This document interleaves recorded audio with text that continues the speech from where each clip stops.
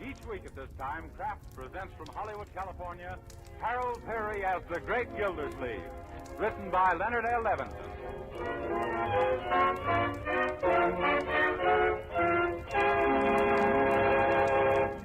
We'll hear from the Great Gildersleeve in just a moment. But right now, here's the question for you.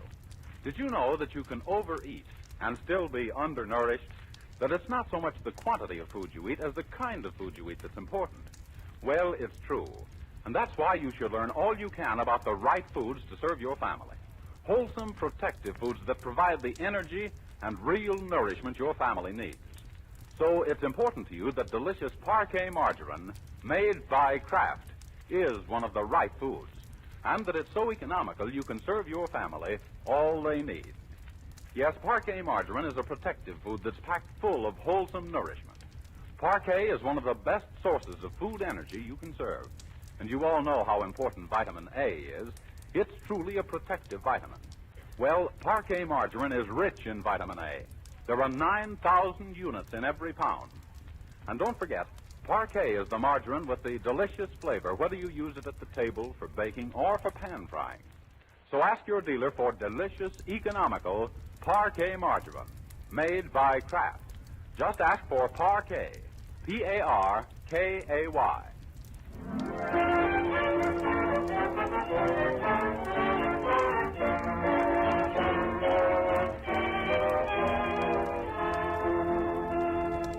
And now let's visit our friend, the Great Gildersleeve.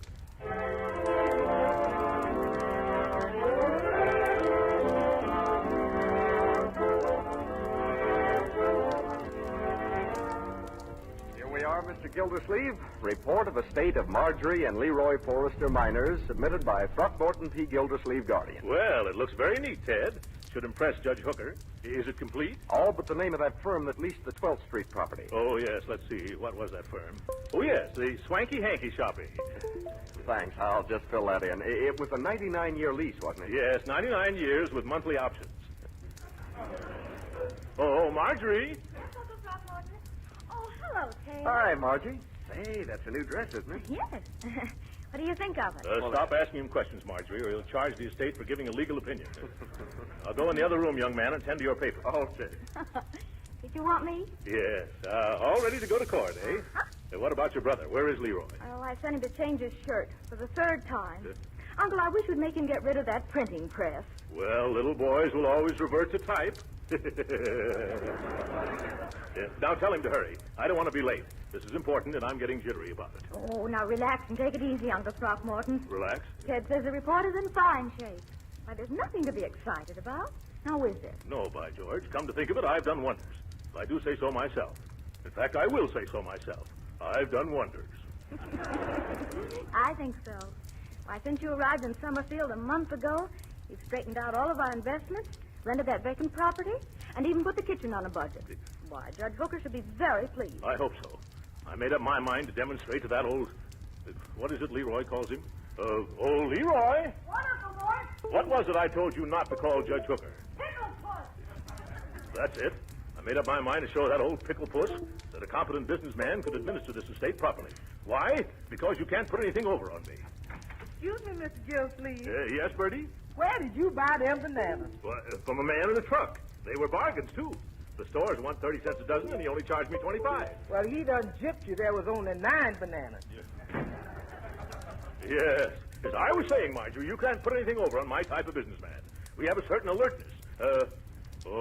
Great Danes. What's wrong? Look at the time. We'll be late for court. Oh, but court stays open until 5 o'clock, Uncle Mort. Yes, but we can't just drop in whenever we want, my dear. It isn't a barbershop, you know. We have to be there when the judge is ready to take us. Oh, like a beauty parlor. Yes. You see, I don't want to arrive late and have trouble with old Cucumber Face. I've got to get back here and pack up my bag so I can take the night train. The night train? Yes. Oh, I forgot to tell you. I'm going back to Wistful Vista this evening. Oh, Uncle Mort. Huh? I thought you were going to stay here and live with us. Well, I am. That's why I'm going back to Wistful Vista. Huh?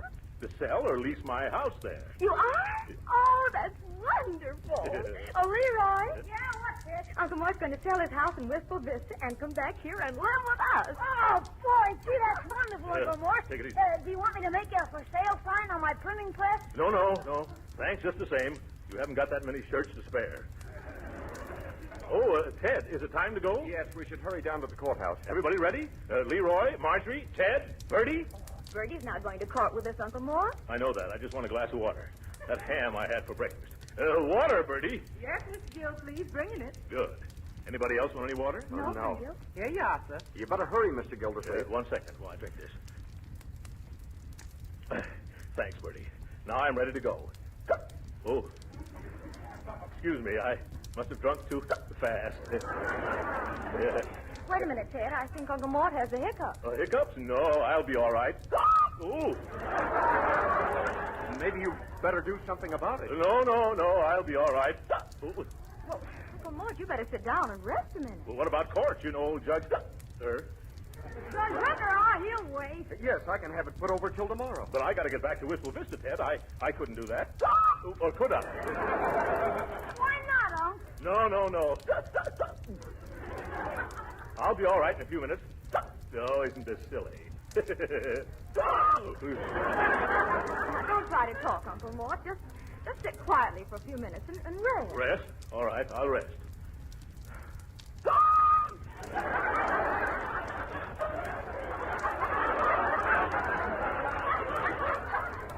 Maybe it'd help if you unbuttoned your vest, Unc. Unbutton my vest? I'll try it.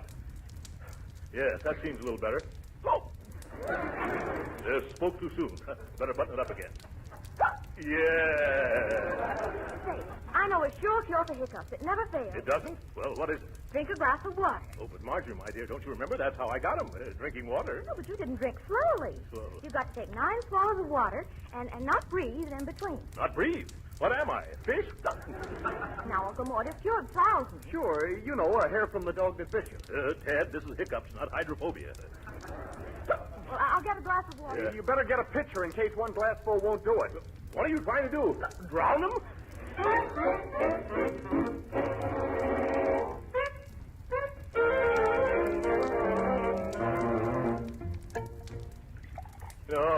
No more water, Marjorie.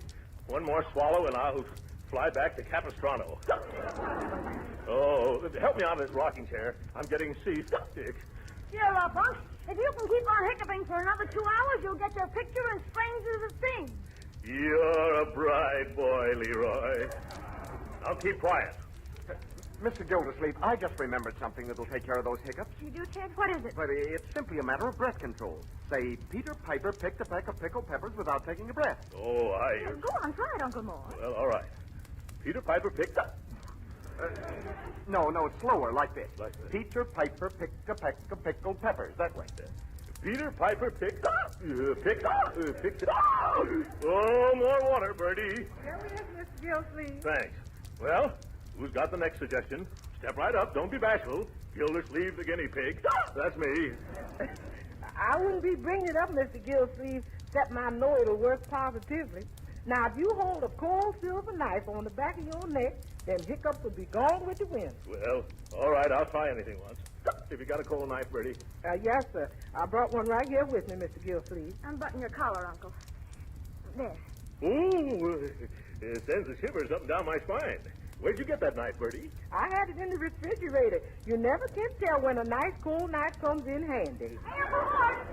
Uncle Mort, I was outside talking to my pal Piggy Banks, and when he had the hiccups, Hey, what's that knife doing in your back? Did they operate on you? Oh, no, Leroy. Bertie suggested cold silver against the back of my neck. Oh, that won't work. It will, too, you Leroy. I've been watching your uncle since he tried it, and he ain't hicked once. By George, come to think of it, I haven't hicked. Now, this is wonderful, Bertie. Thanks very much.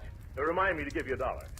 Ted, let's get started for the courthouse. But Uncle Mort, a cold knife against the back of the neck cures nosebleeds, not hiccups. Why, that's right. Oh, I thought so, too. You mean to say it's not good for hiccups? Oh, jumping jelly beans. Oh, they've come back again. Forget about that $1, Bertie. Say, Uncle Mort, I know a sure cure. It can't miss. No, Leroy. It's my turn this time. I've just remembered a remedy. But that isn't fair. I spoke up first. Say, whose hiccups are these? Yours or mine? Okay, go ahead. They're your hiccups. Yeah. What's your remedy, Uncle Mort? Well, I'll take a cold shower. The shock should stop me. It sounds logical. Well, it won't hurt at any rate. We got to do something so I won't keep speaking out of turn in court. I'll get the car out of the garage. I bet that shower doesn't work, Marge.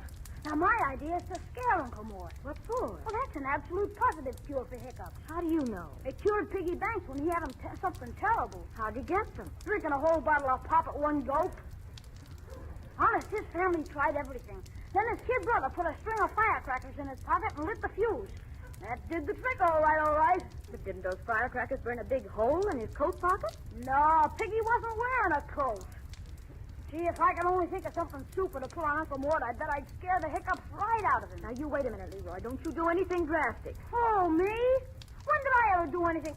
Say, how's about it if I put ketchup on my head and stagger into his room and fall down on the floor? Leroy Forrester, now don't you dare. Well, all right. Let's see. What else would frighten those darn old hiccups? Ooh. Oh, it's freezing in the shower. Bertie must be using the hot water in the kitchen. Oh, this water is ice cold. Oh. Uncle Mort! Uncle Mort! Yes? Uncle Mort, where are you? The house is on fire! What? The house is on fire! Oh, I've got to get out of here. Oh, where's my clothes? There's no time for clothes. My bathrobe, where'd I put it? Never mind, here's a big towel. All right, come on, Leroy. Which way shall we go? No, Uncle Mort, go back. Why? Because you still got the hiccups. What's that got to do with my house being on fire? It isn't on fire. I was just trying to scare you. Scare me? What's the big idea? Gee, I only meant it for the best. I was just trying to frighten the hiccups away. If I ever ran out of the house like this, I'd frighten the neighbors away. I'm awful sorry, Uncle Mort. Say, you better get back in the shower. There's a big drip on the carpet. Who, me?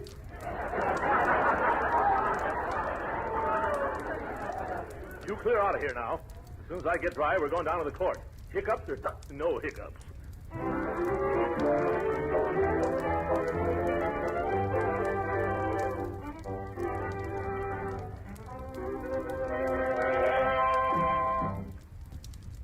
All right, folks.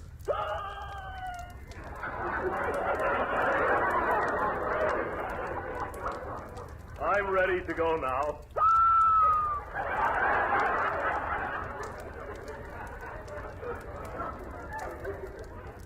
Come on, Ted. Come on, Marjorie. We're coming. Yeah. Where's Leroy? I think he went out. He must be waiting in the car. Good. I hope the judge doesn't mind. Okay, buddy, stick 'em up. Your money or your life. Leroy, come out of that closet and put back that water pitcher. Oh, that didn't work either. You can't frighten me, Leroy. I'll go out and get in the car, young man. Told you, Leroy. Just you wait. I'll figure out a scheme that'll make Uncle Mort forget all about those beaks of his. Yeah. Now, get in the car, everybody.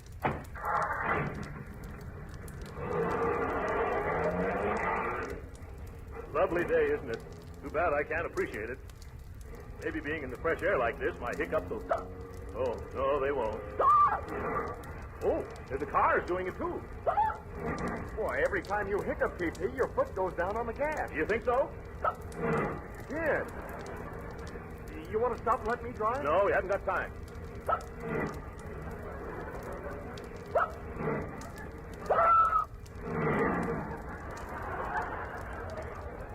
Careful, Uncle Mort. Careful, you just went through a traffic signal. I can't help it. I'm afraid they're getting worse. Oh, lot worse. Yeah, the curve. Yeah. What's the idea of driving down the street like a jackrabbit and jumping the signal? Where's your driver's license? Well, it's like this, officer. Oh, it's like that, is it? Hey, what's going on here?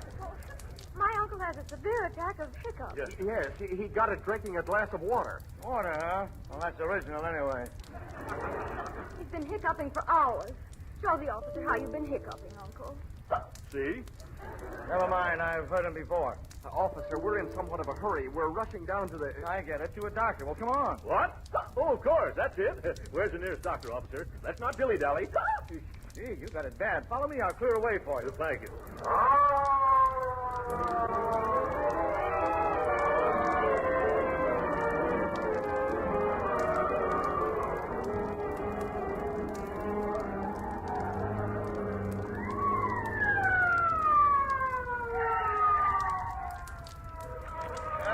our medical center building. Oh, I don't know how to thank you, officer. Yes. That's all right. Same thing happened to my sister's kid 2 months ago. You know how we cured her? Made her eat a quart of ice cream fast. Oh, yes, yes. Well, I'll put that down on my list. Hurry, Uncle Mort. Shall we go with you? No, you two children stay here with Ted. Oh, Going up? yes. Is there a doctor in the building who specializes in hiccups?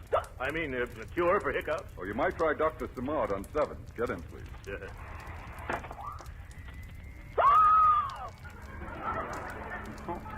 Say, you've got them bad, mister. Yes. Well, I know something that will cure them in no time. You do? What is it? Eat a quart of ice cream fast. Yes. 7th floor.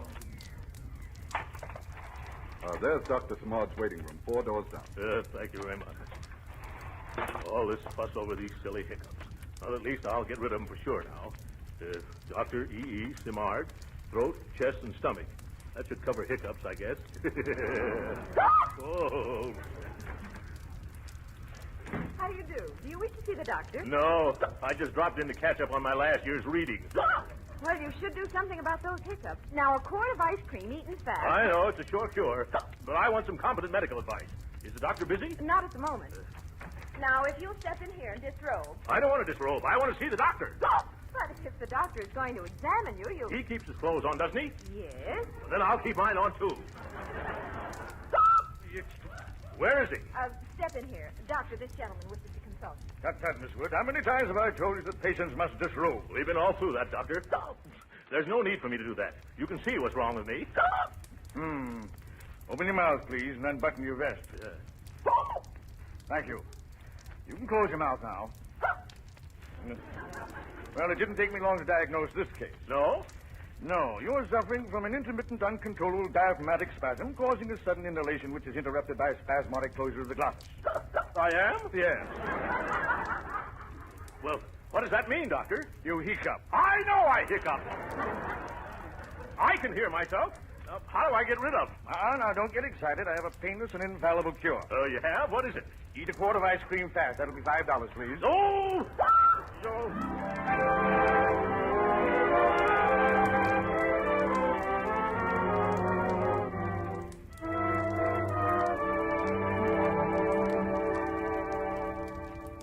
The judge's chambers are down at the end of the hall, T.P. Oh, jumping jeeps. Look at the clock. This is a time to show up.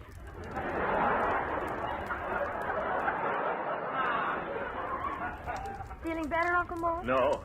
I've eaten so much ice cream, I sound like a good humor man. Now, take it easy, Uncle Mort. You take it easy, young man. Don't say anything to the judge. Here we are. Ted, did you send the financial report down this morning? Keep quiet. Now, don't worry. That report went down early. Should make a wonderful impression. Well, come on, let's go. Yeah, might as well face old Pickle Puss. Careful, Leroy. Anything you say will be used against me. Come in. Hello, Judge Hooker. At last. I was ready to go home. What you hiccuping for, Gildersleeve? For about 4 hours now. Uncle Mort's been suffering all day long, Judge. Yeah, maybe if you could frighten him. Quiet, Leroy, quiet. Yes, Judge. I'd have been here sooner except for that. Well, I'm glad you sent down your report, Mr. Gildersleeve. Gave me time to study it. I'm pleased with what I found. Gee, that's swell, Judge. I thought you could do a good job for these children. You did? Well, thank you, Judge Hooker. In that case, we can leave. Come on, Leroy. Come on, Marjorie. Come on, Ted. What's your rush, Gildersleave? Take it easy. Oh. You're nothing but a bundle of nerves. Yes. I never knew nerves came in such large bundles. That's very good. I wonder if it'd be all right if I was absent from my duties for a while, Judge. I have some business to wind up in Wistful Vista. Sure. Go right ahead. Take all the time you want. Oh? Only be back next week. Oh. Yes, I see. Well, thanks, Judge. Excuse it, please. Oh, poor Uncle Mort. You can't travel in that condition. I bet Mr. Fowler at the drugstore would have something to relieve you. Let us two go see him, Marge. And if he can't help, I know a couple of other guys that can. All right. If you'll excuse us, we'll run along. Certainly. Goodbye, then. Goodbye. We'll drive Uncle Mort home. Sure. Hey, Leroy. Well, Ted, let's get started. Oh, I can't stop that. Hey, those hiccups must be annoying. They are, indeed they are. By the way, I know a sure cure for hiccups. What, you too? Oh, this one never fails. All you need is a brown paper bag. A brown paper bag. Well, that takes the prize. Shall I go out and get one, Judge? No, here's the bag. Wait a minute. Wait till I dump the apples out. Apples? I teach a class at law school, and the boys always bring me apples. Now, let's try this remedy. Oh, no, don't bother, Judge. I think they're stopping now. Now, let's make sure. All you have to do is to breathe in and out of this bag. You understand? I understand what to do, but I don't understand why. Well, you will. Just put your face in the bag. Fine. You look better already.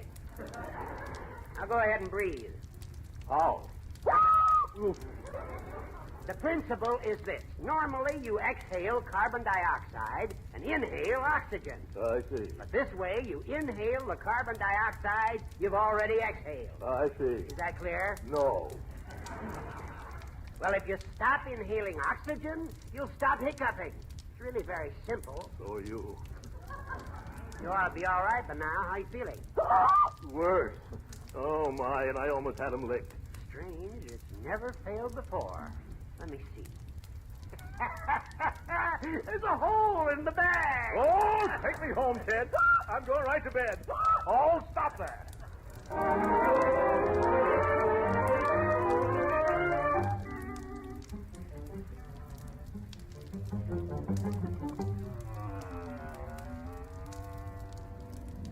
Hey, Lefty. Yeah? Here's a pillowcase. The ball is silver in here. Okay. Now, when we go out, if anyone asks us who we are, we're the laundryman. I got you, Red. Shall we take this silver cup, too? Let me see. Awarded to Throckmorton P. Gildersleeve. First place potato race annual picnic. Gildersleeve Girdleway. Hey, I guess he was the whole works, huh? What do you say? No. It's more trouble than it's worth. Oh, yes. Too easily traced, huh? Hey, you sure there's no dough laying around? No. I looked every place, even behind the wallpaper. You think we should take any more clothes, Lefty? No. I'm wearing 3 of this guy's suits already, one on top of the other. I'd hate to have to run from some copper this way. Yeah, it's too bad we didn't snag any dough. Well, let's get going. Okay, you take it easy. Say, look. Get away from that window. Hey, there's a big fat guy coming up to us. Quick, out the back way. Wait a minute. Is he alone? Yeah, let's get out of here. No, wait. I bet he's got a fat bankroll in his pocket. Let's hide behind these curtains. But where? Make it snappy. But where? Darling, you and I know the reason. Okay, buddy, stick him up. Now, Leroy. What do you mean, Leroy? Get him up. Oh, I see. You must be a friend of Leroy's. Yeah, he put you up to this, eh? What'll that boy think of next? I says for you to get them hands up and keep quiet, too. I'm sorry, mister, but it didn't work. I still got him. You see? Hey, Red. Oh, you brought a friend, eh? Hey, what's the matter with this guy? I thought you knew. I've got the hiccups. You see? Look. This is a gun in my hand. Yep. And I've got a good notion to let you have it. No, thanks. I wouldn't know what to do with it if you did. Hey, Red. Yeah. Should I give it to him? No, I don't want yours either. You're asking for it, mister. I am not. I don't want any guns. I'm afraid of guns. Though sometimes they're loaded. Shall I plug him, Red?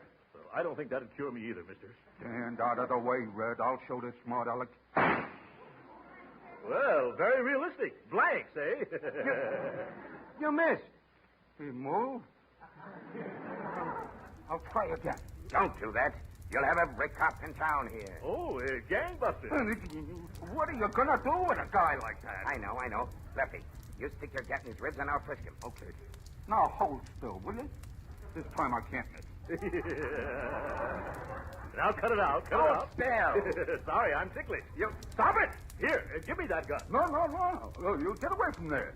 Hurry up, Red. I can't. All right. Let's take his pants off. What? Yeah. That way we get his roll and he can't follow us either. Okay. Oh, no, you don't. By George, that's carrying things too far.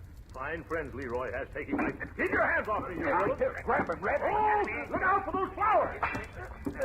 I warned you. Now you see what... Oh! That's right, Lefty. Throw him on the floor. Oh, you want to fight, eh? Well, all right. Oh, get off of me before I... Wait a minute, boys. Wait a minute. Stop. Oh, you give in, huh? Yes. You can quit now. My hiccups are all gone. More double cross.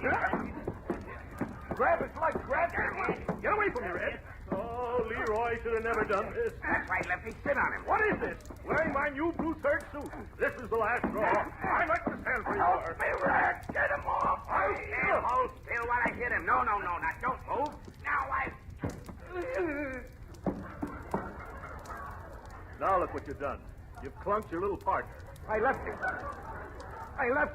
Speak to me. Yeah, speak to him, Lefty. By George, he's out cold.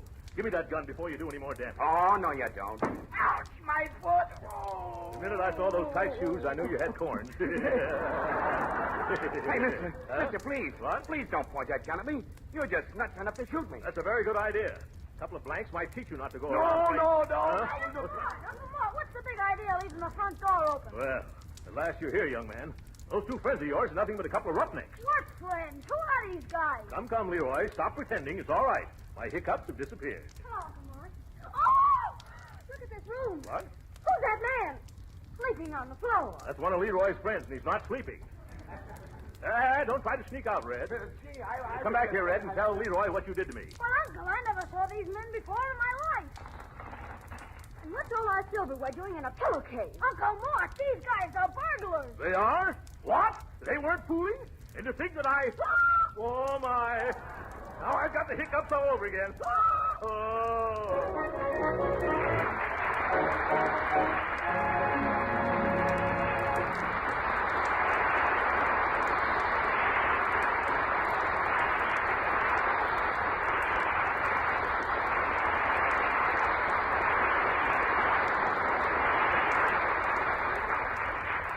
The great Gildersleeve will be with us again in a few minutes. But first, I want to say that being a mere man puts me at quite a disadvantage in talking to you housewives, especially you housewives who are really good cooks, because so many of you are probably already using delicious Parquet margarine made by Kraft, and already know from your own experience that it's a grand-tasting, economical margarine that can be used in many ways. Yes, you know, for instance, that Parquet margarine is really delicious for table use, and good for your family, too.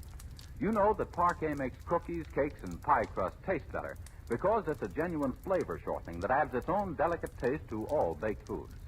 You know that Parquet margarine seasons hot vegetables to a queen's taste, makes pan-fried foods taste better, too, and it doesn't spatter or stick to the pan. And don't overlook the fact that Parquet margarine is a highly nutritious energy food and a year-round source of vitamin A. Yes, you housewives who use Parquet know how good it is. But some of you listeners probably haven't tried Parquet margarine yet. Well, if you haven't, try it. Yes, ask your dealer for a pound or two of Parquet margarine tomorrow. Just say Parquet, P-A-R-K-A-Y. It's made by Kraft.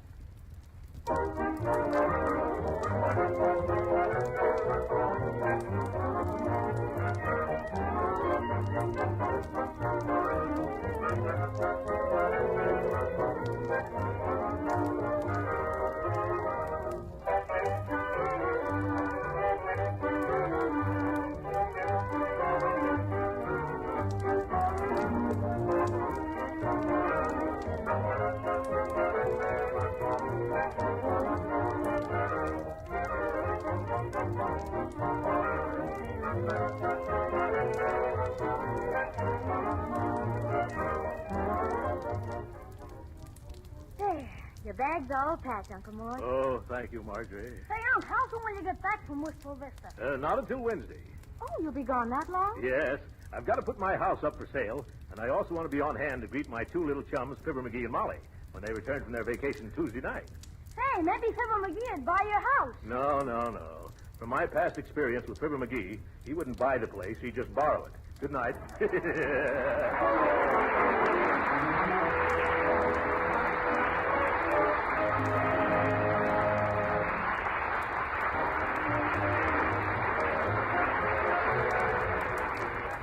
Original music heard on this program was composed and conducted by William Randolph.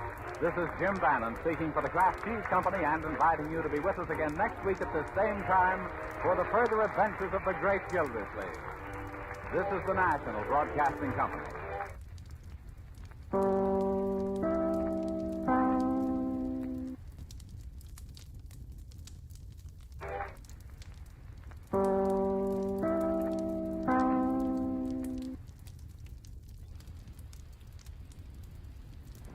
a week before Christmas, and all through the house, a creature was stirring.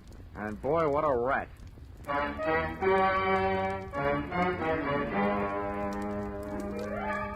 This is another in the adventures of America's fabulous freelance insurance investigator, Johnny Dollar, starring Charles Russell. At insurance investigation, Johnny Dollar is only an expert. At making out his expense account, he's an absolute genius.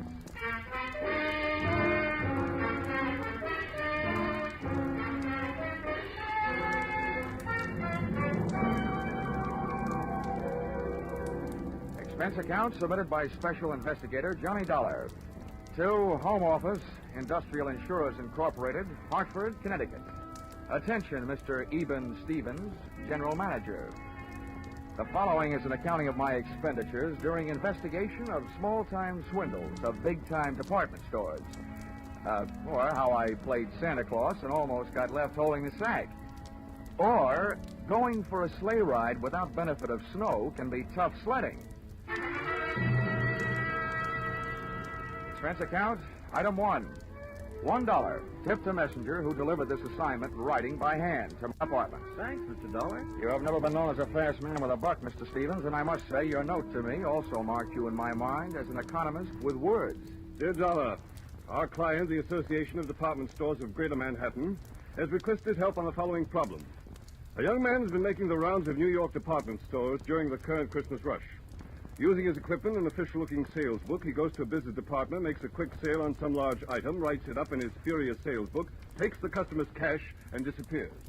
Enclosed find varying descriptions as furnished by victims to date, and check for your usual retainer fee. Please put a stop to this nefarious practice at once. Signed, Eben Stevens, General Manager. Expense account, item 2. $6.21. Train fare, Hartford to New York. Next morning at 7:03 on the Banker's Special. A train very cleverly named that because 75% of its load is made up of bankers.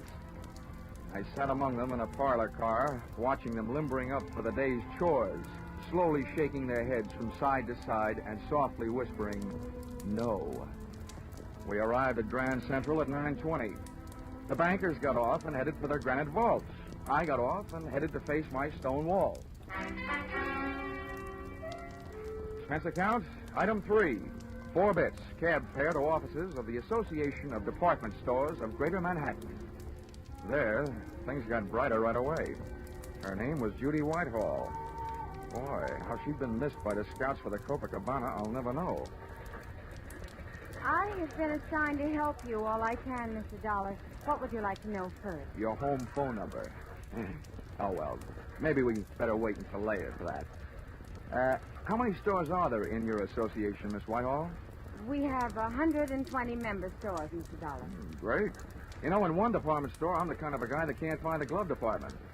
And now I've got 120 stores in which to find someone I don't even know. Well, we do have the man's description. Yeah, as a matter of fact, we have a lot of descriptions, all slightly different. And the regular store detectives are all on the lookout. It's like looking for a noodle in a spaghetti stack. And all the sales personnel have been warned. It's beautiful. What's beautiful? Your face. Well, really, Mr. Dollar. After all. Oh, yeah. Oh, yes, I know. Business. Well, before I start, maybe you'd better give me a letter of identification. If I spend all day moseying around department stores without buying anything, I can stand a good chance of getting picked up as a shoplifter. Right away. Follow me. All right. Oh, just a minute. Hello, this is Miss Whitehall. Oh, yes, Mr. Sandler. Oh, my, that's terrible. My goodness, that's awful. Good gracious, that's worse. Well, the insurance investigator is here right now, Mr. Sanders. We'll be right over.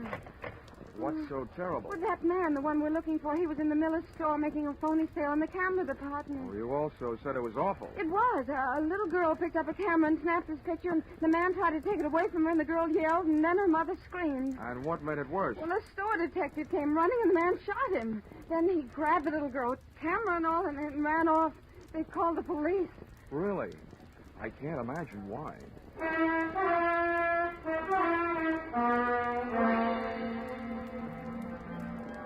The The mob scene in the Miller store would have made the Notre Dame backfield holler uncle. Christmas neckties were selling like hotcakes. Only compared to most of the ties, a hotcake would look better on you.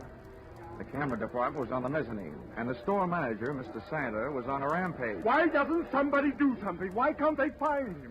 I've got men posted on every door. He's in this store somewhere, and... Oh, Miss Whitehall, it's about time.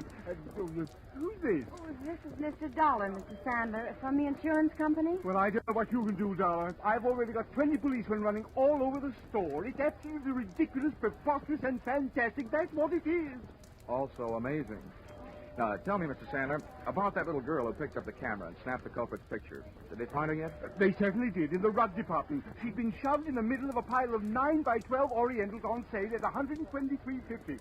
She was scared, but not hurt. Now, the girl was found without the camera, I suppose. Naturally, but the camera wouldn't do us any good. After all, I'm sure the camera didn't have any film in it. They never do when on display. Well, how about the store detective, the one who got shot? In the hospital, Miss Hall. They'll call me here as soon as they find out how badly he's been hurt. Well, look, getting back to that kid, was she able to give you a good description of the guy who grabbed her? She hasn't stopped crying long enough. Well, how about her mother? Neither is she. Well, where are they now? They're in my office. That's why I'm staying right here. Where is your office? On the 8th floor, right next to the credit office. Well, this may be the first time I ever got past the credit office. Come on, Judy.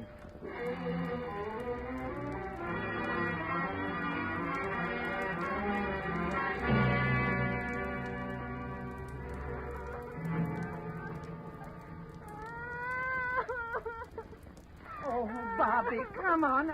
Blow your nose. There. Now, be a brave little girl. I don't want to. He hit me. He tried to kill me. He took away my camera. Let me have another try, Mrs. Jenkins. All right, Mr. Dollar, if you think it'll do any good. All right. Oh, come on now, Bobby.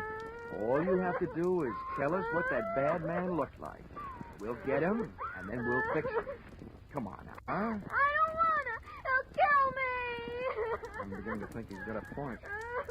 Okay, Bobby. Okay. Just a minute now. Oh, Judy. Here. Yes, Johnny? Looks like it's a child psychologist. I'm nothing. At this point, I feel like telling little Bobby to go out and play with some old razor blades. Got any suggestions? Well, it is almost Christmas. Yeah. And one thing little girls don't want to do at Christmas is get in wrong with Santa Claus. Ah, gotcha. Good gal. Where do we find Santa Claus? In the toy department on the 5th floor.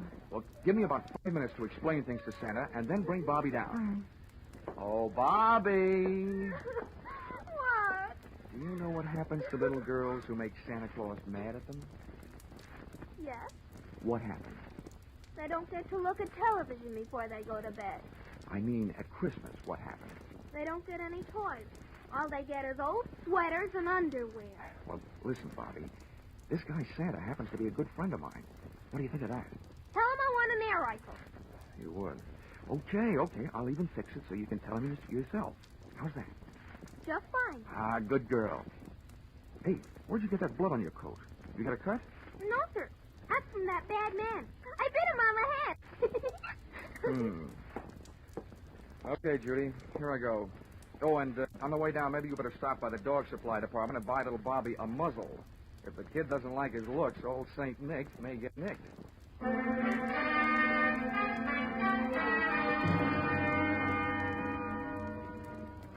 Department stores should have some kind of a congressional medal for salespeople who work in the toy department just before Christmas. I took the elevator down to 5, and when that door slid open... It was like stepping into Dante's Inferno, junior grade. First, I got on the house phone and called Sandler, who was still in the camera department. He had word from the hospital. The store detective had died without regaining consciousness. I was no longer trying to catch a cheap swindler. I was now out to swap blood with a dirty murderer. A line of fidgety kids led me to Santa Claus, sitting benignly on his throne.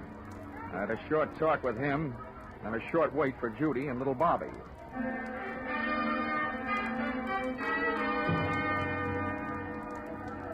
Okay, Santa. Now we've got to make her talk. That is, you've got to. All right, Dollar. All right now, kiddies, you'll have to wait for a moment. We have a special little visitor coming to see me. Hello, Johnny. All set? Yeah, all set. Okay, Bobby, my girl. Now just let me give you a hoist up into Santa's lap.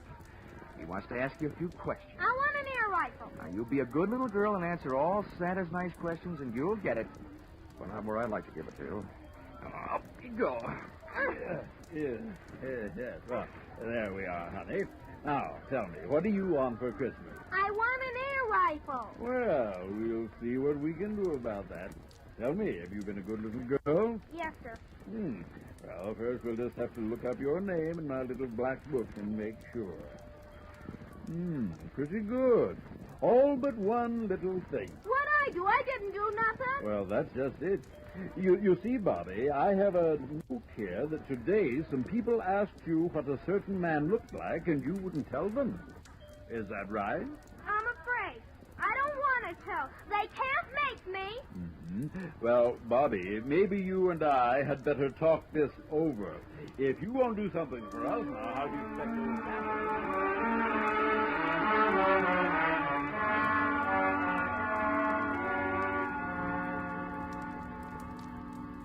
Little Bobby's description of the murderer wasn't the greatest by any means, but it was better than none at all, with which we had been furnished by the personnel in the camera department and the kid's mother. We took the girl to the advertising department, where an artist made a sketch. Armed with a drawing, we made a tour of the store exits, showing it to the police posted on every door, giving them a rough idea what to look for. A medium-build, pudgy man with black hair. And when they came across such a character, he was to be issued an invitation to show his hands. If he was sporting Bobby's teeth marks, then they'd really know. Well, this chore out of the way, Miss Whitehall and I sank our teeth in a pair of sandwiches in the tea room. The Shopper's Delight sandwich, to be exact. Cream cheese, walnuts, watercress, and pineapple on whole wheat bread.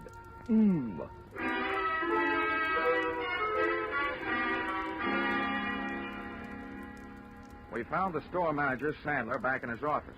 He, too, was eating, but he was on a diet of straight fingernails. Oh, terrible, terrible, terrible. That's what it is. Now, don't worry, Mr. Sandler. He'll be caught. As a swindler, he might have gone on for years.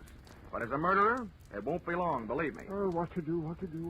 Well, I've got several ideas. And the first is to get out of your office and start at the top of the store and work my way down. They're already doing that, and not a sign of him. Well, I once found a mouse in a hayloft, so be not disencouraged.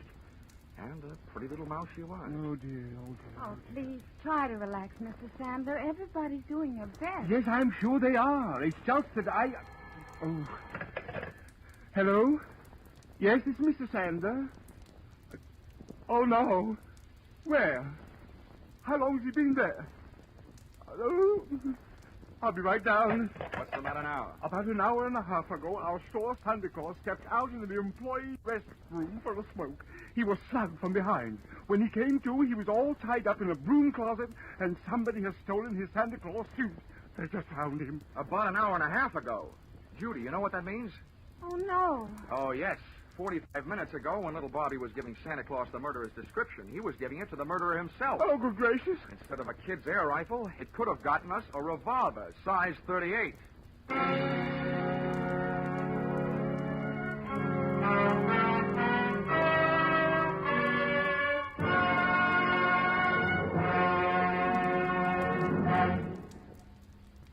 In just a moment, we will return to the second act of Johnny Dollar. But first, CBS is going to bring you one of the biggest presents you ever received from show business tomorrow afternoon, Christmas Day.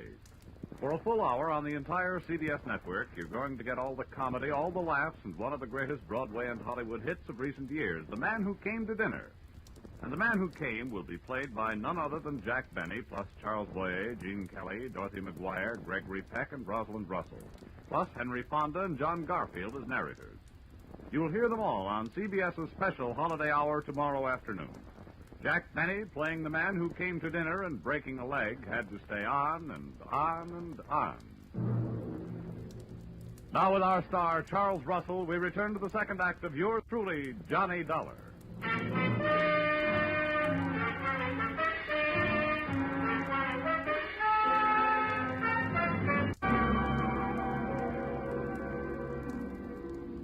There's no place like a crowded department store for a fresh-made murderer to be on the loose, especially one that's playing Santa Claus for a lot of rosy-cheeked little nippers.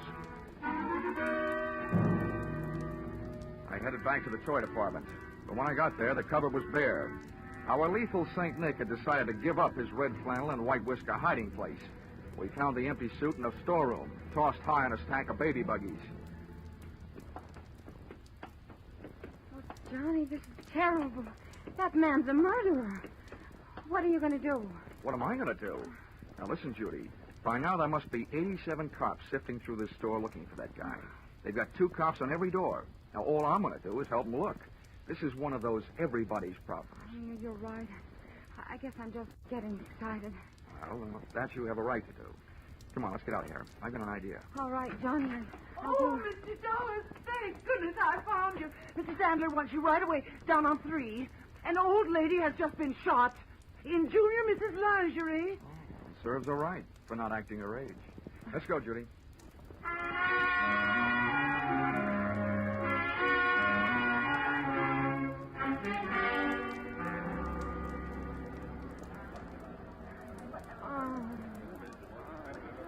Right over here, Dollar. All right. Let him through, please. Let him... Lady, please stand back now. Well, Dollar, Yeah? congratulations. Before, this store was only going to sue that company of yours for $1 million. Considering what this shooting will do to our reputation, I'm going to make that $5 million. Mr. Sandler, keep your powder dry. First of all, it's not my company. And second, you can't sue them for something they didn't do. And third, you'd better get this poor old gal to a hospital.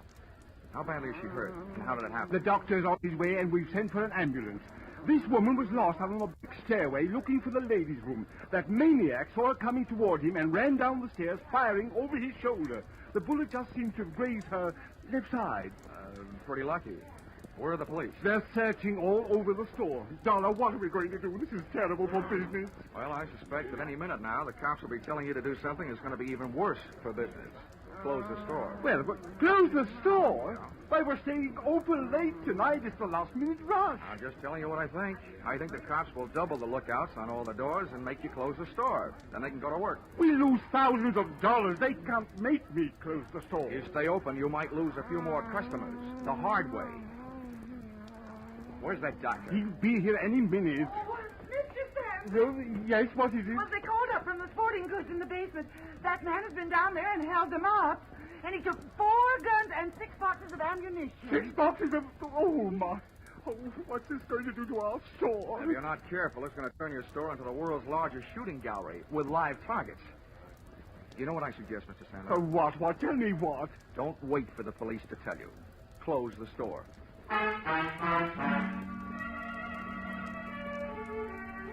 Sandler didn't like it, and neither did the customers, as they filed out of the store past the scrutiny of the police officers, still clutching their unfinished Christmas shopping lists. The process was slow, and while the customers were leaving, the clerks finished up their business, put the white shrouds over their counters, and they too filed out into the early night. The boys in blue, watching the doors, came up with several men answering the general description of our friend with a loose trigger finger, but none of them had little Bobby's teeth marks on his hands. That made it a 50-50 chance that Mr. Killer was still in the building.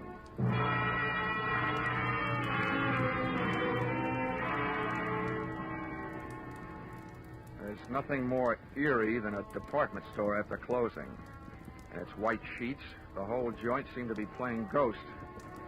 I sent Judy over to a steakhouse, Pietre's, on 3rd Avenue, told her to wait. Then I had Sandler get me a gun from the sporting goods department. For that lonely, scared feeling, there's no medicine that quite takes the place of a piece of cool steel in your little hot hand.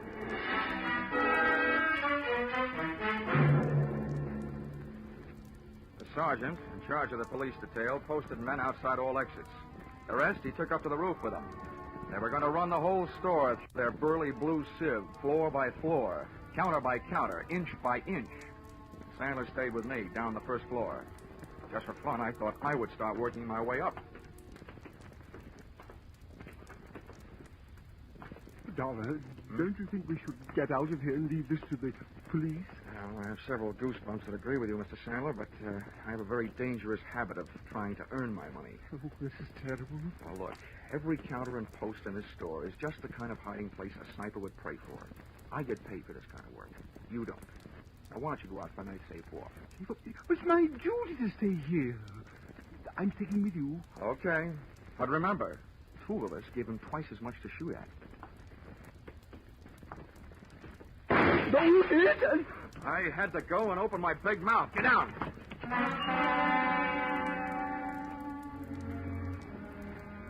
Getting down on that floor could have been committing suicide in itself. The killer's bullet had crashed into a showcase. A sea of broken glass is a risky place to practice diving. Having to swim out of it was twice as bad, but that's what I had to do. Oh, Mr. Dollar. Now, Sandler, keep your head down. Bury your face in that glass, but keep your head down. Yes, Dollar. Tell me what to do, anything but get me out of here. I have a wife and 3 kids. Well, if you'll do what I tell you to do, your wife will go on having a husband and your kids will still have a father. Yes, just tell me. I don't know exactly where that shot came from, but from the looks of this glass, it must have been from behind it. Now, I'm going to leave you and crawl over near those elevators. While I'm on my way, you rattle around this glass. Let them hear where you are. Give me about 2 minutes, and then do something to draw its fire. What'll I do? Do anything but one thing. Don't stand up. I'll think of something. You'd better. But don't take any chances. No. But what are you going to do? Take some chances.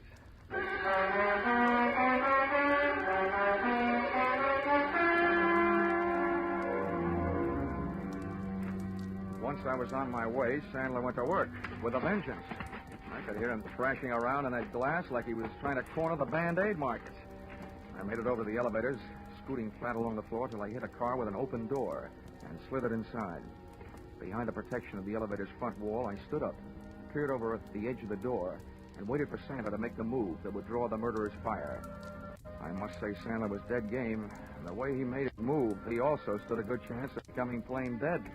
First, he stopped wiggling around on his bed of glass, and then he just stood straight up. The shot missed, but my eyesight didn't. The killer was shooting from high up, behind a pole. He was standing up on a glass showcase, hoping for a better view. And it didn't take me long to decide to give him a better view of the inside of that glass showcase. I started deliberately shooting his foothold out from under him.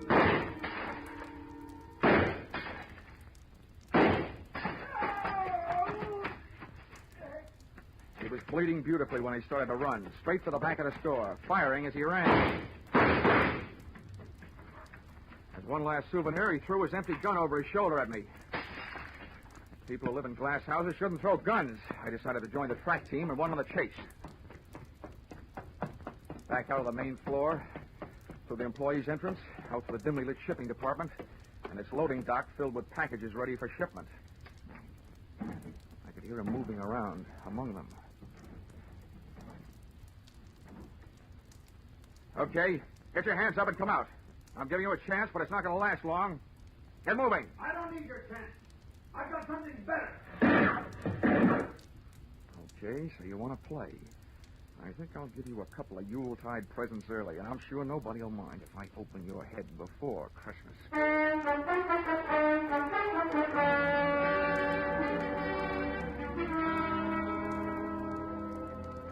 My hot-headed friend was hiding behind a high pile of wooden boxes ready for shipping. I grabbed a heavy, empty dolly, gave it a flying start, and sent it crashing into the bottom box of the pile. Beautiful. The biggest crash since 29.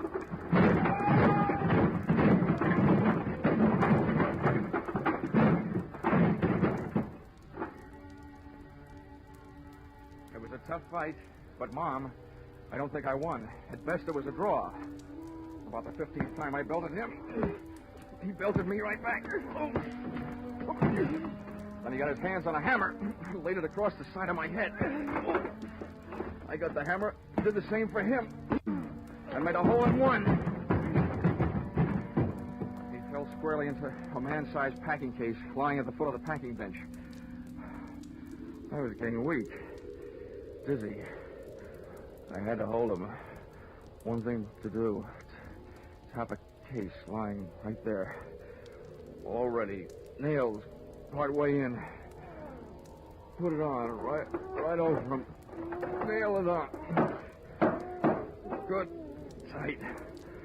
Good, tight. Good and tight. Everything is going black.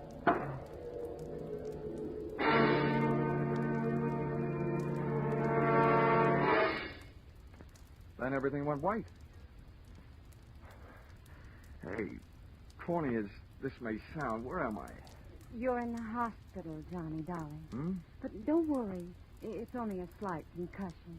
They brought you here last night. Oh, I suppose I have a hammer-shaped hole in my head. No, darling. It hardly shows. Oh. How could it? These bandages covering it up. Well, at least I got him. Hmm? You what, dear? I got him. The killer. Oh, no, dear. You couldn't have. They're still looking for him. Oh, no. Oh, my gosh. What time is it? 11 in the morning. I gotta get out of here. Why? Johnny, please. Johnny, you're not supposed to get out. Oh, nurse!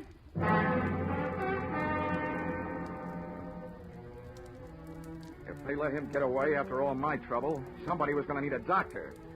Judy and I hit the department store in 12 minutes flat. 1 minute later, I was in the shipping department talking to the head man. Now, Mr. Dollar, just calm down. Everything's going to be all right. Now, exactly what is it you want to know? That big packing case, the one that was lying right here in front of the bench last night. Where is it? Oh, the great big one? Yes, the great big one. The one about 8 feet long and 3 feet wide? Yes, the one about 8 feet long and 3 feet wide. Well, there was something very peculiar about that case. You're telling me. Where is it? Well, this morning we came to work. The boys saw it all packed up, so they put it on the truck for upper New York State. Oh, no. Oh, indeed they did. But what was peculiar about it, even though they found it all ready to go, later on they found all the merchandise that was supposed to go in it lying around loose.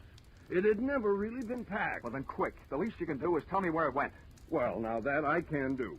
That box was the boss's big annual charity shipment of goods. That particular box is on its way to some of the unfortunates who'll be spending this Christmas away from home. All right, so where is it? By now, it should be at the New York State Prison, up in Ossining.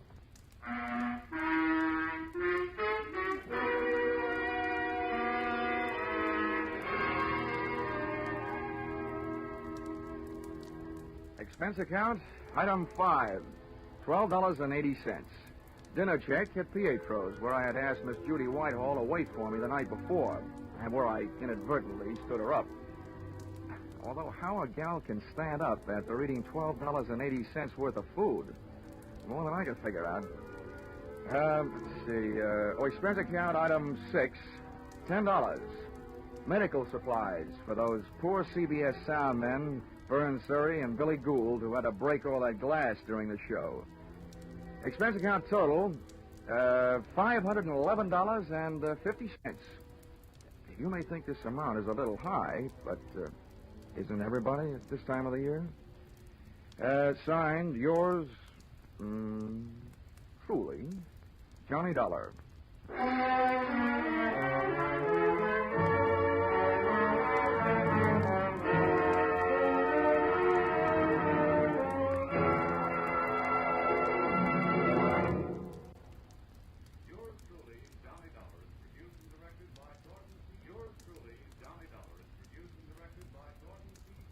Stars Charles Russell. Script by Paul Dudley and Gil Dowd. Featured in the cast were Jay Novello, Georgia Ellis, Marlene Ames, Parley Bear, Paul Duboff, and Connie Crowder. The special music is written and conducted by Leith Stevens. Your announcer is Bob Stevenson.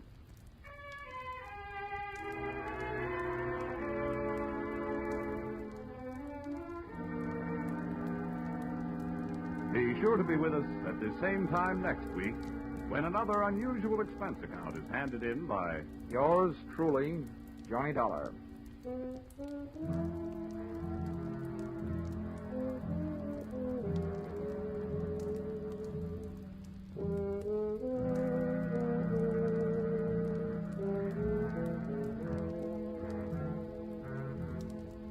Those two pleasant gentlemen of music, Vaughn Monroe and Gene Autry, will be around with special Christmas music tonight on CBS. On his caravan, Vaughn will feature a medley of Christmas carols. And you'll hear the maestro and his band featuring Vaughn's new song success, The Jolly Old Man in the Bright Red Suit. Gene Autry will bring you Christmas music and the Christmas Eve story, Western style, Be sure to hear these two Saturday night CBS stars, Vaughn Monroe and Gene Autry, on most of these same CBS stations. Now stay tuned for Vaughn Monroe's Caravan, which follows on most of these same stations. This is CBS, where yours truly, Johnny Dollar, meets adventure every Saturday night. The Columbia Broadcasting System.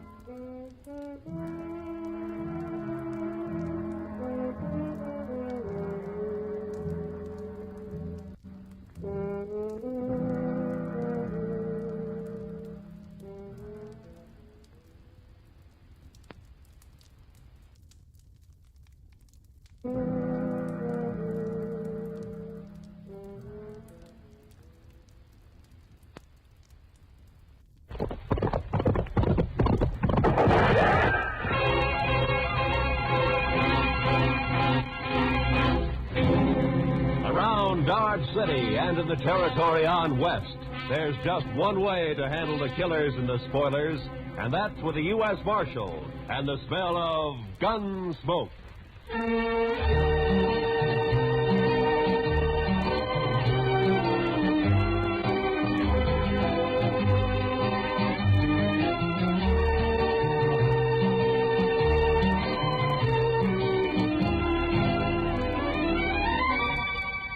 Gunsmoke, starring William Conrad. The story of the violence that moved west with young America. The story of a man who moved with it. Matt Dillon, United States Marshal.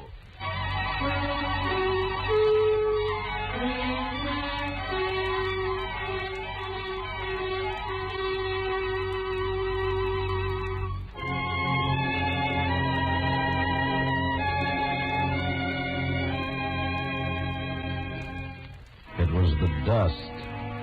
The heat was bad enough in Dodge City, but out on the plain, it was the dust. The sun was a burning red-brown chip in the sky, and the sweat on a man never had a chance to drop. It was blotted and dried with dust. Doc, Chester, and I had ridden to old man Gore's place 10 miles out. He'd had some trouble with one of the hands. The fellow had gone loco with liquor and had been shooting up the cattle.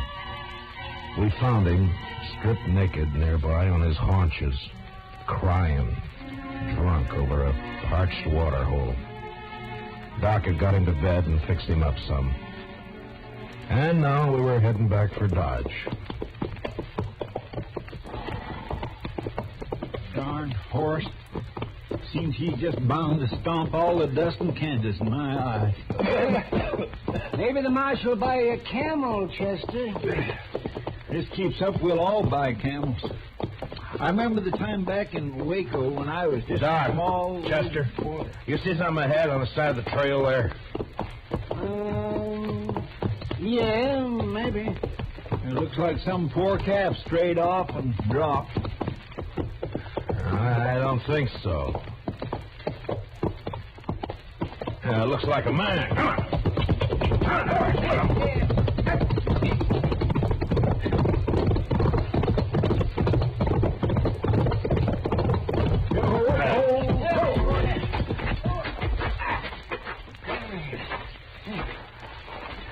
Chester, get the water bag. Yes, sir. Yeah, let me have a look, Marshal. Yeah. Let's see. Heat. Is he all right? Depends on how long he's been lying here. Here you are, Mr. Dillon. Open up his shirt, Marshal. Chester, get some of that water on his wrist. All right.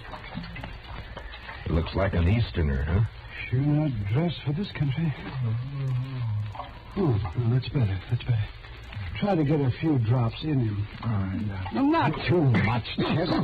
Not in his nose, Chester, his mouth. Well, my gracious, I'm sorry, Mr. Dillon, but he moved his head. It's not so easy to hail. Look, he's awake. You're all right, mister. Just take it easy for a bit now. Oh, that this too solid flesh would melt, thaw, and resolve itself into a dew. What did he say? Oh, it's out of his head, Chester. for this relief. Much thanks. Forget it. Chester, get around the other side and shade him from the sun. Yes, the sun. I begin to be weary of the sun. I don't blame you. What happened? The wagon shed a wheel, I fear, along the high road. I know not where I am. You're about 4 miles out of Dodge City. Kansas. Kansas. Oh, I would give all my fame for a pot of ale and safety. You better get him to town quick. He's in a bad way. Still you think you can make it on a horse? We'll take you into... We'll take him into Dodge.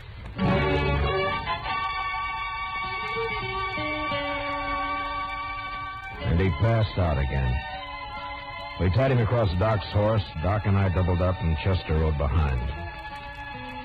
The stranger was a tall, skinny man with a face like a friendly mule.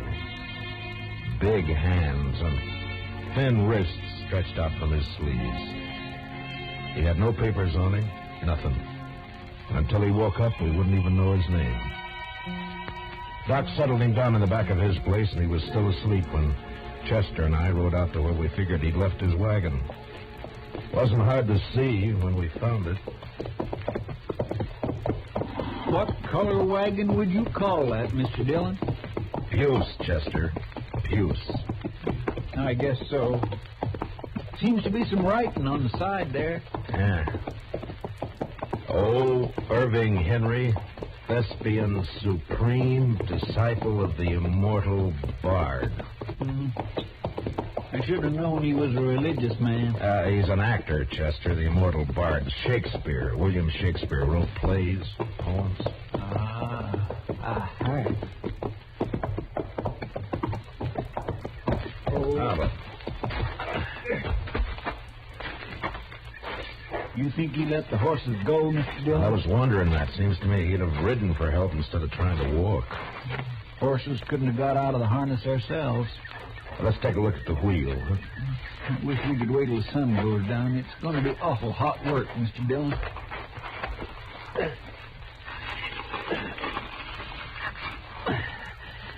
It's not too bad. The pin fell out.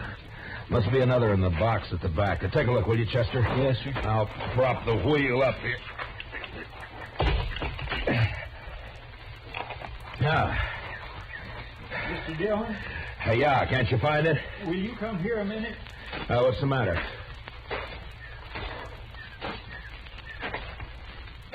Take a look in there. It took a second or two to get used to the darkness inside the wagon. And then I saw the hand sticking out from behind the trunk. You didn't have to be the doc to know that it was a dead hand. The body was of a man about 40. He was dirty. And in a greasy, torn waistcoat, I found a pocketbook with his name. Sam Matchett. And that was all. Below his left shoulder and his back was a patch of dried blood.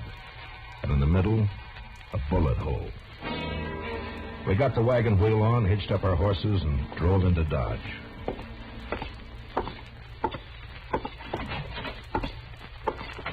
Doc? Oh, that's you, Marshal. Yeah. Yeah, I'll be right out. All right. Get that fella's wagon fixed up? Yeah, I brought it in. Is he awake? Oh, I haven't looked for the last half hour. I was making coffee. You want some? No, thanks. Oh, it's a funny thing about coffee. When it's hot weather like this, drink it scalded and it makes you feel cooler outside. Look, Doc, I got to see that fellow. I want to ask him a couple of questions. Oh, that's so? I found a dead man in the back of his wagon. You don't say. You better take a look. Chester's bringing him in the side. Oh, sure. You want to go on back? Yeah, thanks, Doc.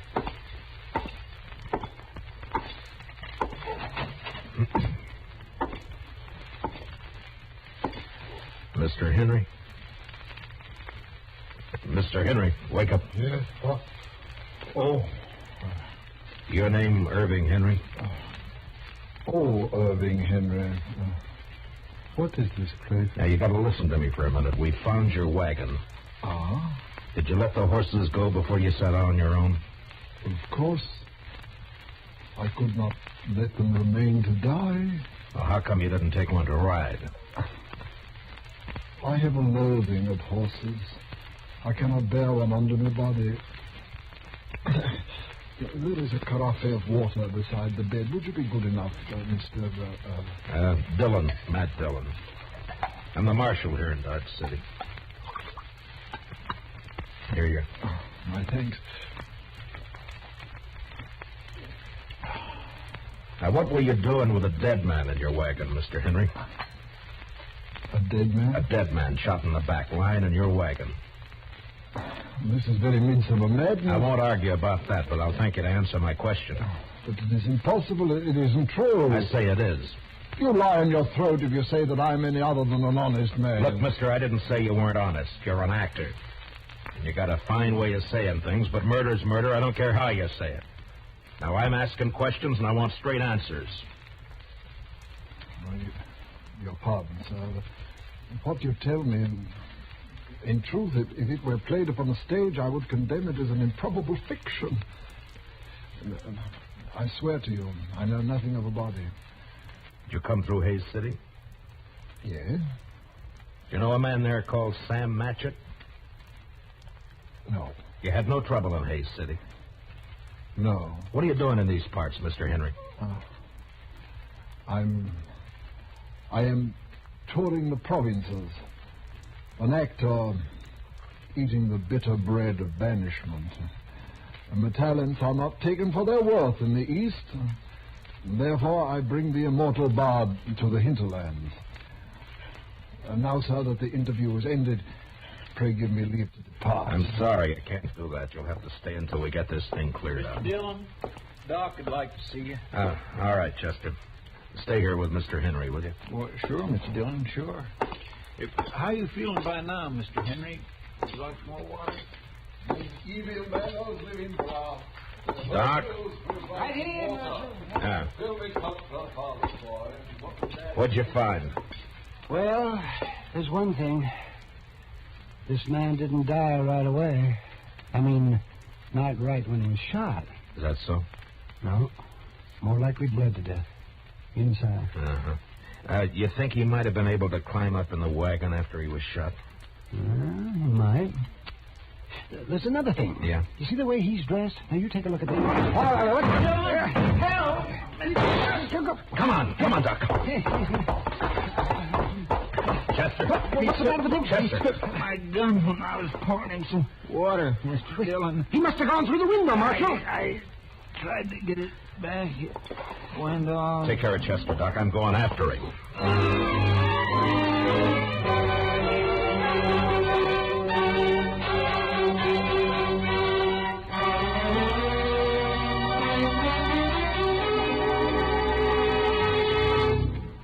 We will return for the second act of Gunsmoke in just a moment. But first, do you know how old the school building in your community is? If it's over 25 years old, the chances are that it's woefully inadequate to the present demands on it. Certainly thousands of schools all over America are unable to meet the needs of a greatly increased enrollment. And all our school children will suffer unless all of us work actively to improve conditions. Join with the groups in your community working for better school conditions. Remember, better schools build a stronger America.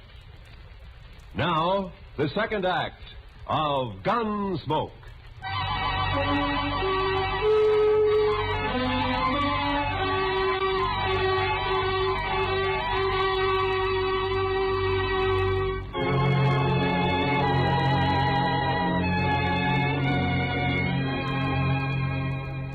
When I went out of there, I didn't know how badly Chester was hurt. There was a lot of blood on his head and over his face.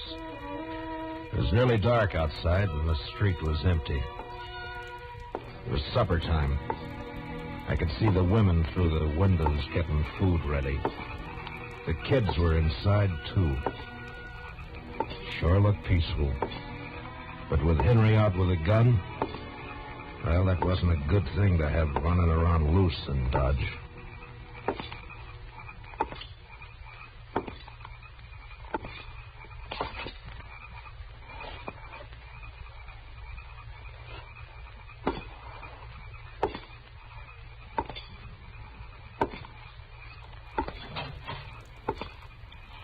Mr. Dillon?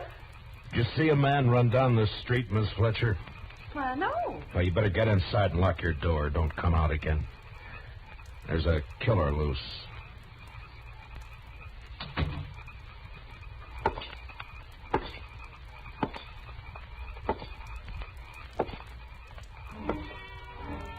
I walked the length of the street, listening, waiting.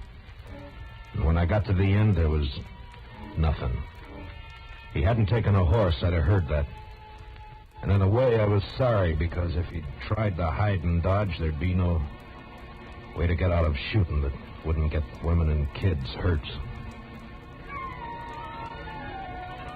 A breeze came up and swirls of dust flew around, and then settled as the air became still and hot again. I went back to Doc's place.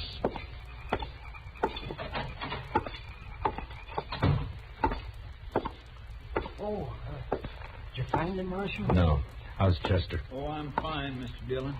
Just creased my head, more mess than hurt. Oh, good, Chester. Look, you want to go home or you want to work? I want to work. All right, go down to the office, get yourself another gun, and round up some men, many as you can. As long as Henry stays in town, we're in trouble. Now keep your eyes open.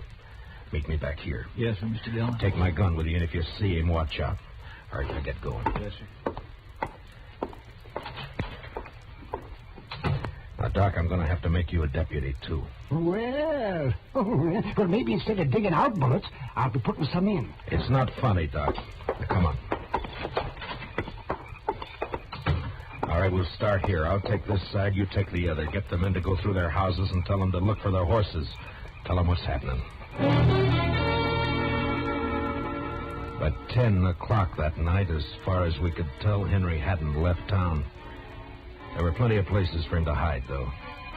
We had 50 men out searching.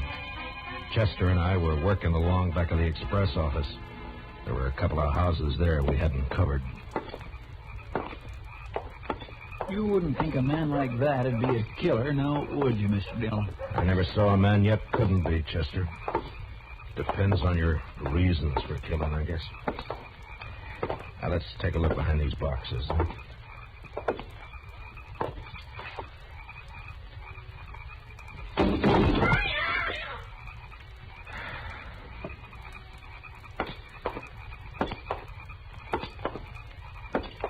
You think he could have got this far?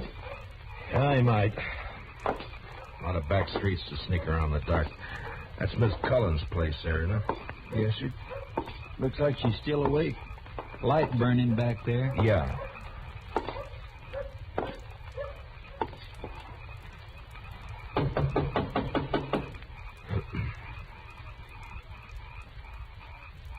Seem a bit cooler to you tonight, Mr. Dillon? Yeah, a bit.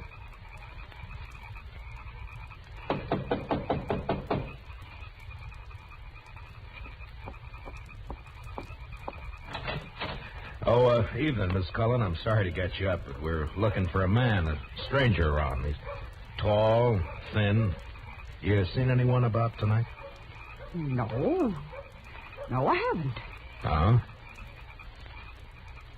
Now, how's the kids? Oh, they're fine. Thank you, Mr. Dillon. Fine. Uh-huh.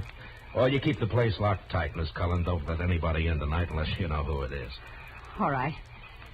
Good night, Mr. Dillon. Good night, ma'am. Well, now that's strange. She didn't even say hello to me, and I know her better than you do, Mr. Dillon. Chester, round up the others. Get them over here. I don't know why she... He's in there with her. I think he's got the kids in the sleeping room. Oh. Sent her out to get rid of us. Now, I'm going to try and get in. Don't do anything when you come back. Just put the men around the house. Yes, sir.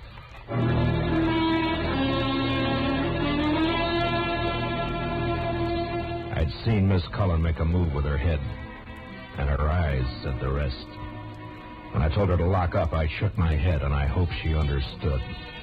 I wanted that front door to stay open.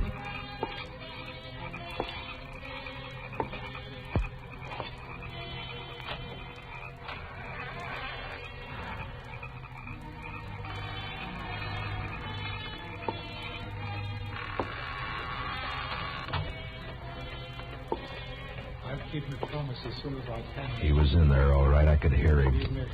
I wanted him alive. But I wasn't going to risk hurt to Miss Cullen or the kids getting him. I did what you asked. Don't hurt the children, please. They will never know this night. And in the morning, when they're awake. Up there.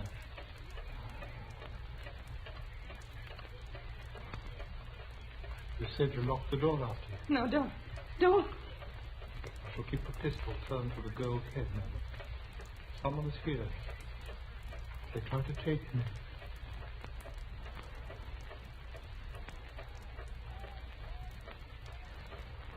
Who is it? Who?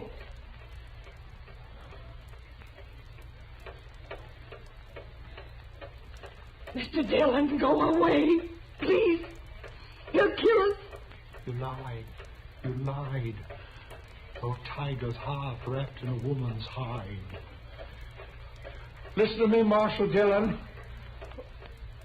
Throw your pistol in here, and then come in with your hands before you. I have no stomach for child killing, but I will not hesitate to do so.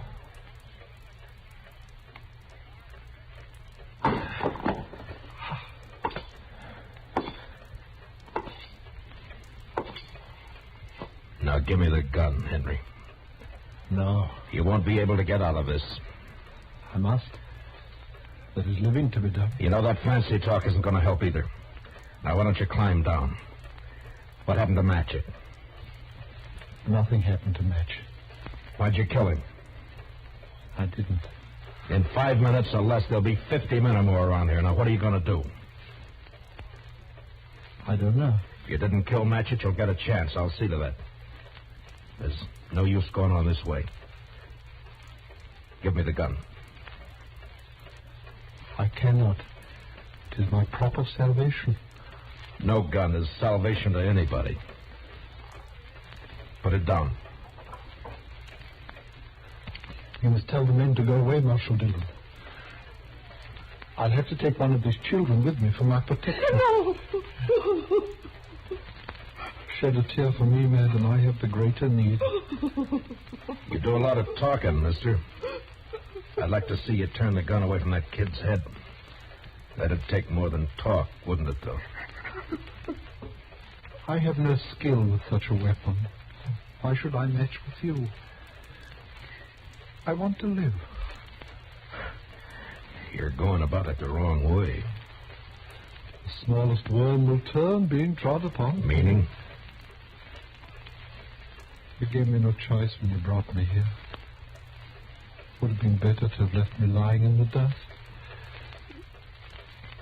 You don't understand. You don't know. Well, why don't you tell me? What good would it do? It depends.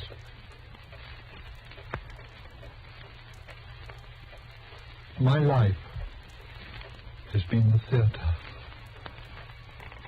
As a boy, I was a student of Shakespeare. He would look at me. Who would accept this face for Hamlet? This ill-shaped body for Romeo? His speech has become my speech, but the fools only look. They cannot listen for laughing. There have been ugly men before you. It hasn't been cause for murder.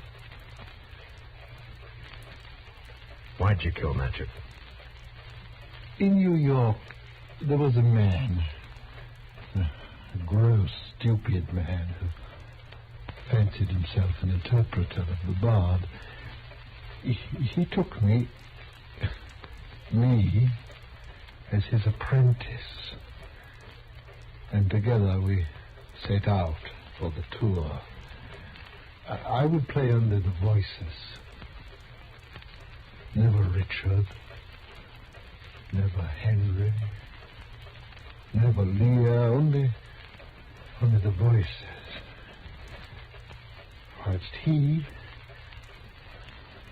stumbling, drunken, he muddled and taught to a tattle the words that I should have spoken. You killed a man because you wanted to play a hero? How easily murder is discovered. Yes, sometimes, I guess. It was yesterday. We were leaving Hayes City.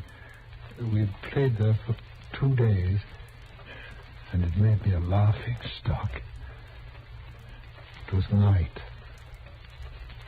and he became drunk and threatened to leave me in the next town. I made him stop the wagon, and taking up a pistol, I shot him.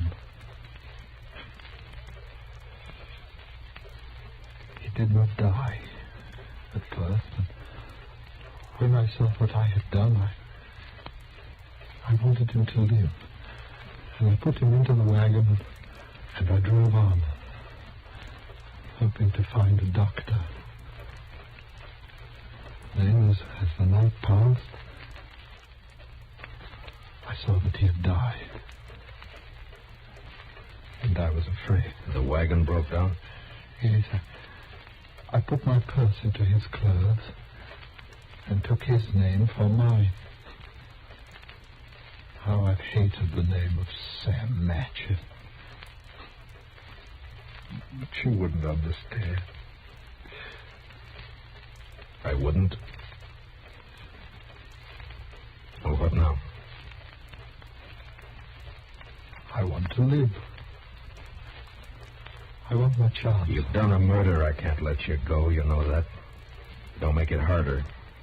I lost my husband 2 years ago.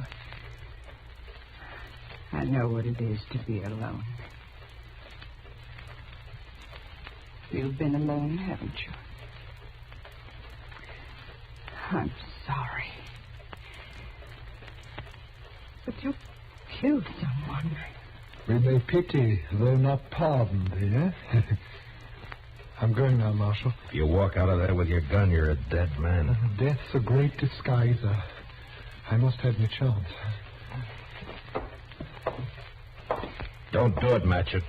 There'll be killing. Madam, forgive me. I would not have harmed your children. Matchett, put down your gun. Let me go my way. Please. There are a lot of men waiting for you out there, Matchett. You know what'll happen if you open the door.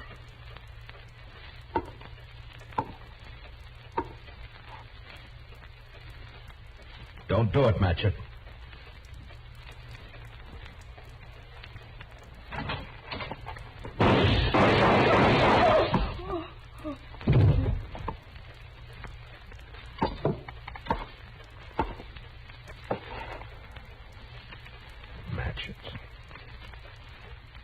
Sleep. A chance to dream. Aye, there's the rub. For in that sleep of death, what dreams make.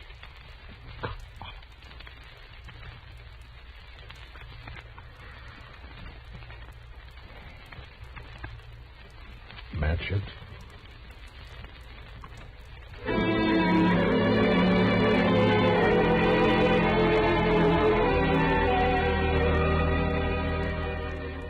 He knew he was going to die. The minute he opened that door, he knew it. And maybe he wanted to, because he fired first, a single shot. We buried him in back of the church, and I found some words in a book to put on his grave. He that dies pays all debts.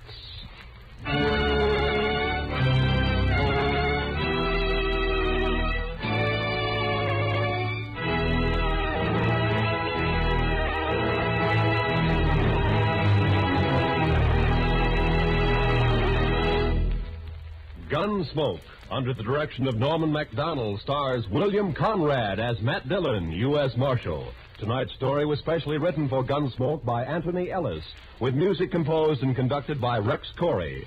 Hans Conried was featured as Henry, with Mary Lansing as Mrs. Cullen. Parley Bear as Chester, and Howard McNear as Doc. Join us again next week as Matt Dillon, U.S. Marshal, fights to bring law and order out of the wild violence of the West in Gunsmoke.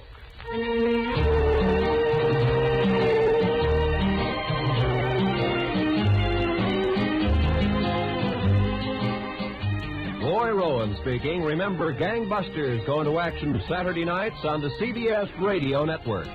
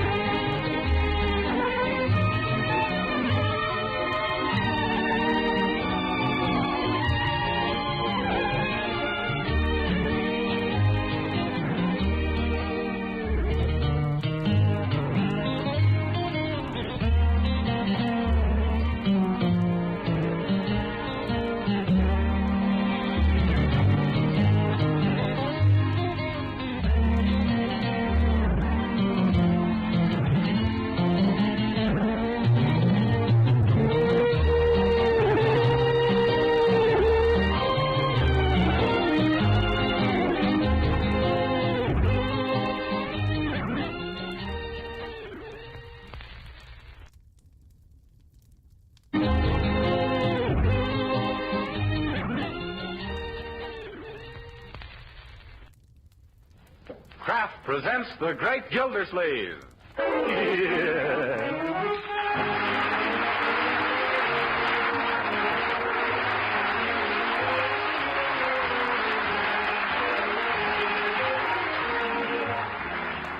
Each week at this time, the Kraft Cheese Company presents for your enjoyment Harold Perry as The Great Gildersleeve, written by Leonard L. Levinson.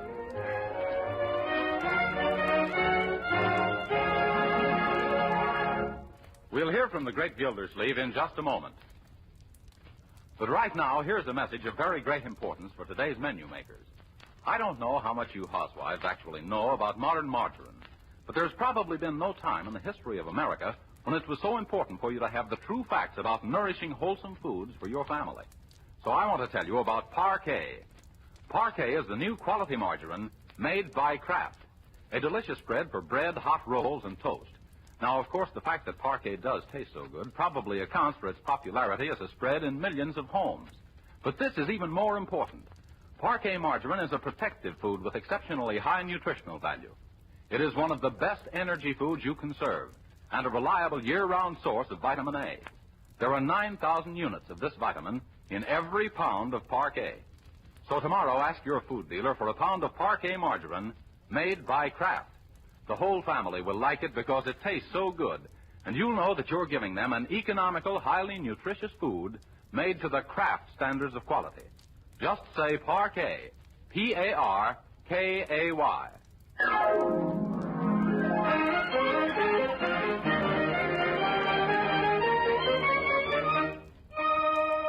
And now for the adventures of the Great Gildersleeve.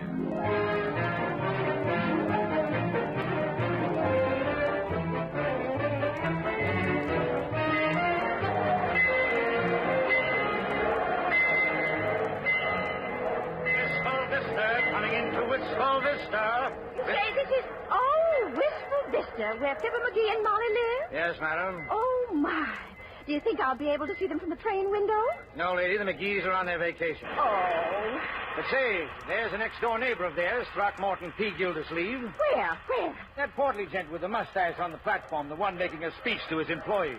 How do you know they're his employees? Because every time he goes away, he gives them an hour off to come down to the station and wave goodbye. Oh, so that's Mr. Gildersleeve. Well, I never thought...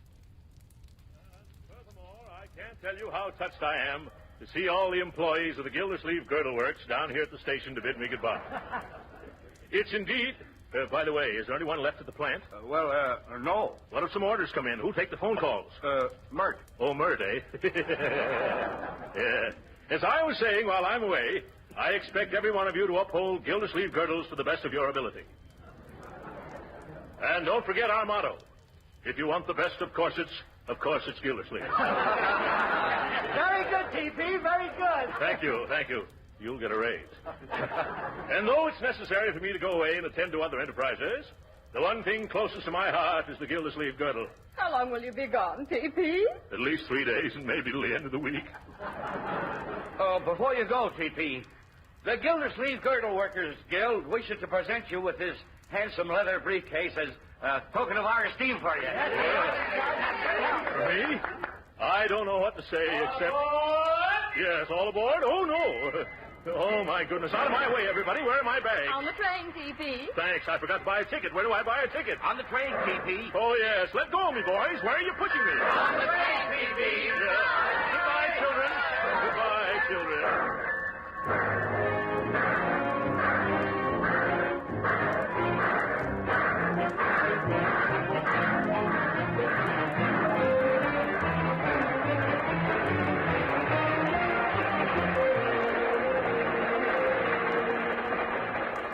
Here's your ticket, Mr. Gildersleeve. Sorry I haven't any berths left. Couldn't you squeeze me in somewhere? I'll try, though it'll probably be a tight squeeze. Tight squeeze. Side-splitting, isn't it? Going to be in Summerfield long? Oh, no, just 3 or 4 days. I'm taking over the administration of my brother-in-law's estate. They're going to run it for my niece and nephew. But that's quite involved, and I'm hungry. Which way is the diner? Why, an old experienced traveler like you should know where the diner is. Huh? Oh, of course. No matter where you are, the diner's always at the other end of the train. See you later.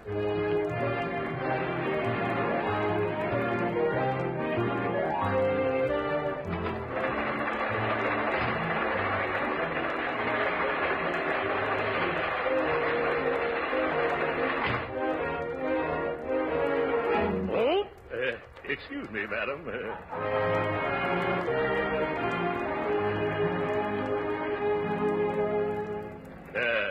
Pretty crowded in this diner. By George, I'm so hungry I could eat the waiter. Yes, sir? Is it all right if I sit at this table? Yes, sir. Sit right down, sir. If this gentleman doesn't mind reading his paper on his own side. I said if this gentleman doesn't mind reading his paper on his own side. Excuse me, sir. Does you mind? Yes, I do. I'm particular whom I eat with. You are, eh? Well, I'm not. I'm hungry. Waiter, bring me a steak. A nice, juicy, double tenderloin rare. Waiter, where's my milk toast? I ordered it 15 minutes ago. Yeah. I'm sorry, but milk toast takes time, you know. And waiter, I want a big, heaping plate of French fries. Yeah, French fries. And a cup of strong coffee with lots of cream. Yeah, I'll get it right away. And bring me my milk toast made with gluten bread, remember? Yes. Bread. Oh, that reminds me. Some hot biscuits and a little pot of jam. Gluten bread toasted and a cup of hot water. And an apple pie a la mode with cheese. Yeah, with cheese. Yeah. I can't stand this. Listening to you is giving me heartburn. It is, waiter, don't forget the steak sauce, ketchup, piccalilli, and relish. Bring me a glass of bicarbonate of soda, quick. Yes, sir. Right away, sir. I'll be back. Of course, it's none of my business, mister. And don't stick your nose in it. You... Well, all right. That's the way you feel about it. I was just going to tell you you're getting your newspaper in the mustard. I don't use mustard. No, I guess you don't need any. But what I was going to say was... Never mind. Okay, I won't say it then. That mustard from your newspaper is all over your sleeve now. I don't care. What? Oh, of all the messes Water only spreads it. You see what I tell you? I'll thank you to mind your own business. What's the big idea jumping down my throat? What do you expect addressing a perfect stranger? You're far from perfect, stranger.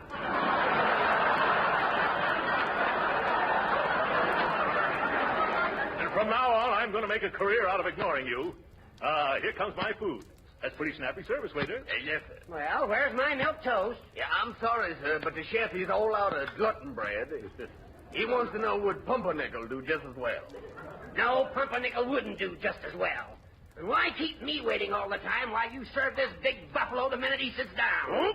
No, look here, mister. I don't want to look here. I'm sick of the sight of you. The idea. An overstuffed ox like you guzzling and gobbling and gorging yourself like an ostrich. I've got a bad case of indigestion already just from looking at you. Why, you dyspeptic little dodo. Just because you're mean to your stomach and your stomach talks back to you, you bellyache. Excuse the expression. You're not suffering from indigestion. You're just green with Epicurean envy. I won't sit here. Here's your bicarbonate of soda, mister. Take it away, take it away. I need something stronger than that now. I've got some pills down here in my briefcase. Just a minute there. What are you doing with my briefcase? Your briefcase? This is mine. It is not. My employees gave it to me just this afternoon. Take your fat paws off of my briefcase before I... Before you watch, you dried up little crabapple. Now, wait a minute, gentlemen, please. Let go of my briefcase. I will not. It's mine. Why, the idea is... yes, Now, ma'am. waiter, did you see anything of my briefcase? I left it... Oh, you gentlemen have it. Thank you so much. Well...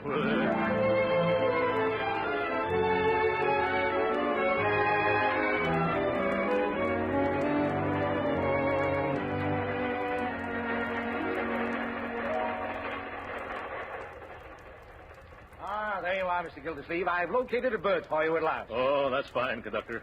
I was getting tired of sitting around here in my pajamas. Where is it? It's upper 9 in the next car. Upper 9? Oh, my goodness. The last time I was in an upper berth was, let me see, 50 pounds ago. The porter's making it up for you now. Yeah, thanks. I do hope that porter gives me a wide berth.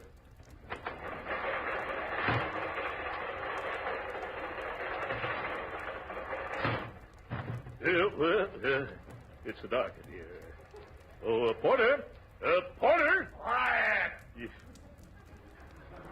Oh, excuse me. Must be sleeping. Oh, porter! Yes, sir. Have you got upper 9 ready yet? Yes, but I didn't anticipate no gentlemen of such ample proportions. Yeah. Well, maybe I'd better take a ladder. Yes, better take 2. They're small. Well, all right, come on. Yes. Here we are, right up there, sir. Up there? Hmm. Oh, my goodness. Hold these ladders steady, porter. Remember, if they tip, I won't. Yes. Now be careful, mister. Train's coming to a sharp point pretty soon. When? Then. Oh! Hold on, mister. Let us slide. I can't hold on. I'm coming down. Look out below. Whoa! No! What hit me? Oh, my sacrilege. Here, mister. Let me help you up. I don't want to get up. I want to sleep. Not you, mister. The man in the upper. He's now in the lower. And where am I? You're right here, brother. Get off of my poor stomach. Who is it? Oh, it's you. What are you doing sneaking into my berth? I'm not sneaking into your... I'm not sneaking. I'm trying to climb into bed. I'm your upstairs neighbor. Isn't that nice? I hope that swinging shelf snaps shut on you. Oh, yeah? If it's going to swing, I'll see that it swings your way. And if I land on you again, brother, you'll spend the rest of the night sleeping in the roadbed. Oh, quiet. Let me go to sleep. Okay, Grandpop, unpleasant dreams. All right, Porter, give me a leg up again, will you?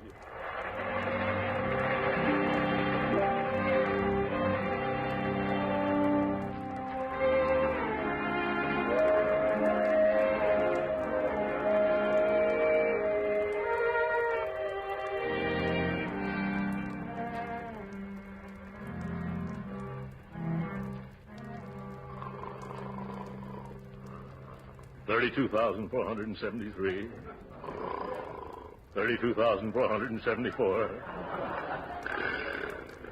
32,475. Oh, my goodness. 2 o'clock already and still not a wink. Yes, 32,476. 32,478. Oh, what's the use? There's only some way of stopping that buzzsaw down there. I can't stand this any longer. Where's that porter? I'll fix this guy. Did you call me, sir? Yes. Would you mind getting me a drink of ice water? I can't sleep. Yeah, sir. Yeah.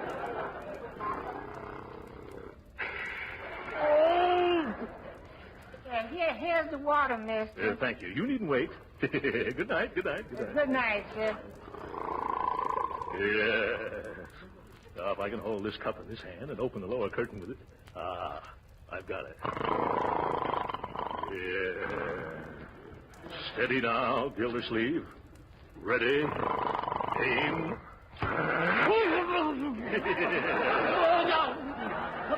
What was that?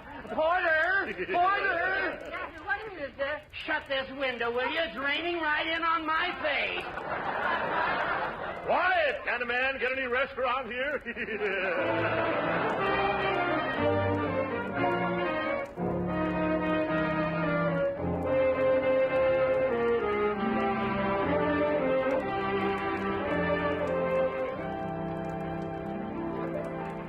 Good morning, sir. You's just pulling into Summerfield. You want me to brush you off? No, I'll walk down the steps like the rest of the passengers. Yeah.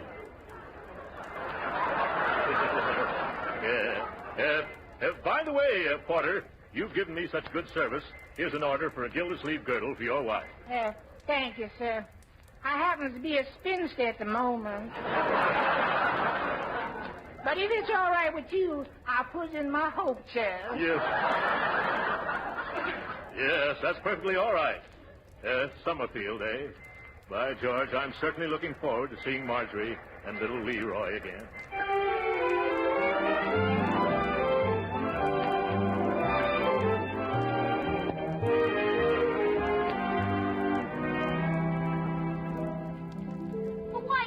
Marjorie, why can't I call him TP like they do down at the foundry? It isn't a foundry, Leroy. It's a... Oh, never mind. It's nothing that concerns little boys.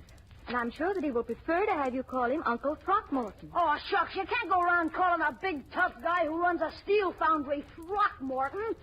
It's positively derogatory. It's derogatory. Yes, that too. Leroy, who told you Uncle Throckmorton was in the steel business? Nah, you thought you were so smart. I saw one of his letterheads. The Gildersleeve Girder Company. Oh, yes. The Gildersleeve Girder Company. Gee, he should be here by now, shouldn't he, Marjorie? Now, don't you worry, Leroy. Just as soon as his train arrives, Mr. Wills will bring him here for breakfast. Oh, I wanted to go down to the station, too. I know, but Ted has to discuss all the legal details with Uncle Throckmorton before we go to court. Say, you're getting pretty darn stuck on that Ted guy, aren't you? Why, Leroy Forrester, I am not. Ted Wills is really our lawyer. He is not. Williams, Willies, and Wills are our lawyers, and Ted's nothing but the tail end. Well, he's young yet. You just give him time. Oh, there you go. Oh, say, how's if I should call him Uncle Morton? Call who? Oh, Uncle Throckmorton. Well, I don't think he'd object to that. Wait, I can do better than that. How's this? Uncle Mort. Who's that? Uncle Mort. I'll answer it.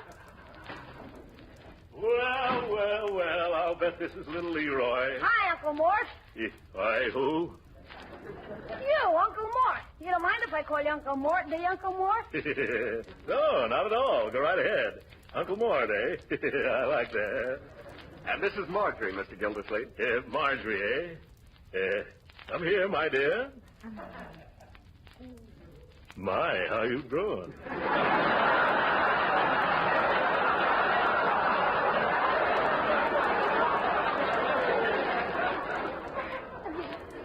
Hello, Uncle Throckmorton. Let me take your hat and coat. Will you have some breakfast? No, thanks. I've already had mine on the... Well, I'll have a cup of coffee. Sit right here, Uncle. Ted, you sit over there. Oh, thanks. My, this looks wonderful. Hey, Unc, will you take me back to Wistful Vista with you and let me work in your factory? What? Well, I didn't think you'd be interested in that sort of thing. Now, Leroy. See, I am, Uncle Mort. That must be some layout. I bet you make the supports for a lot of big projects there.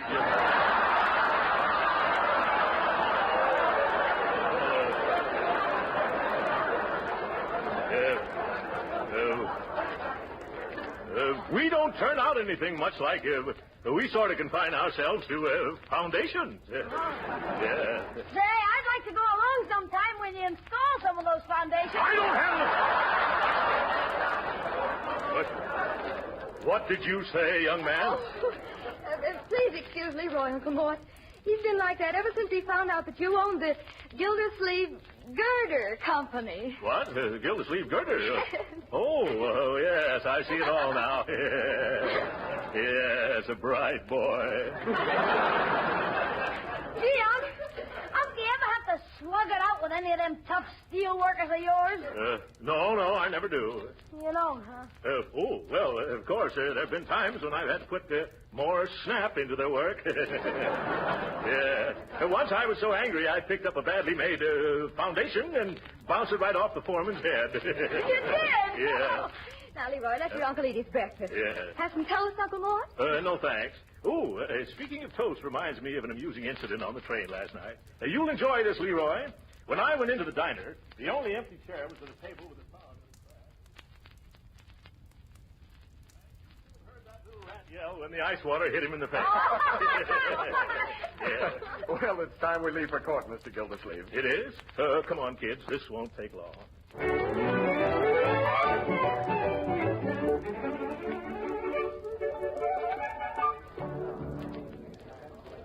Well, all I can say is we run things better than this in Wistful Vista. 11 o'clock and the judge hasn't even shown up yet. Judge Hooker's usually very prompt. Yes, the trouble with some of these judges is they think they're little tin gods. Take those black robes away from them, and what have they got? Bow legs. Gee, that's a hot one, Uncle Mort. Yeah, I'm glad you like it. Everyone rise, please. At last. Superior Court, Department 25, the Honorable Hitter H. Hooker, Judge presiding, is now in session. Be seated. Sit down, Uncle Mort. Thank you. Oh, my goodness. Who's that man sitting in the judge's chair? Why, that's Judge Hooker. Judge Hooker? That's the man in the lower berth. Crossmore P. Gildersleeve for appointment as Administrator of the State of Ray Forrester. Oh, that's us. Come on, Mr. Gildersleeve. I'm not feeling very well, Ted. Couldn't we postpone this over to another judge? Oh, come on, Uncle Mort. Remember what you said. This guy'll be a pushover. Yes, a pushover. Now, come on. Step up. Don't dawdle. I haven't got all day. Make a snappy, folks. The judge is pretty short-tempered this morning. He didn't get any sleep last night. Oh, my. Your Honor, with your permission, I'll put Mr. Gildersleeve on the stand first. Go ahead, Mr. Wills. Swear in the witness belt. You promise swear to tell the truth, the whole truth, nothing but the truth, help you? I do. Well, do you or don't you speak up? I do. That voice is very familiar. Turn around, Mr. Oh, so it's you. Yes. Hello, Judge. Mr. Wills? Yes, Your Honor. I will examine this man's qualifications if you don't mind. I don't, Your Honor. But I do. Silence. Now then, Gildersleeve, what do you do for a living? I make girdles, Your Honor. Order in the court. Order in the court. Order in the court. Order. Order. And you, Gildersleeve, any more cheap humor and I'll judge you in contempt. That is true, Your Honor. I'm the president of the Gildersleeve Girdle Company. Uncle Mort, tell him the truth. He doesn't make girdles, Judge. And what does he do? Steel foundations. I bet he would, too. Now, no more interruptions, my boy. Remember, this is a courtroom. You realize who I am, of course. Sure, you're a bow-legged little tin god. Yeah. Now, Leroy! But you just said so yourself, Uncle Mort. Oh, you did. Just a little joke, Your Honor. You know how I kid. I know. Well, I'm going to ask you a plain question, and I want a plain answer. Yeah. What business are you in? Well, that is... Leroy, would you mind going out into the hall and get me some ice water? One moment. Who's running this court, you or I? Better not get Uncle Mort mad, Judge. Last night he threw a whole bucket of water on a guy in the berth under him. Oh, my, here we go again. He did he? Yeah, and this poor sap woke up and thought it was raining. Oh. You ought to hear Uncle Mort telling. Thanks, I will. Let's hear all about it, Uncle Mort.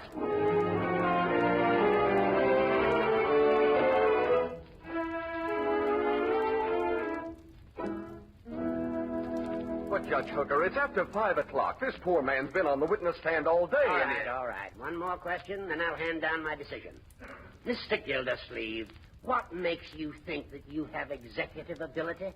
Well, I have a large staff of my own, and through years of experience, I know the proper relationship between employer and employee.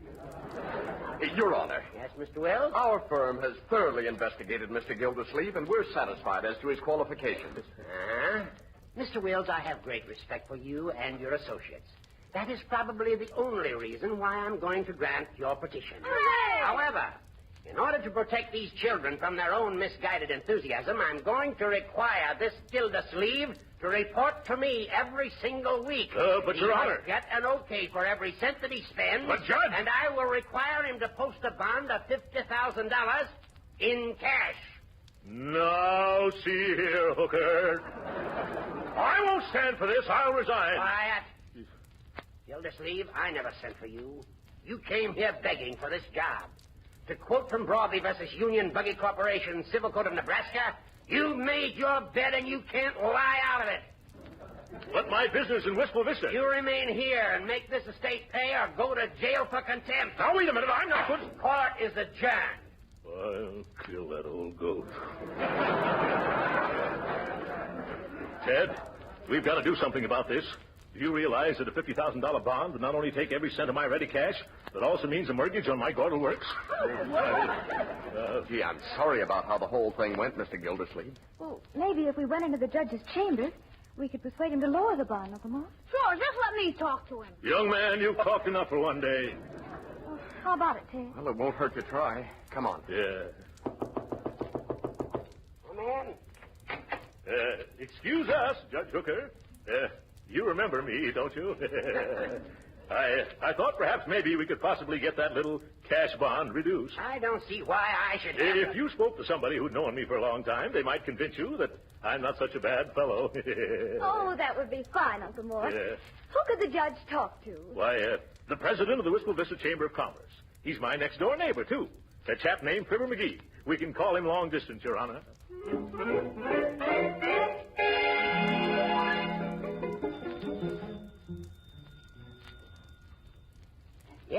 Yes, I see, Mr. McGee. Yes, I'm glad you put me straight on that. Yes, I knew my little chum would set me in right. That's a very good point. Leroy, I want you to meet McGee one of these days. There's one of nature's noblemen. I guess you've made up my mind for me, Fibber. Yeah, Fibber. Hold the phone a second, I'll tell him. Gildersleeve? Yes, Judge? Gildersleeve, I've decided to rescind that $50,000 bond. I knew that would happen if you spoke to my little pal. Yes, after talking to McGee, I'm going to make that bond $100,000. What? Give me that telephone. Hello? You're a hard man, McGee.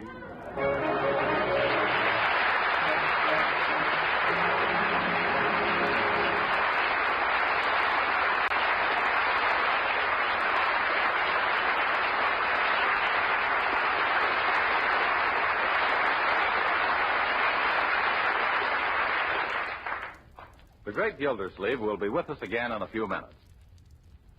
While Uncle Truck recovers from that one, I want to say a word that I believe will make every thinking housewife want to try Parquet margarine tomorrow. This delicious new Kraft product is most popular as a spread for bread and a seasoning for hot cooked foods because of its delicate, pleasing flavor. But the same qualities that make it so good for table use make it an extra fine shortening for baking. I say extra fine because it has all the qualities of an ordinary shortening, plus fine flavor and added nourishment. Let me read you a statement from Mrs. Lillian Watts, who, having been born and raised on a farm, is mighty particular about food. She says, quote, I have a family of 8, and they all like Parquet margarine. I use it in various ways. Cakes, bread, muffins, biscuits, soup, spreads, and other ways too numerous to mention. Thank you 1,000 times for this wonderful product. End of quote. Now, that's a mighty enthusiastic statement. But you'll be just as enthusiastic once you have tried Parquet. It's so delicious, so nourishing, so grand in every way. Tomorrow, be sure to order Parquet, the economical spread made by Kraft. And remember, every pound of Parquet margarine contains 9,000 units of vitamin A.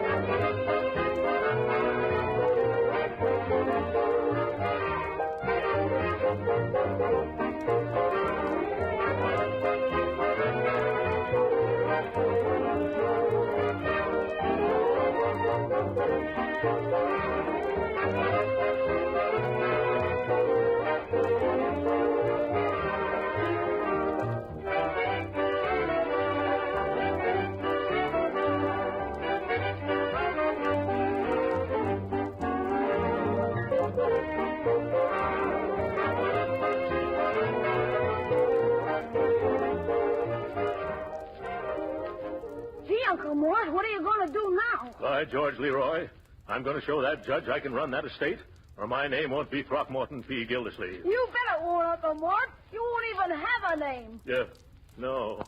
I'll just have a number. Good night, folks.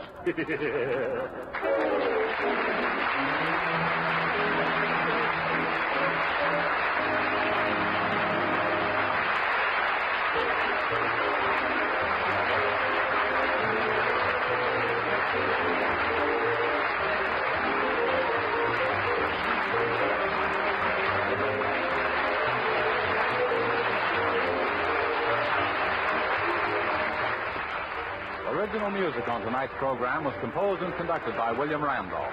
This is Jim Bannon saying good night for Kraft and reminding you to tune in again next week at the same time to hear the further adventures of the great Gildersleeve. This is the National Broadcasting Company.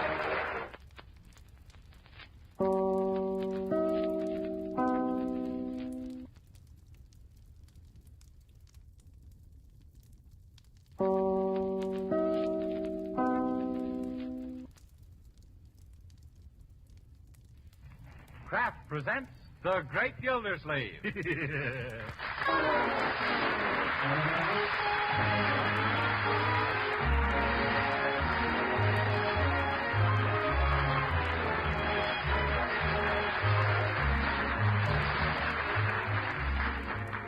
week at this time from Hollywood, California, Kraft presents Harold Peary as The Great Gildersleeve, written by Leonard L. Levinson. We'll hear from the great Gildersleeve in just a moment. But first, I wonder what you mean when you use the word progress. Because here's what I mean. Progress means making the old things better and inventing new things that are better than the old. Well, that applies to foods as well as to other things. And modern margarine is an outstanding example. Yes, modern margarine, like Parquet margarine made by Kraft, is certainly a lot different from the margarines of even just a few years ago. Yes, all you have to do is to try Parquet margarine once to know it's different and better because it tastes so deliciously good. That's why Parquet margarine is a favorite everywhere, both for table use and for cooking, too. Now, you all know that proper nutrition is necessary to national defense. Well, Parquet margarine is a wholesome, highly nutritious food. In fact, it's one of the best sources of food energy you could serve. And every pound contains 9,000 units of important vitamin A. So get acquainted with this nourishing modern margarine. Delicious Parquet margarine made by Kraft. Remember, it's Parquet. P-A-R-K-A-Y.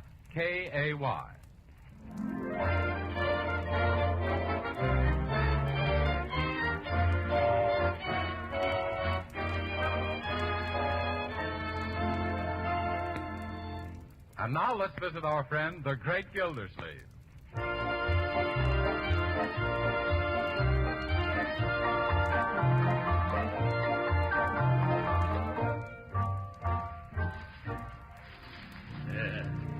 Let me have some more of that green paper, Leroy. Thanks. Say, who are you sending that necktie to? It's for Cousin Clinton in Iowa. Leroy, you can't do that. He's the one who sent you that tie last year. Oh. Well, in that case, I'll mail it to Uncle Stanley. Oh, no. Uncle Stanley gave it to Cousin Clinton the year before. Well, Uncle Mort, how do you know? Because I gave it to Uncle Stanley 4 years ago. Oh, are you sure it's the same tie? Oh, positively, Marjorie. I'd know those purple stripes and those orange dots anyplace.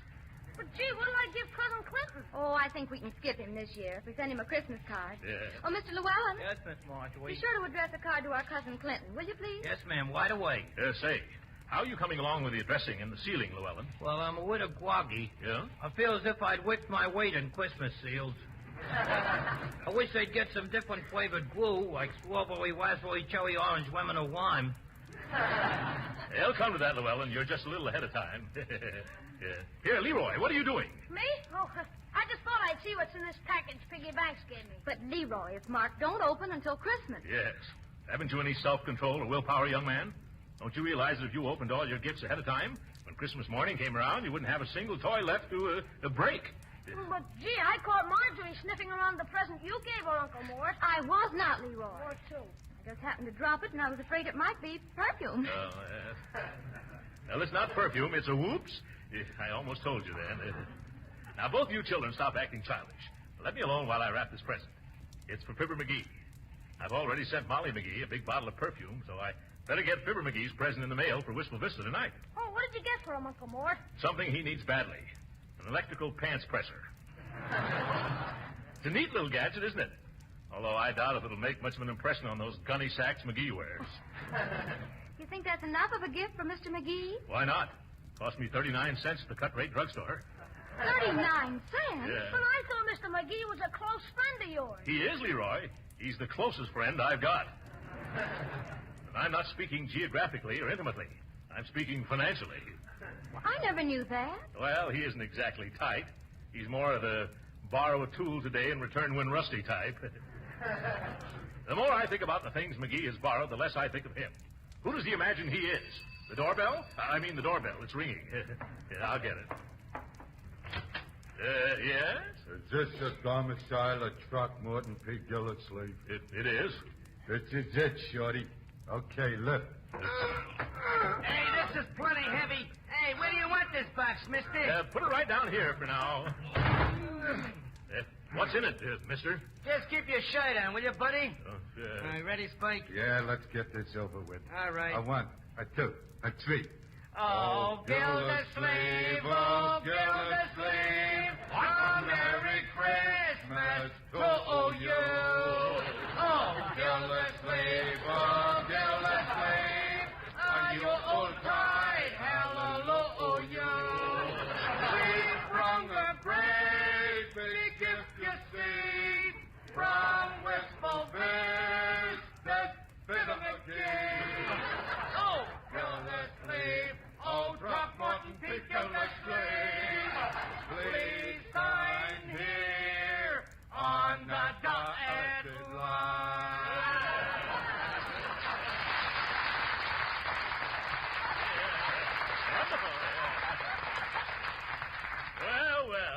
A singing expressman, eh? Yeah. We are something in the nature of an experiment. Oh, I see. You're doing it for the company to see if it's satisfactory, huh? Oh, no, we're doing it for the men to see if it's remunerative. Oh, yes, I get it. Well, here you are, boys. A dime for each of you. A dime.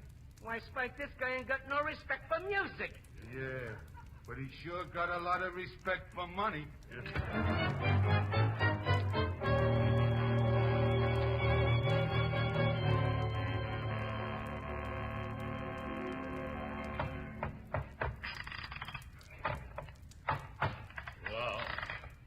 Saw a box so hard to get open. Oh.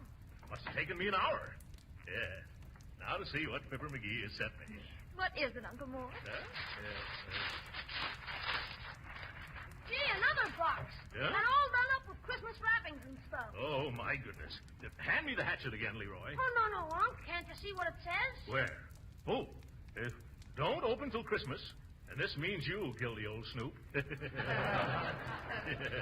McGee never means what he says. The hatchet, please, Leroy. But, Uncle Mort, where's your willpower? Yes, and how about your self-control? Oh, they're fine. It's my curiosity has got the best of me.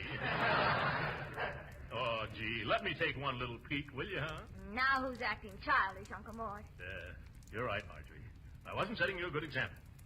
Hand me some of that ribbon, and I'll get this pants presser off to my old chum. Oh, what am I saying? I can't send McGee this dinky little present now. Why not? Because that box probably contains a large, valuable gift for me. Alongside of it, my cheap little crease iron will look like, 39 cents. Well, what do you think you should do, Uncle? I better go right downtown and get him something better. Oh, I think that's very nice of you, Uncle Mort. It sure is. I think so, too.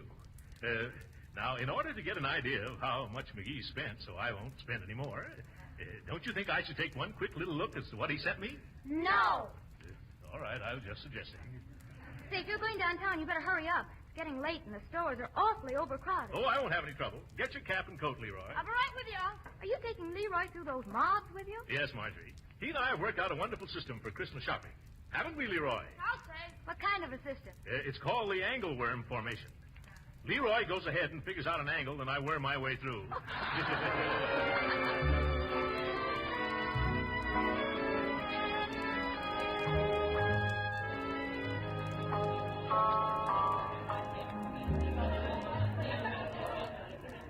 Gee, Uncle Mort, this is certainly a ritzy store. Yes. Haven't I always said that the best is none too good for Fibber McGee? Well, how do you do, sir? What will it be? I'm looking for a present for a friend. Do you think he might like a half-dozen imported cravats? Say, what's a cravat? A cravat is a necktie that sells for $5, Leroy. No, I'd like to get him a more substantial gift. Oh, here's something. Maybe he'd like a dressing gown or a robe, huh? Why, yes, we have some lovely ones. Say, in the neighborhood of $100. Have you got anything in the cheaper neighborhood? Well, here are a few in the vicinity of $60. Oh, yes. This brown silk one would be exactly the right thing. If you have it in a smaller size and some other color and a different material and a little less expensive. Well, then I'll have to go back in the stockroom and see what we have there. If you'll just wait a moment. Don't worry. Yes. Quit trying on those derbies, Leroy. You can never tell who wore them before you did. But I only wanted to see how I looked in one, Unc. How can you see when they come down to your nose on you? Now, just stand still. Oh, just the sort of person I'm looking for. Oh, excuse me, sir, but there's a little favor I'd like to ask of you. Certainly, madam. What can I do for you? Well, do you see that man standing over there at the sweater counter? Oh, you mean the funny-looking gent with the bat wing ears and the dirty look? Has he been annoying you? No, he's my husband. Oh, he is? Oh, well, I didn't mean that nice-looking chap. I was talking about the one in the checkered overcoat standing next to him. The fat guy that looks like a cross between a scow and a barge. That's the one who's my husband, sir. You see, I want to surprise him with this pretty blue robe for Christmas. Oh. But I don't know if it's the right size for him, so I thought that being that you two are of the same build... What? You think I'm as chubby as that tubby? No. Oh, now, please, I don't want him to suspect a thing. Why don't you help the lady out, Uncle Mort? Huh? Yes, why not? Here, let me have it, madam. Hold it up, Leroy. Thanks. Oh, this is so nice of you, really. Not at all. Would you care to have me parade up and down like one of those models? Oh, no, thank you. Now, just tie the belt. There. Oh, there. Now, turn around, please. Yeah? Oh, dear. What's wrong? Is my slip showing? Well, either I picked the wrong size or else you're stouter than my husband. No, see here, lady. Well, we can soon see. I have a tape measure here in my bag somewhere. Tape measure? I know Leo's size. Oh. Let's see. Oh, yes, here it is. Now, if you'll just put your arms up, I'll slip this tape around your waist and find out what size. Hey! What are you doing with your arms around that man? Oh, my goodness. Huh? He mustn't find out about the surprise. What? Pretend that you're my cousin George. I said, why are you hugging this fella, Fanny? Oh, Leo, it's Cousin George. I haven't seen him for years. You don't blame me for being glad to see my own cousin, do you? No, not at all. Glad to meet you, George. The pleasure's all mine. Voice still changing, huh? Yeah. Well, George, Fanny's told me all about you, but I always picked you as a different man. Well, I was a different man up till quite recently. Oh, it's just too bad that Cousin George is just passing through town and can't stop over for a visit. Huh? Aren't you, Cousin George? Who? Oh, me? Oh, yes, Cousin George. I just happen to be driving. Driving? I thought you hated automobiles. Do I? Yeah, didn't the automobile ruin your horse collar business? Oh, I don't know, did it? Oh, yes, of course. But I'm not one to hold a grudge. You're not? Well, not more than 20 years, anyway. Hey, that reminds me. What's happened to Francis these days? Francis? Oh, he's all right. He? Since when is Francis a he? I mean, she's just dandy. I talked to her long distance only last night. Talk to her? How can you talk long distance to a horse? Well, you pick... Oh, that Francis. Yes. I thought you meant the other Francis. You know the one I mean, don't you, Cousin Fanny? Of course. Your wife. Yes. My what? I never knew you were married, George, old boy. Oh, well, it's all sort of a secret. We eloped. To Niagara Falls. Niagara Falls.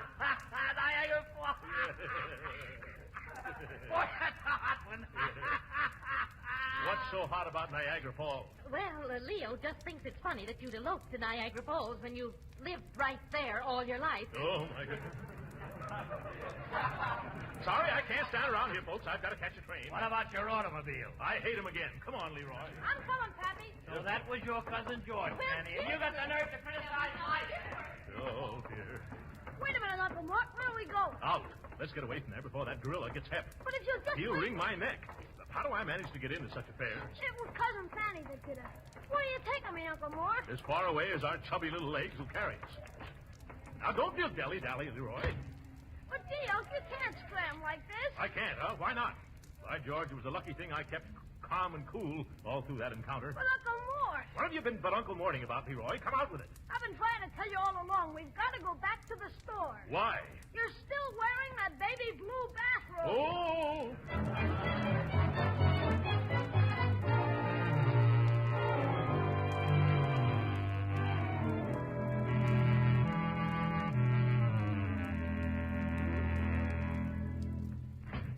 Oh, there they are now, Mr. Llewellyn. Oh, yeah. Hello, Uncle Mort. Hello, Leroy. Hello. Oh. Did you get something nice for Mr. McGee? No, we had a terrible time. I haven't been pushed around so much since my baby carriage days. Gosh, you never saw so many places out of so much stuff that so many people wanted so bad. What sort of present were you looking for? Well, Llewellyn, something unusual and expensive that he doesn't have already. Yeah. Uncle Mort almost got a dandy baby blue bathrobe, but after he took it outside to see how it looked in the daylight, he took it back. Yeah. Well, we'll go down and try it again tomorrow. Maybe you'll come along, Marjorie, to help me. Say, there's something missing in this room. I was wondering how long it would be before you noticed the difference. Well, what is it? Come, Llewellyn, don't be coy. What have you done? I took Mr. McGee's present, whacked it out of here, and walked it in the Wampus room closet. You did, eh? And why did you do that? Oh, just so you could resist opening it before Christmas. Well, that took a lot of nerve. Oh, no, it just took a lot of strength. Believe me, before I was through, I bitterly regretted starting the whole proposition. Willie, I was a wreck. Yes, Mr. Llewellyn worked quite hard. Llewellyn, the next time you poke your probing proboscis into my personal affairs, I'm going to take a swing at it. What was that, Mr. Gildersleeve? If you fool around with something that's no skin off your nose, why, by George, it will be. Oh, please, Mr. Gildersleeve, don't lose your temper. Who's losing their temper? But you're raising your voice. Who's raising their voice? You're just angry because I hid your present. Oh, is that so? I suppose you know everything that's going on in my mind. Yep. I can read you like a dictionary. Yes. If you can read me like a dictionary, why don't you turn to the letter D and under discharged? You'll find that's where you are. Why, Mr. Gildersleeve, what do you mean? I mean that you're fired, dismissed, finished, sacked. Now, do you understand? Well, all right. If that's the way you feel. Goodbye. Goodbye, Miss Marjorie. Goodbye. Goodbye, Leroy. Goodbye, Mr. Llewellyn. What's he getting so huffy about? I never saw such an excitable fellow in all my life. But the man has got no Christmas spirit. They can be fire him right before the holidays. He didn't get his pay, did he, Uncle Mort? By Jove, that's right. You better run after him, Leroy, and tell him to come back for his money. Okay, Uncle Mort. And Leroy. Yes, Unc? Tell him if he behaves himself, he can come back to work. Sure. He had no right getting me all worked up after a hard day shopping. I'm not an unreasonable man, am I, Marjorie? Of course not, Uncle Mort. Yeah, I'm just as nice as the next man. Sometimes nicer, too. I couldn't see him anywhere, Uncle Mort. You mean he's gone? Well, it was snowing rather hard. Oh, jumping jeeps. I've turned him out into the cold with only a thin mackintosh. Oh, now don't you worry, Uncle Mort. Just call him at his hotel tomorrow after you've both cooled off. Yes, of course. Oh, I can't do that. I don't know where he lives. Do either of you? No, I don't think so. Not me. Oh, my goodness. I'm a cad. I'm a bounder. No, not a bounder, just a cad. I won't be able to look myself in the face the next time I shave. What'll I do? Say, maybe Bertie knows where he lives. Oh, yes, Bertie. Maybe she does. I'll go find out. Bertie? Yes, sir? Do you know where... Llewellyn, what are you doing here? Oh, just eating my supper, Mr. Gildersleeve. Oh!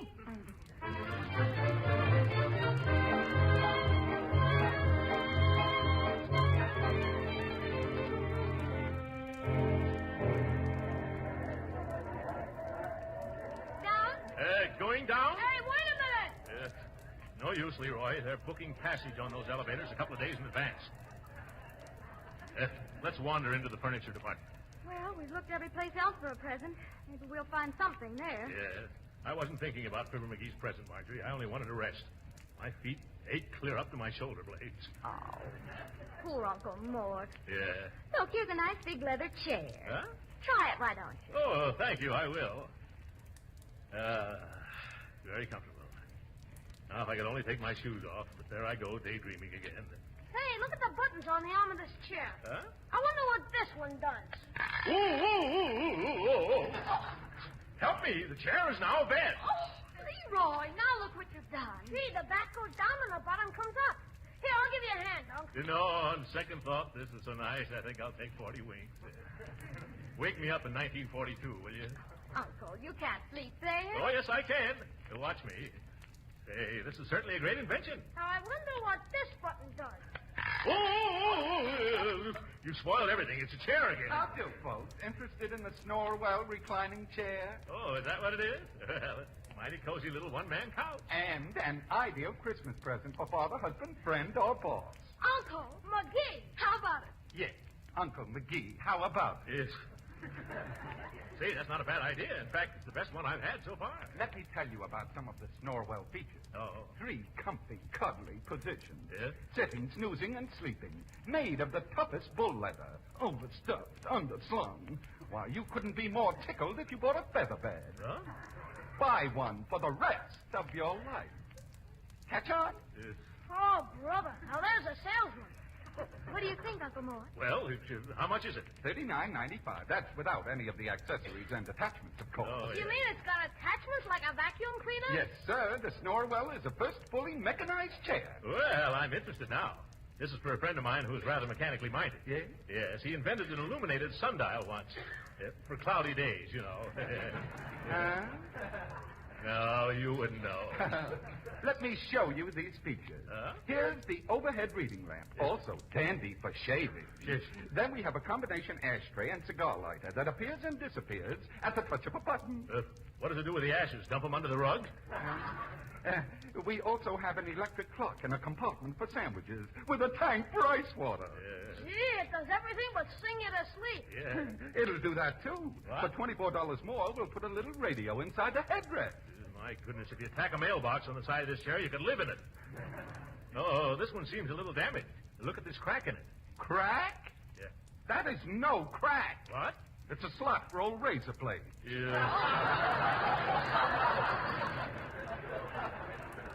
Do you know, Uncle, the more I hear about it, the more I'm convinced that this is just a present for Mr. McGee. So am I. A young man, how much would one cost with all the accessories? Well, the Super Deluxe Shoot the Works model sells for $119.95. Oh, my dear. But what do you think, children? Oh, yes, take it. What do you got to lose? $119.95. But I guess I'll do it just the same. Gee, I knew I'd sell one of these someday. What? Where is it to be delivered, sir? It goes to Fibber McGee, 79 Wistful Vista, Wistful Vista. Yeah. Can you have it delivered there before Christmas? Yes, sir. We can send it out by express this afternoon. Yeah, good. Charge it to Throckmorton P. Gildersleeve. Here's my card. Thank you, Mr. Gildersleeve, and season's greetings. Yeah. Merry Christmas to you. Come on, you two. We can go home now. Certainly is a load off my... Well, hello, Judge Hooker. Christmas shopping, I see. Oh, hello, Gildersleeve. How are you, Marjorie? Just fine, Judge Hooker. Season's greetings, Judge. Thank you. You all look so happy there can only be one reason. Yeah? You just finished buying the last of your holiday gifts. Yes, that's it. And it certainly was a humdinger. Yes, sir, it was for... Leroy, let's keep it a secret. It was for a certain very good friend of mine, Judge. Oh, yes? Yes, a real pal, you know. Well, we'll be seeing you. Come on, children. Let's make another try for the elevator. Say, could that present be for me? After all, I have been a pal to him. I'd just like to know. Young man. Yes, sir? My friend who was just here, he told me what he bought, but it slipped my mind. What was it again? Oh, it was a present. A Snorwell reclining chair with $80 worth of accessories. Well, that must be for me. Gildersleeve broke the springs in my best lounge chair, and now he's making up for it. Say, now I'll have to get him something better than that flashlight I bought him for Christmas. Thank you, young man. Thank you. Goodbye. Bye-bye. Gee whiz. So that's Fibber McGee.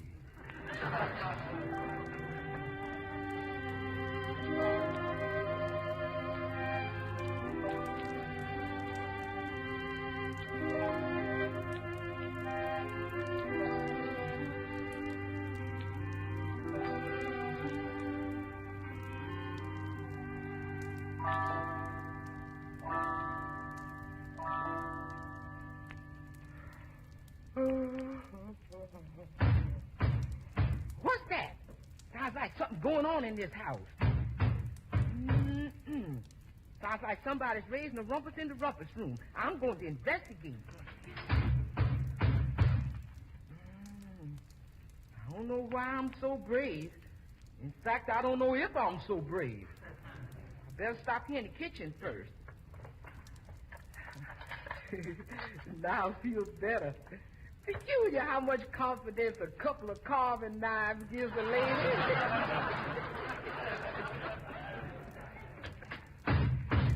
Stop what you doing. I got you surrounded. I got you covered. Bertie, what are you doing here at this time of the night? Oh, Mr. Gillsleeve. Oh, my goodness. I thought it was a burglar.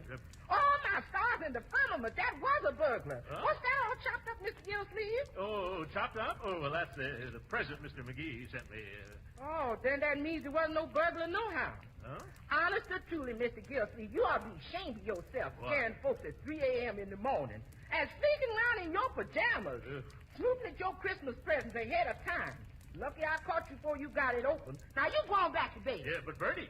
Go on now, get it. You understand what that is? No. You know what you is? No, what? You is a problem uncle, that's what. Good night.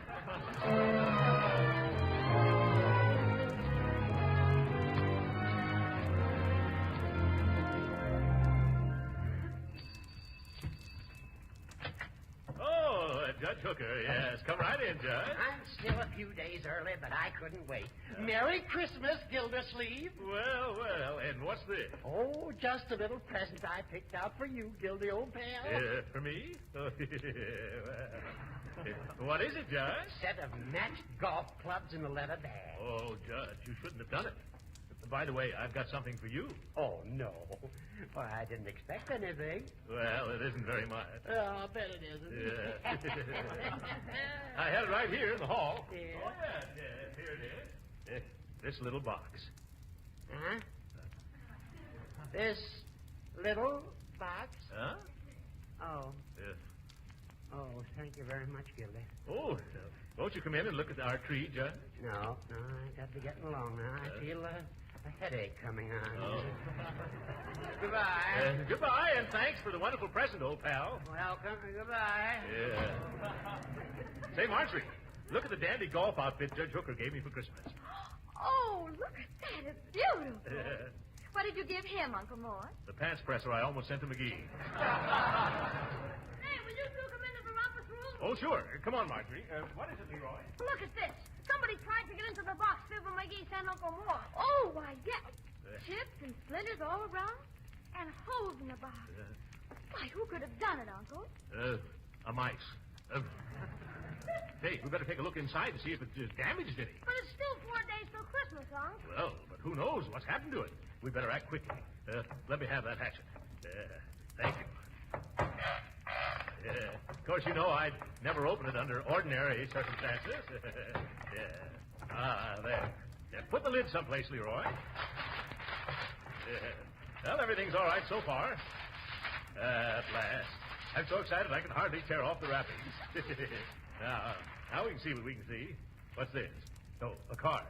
Dear Chum Gildy. Oh, good old Fibber. Merry Christmas and a Happy New Year. And here's your old lawnmower back. Signed, Fibber McGee.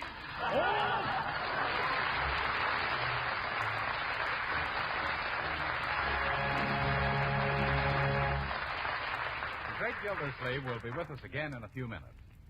You know, people who won't try new things certainly miss a lot. Yes, you just can't know whether you really like something or not until you actually try it yourself. That's why I urge everyone to try delicious Parquet margarine, made by Kraft. Because you're really missing something if you haven't tried this truly modern margarine. First of all, you're missing the delicate, appetizing flavor that makes Parquet margarine outstanding. Why, Americans from coast to coast have found they prefer Parquet margarine because it tastes so good, both for table use and for cooking, too. Secondly, Parquet margarine is an economical source of food values your family needs. Now, that's very important these days. Proper nutrition is essential to national defense. You see, Parquet margarine is wholesome and nutritious. It's one of the best energy foods you could serve. And especially important in the wintertime, Kraft adds 9,000 units of vitamin A to every pound of Parquet, making it a dependable source of this vitamin the year round. Now, with food prices rising, you owe it to yourself to find out how delicious and nourishing economical Parquet margarine is. So don't put it off. Ask your food dealer tomorrow for Parquet, P-A-R-K-A-Y.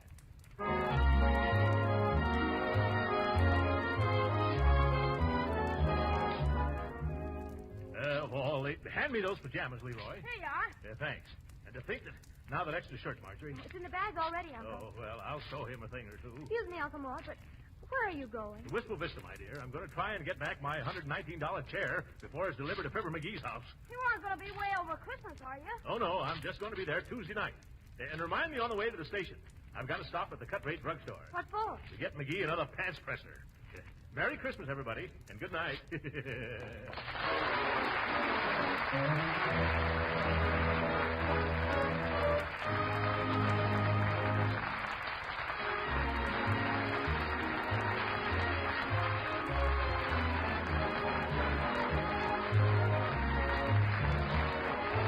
Original music heard on this program was composed and conducted by William Randolph. This is Jim Bannon speaking for the Kraft Cheese Company and inviting you to be with us again next week at this same time for the further adventures of the Great Gildersleeve. This is the National Broadcasting Company.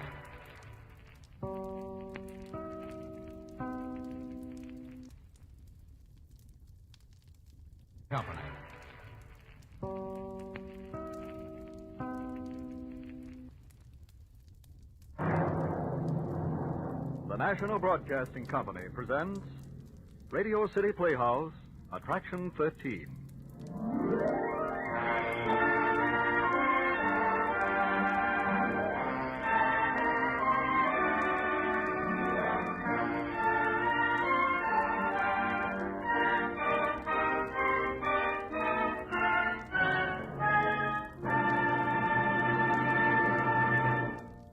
Our play tonight is titled The Dark Hour. It is an original radio drama by Charles Bennett, and one which we like very much indeed. We sincerely hope that after 30 minutes have elapsed, you will share our opinion. The production is directed by Harry W. Junkin and stars John Larkin as Paul. Here is Radio City Playhouse, Attraction 13, The Dark Hour.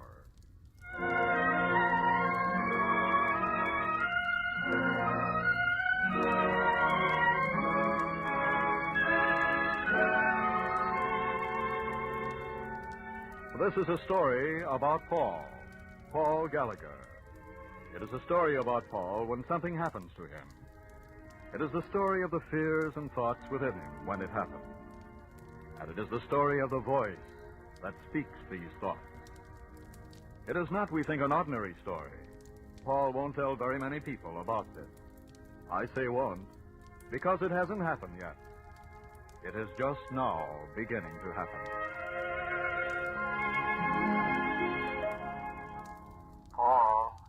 Paul Gallagher.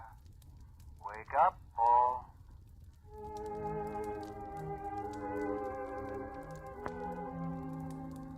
Paul is lying on the ground asleep. He is on a summer vacation. This afternoon he went for a walk by himself along a dirt road that winds through the woods, about a mile from his family's summer cottage. It's a lonely road, never much traffic on it, but Paul knows it well. He's been on it dozens of times every summer of his life, except while he was away in the Army. Wake up, Paul. Open your eyes. He is stretched out flat on his back, lying still, except for his breathing, which is slow and regular and gentle. Where is he? Well, after walking a while, he stepped off the road through an opening in the brush and into a familiar clearing in the woods. It was warm and peaceful, and he lay down on his back and gazed through the rippling treetops at the patch of blue sky above him. And without meaning to, Paul Gallagher fell asleep. And that's where he is now. Do you hear me, Paul? You are waking up. That's right, Paul. Move. Stretch. Open your eyes. Listen, Paul. Listen deep within you. I am you, Paul. You've heard me before, haven't you? I am you. You'd better wake up, Paul. Do you hear me? Yes. Then open your eyes, Paul. Open your eyes. What's the matter? Where am I? Dark. Dark. Pitch dark. Pitch dark. Call out for help. Where?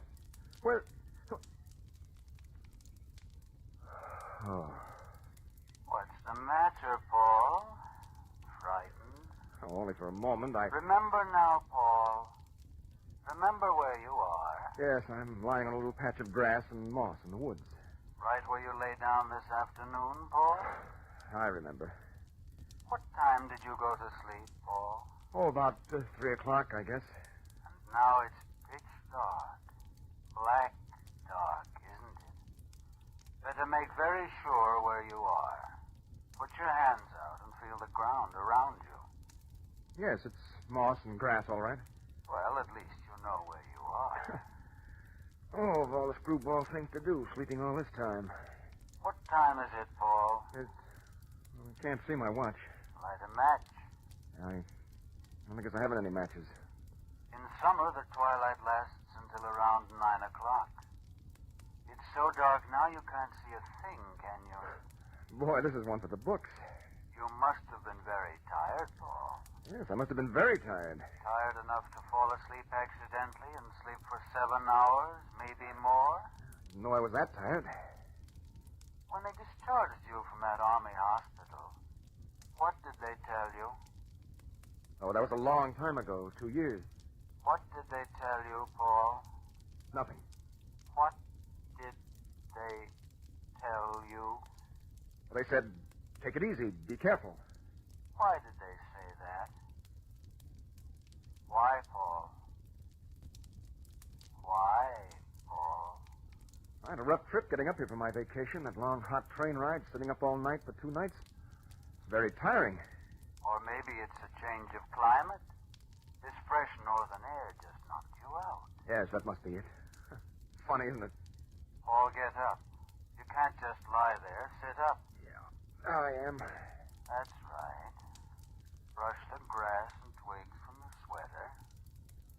What's the matter? Nothing. Why are you rubbing the side of your face, Paul? Skin is all dented. I slept with my face pressing right into the grass, I guess, and that... What's the matter, Paul? Why are you rubbing your temple with your finger? What's the matter, Paul? My scar. Stinging like a needle.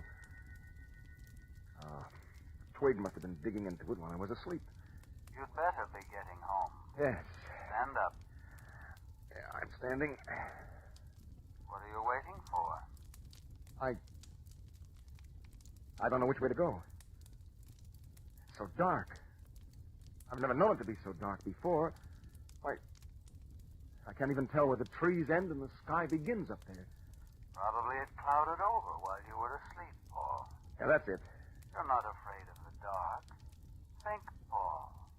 Think how often you walked home along that road in the dark when you were a kid. You can do it again. Of course I can do it again. The first thing is to get out of the clearing onto the road. Figure it out. Now, let's see. I came in, went over to the old tree, then... Well, the opening must be in this direction. Which way, Paul? This way. Go on, Paul. Stretch out your arms in front of you. Step forward. Step, step, step. What's the matter? I should have reached the edge of the clearing by now, one way or another. Do you feel anything yet? No. Maybe you hit the exit from the clearing right on the button the first time. Yeah, maybe I did. Step forward, then. Oh. What happened? I don't know. Something slapped me in the face. Put out your hand and see what it was. No. Go on. What? Oh. It's only a leaf. A little branch hanging down over my head. You missed the opening. Well, how am I going to get out of here? Suppose a car went by on the road outside the clearing. Why, then... Then you would know where the exit is. Yes. But how often do cars go by on that road? It might be hours before one went by.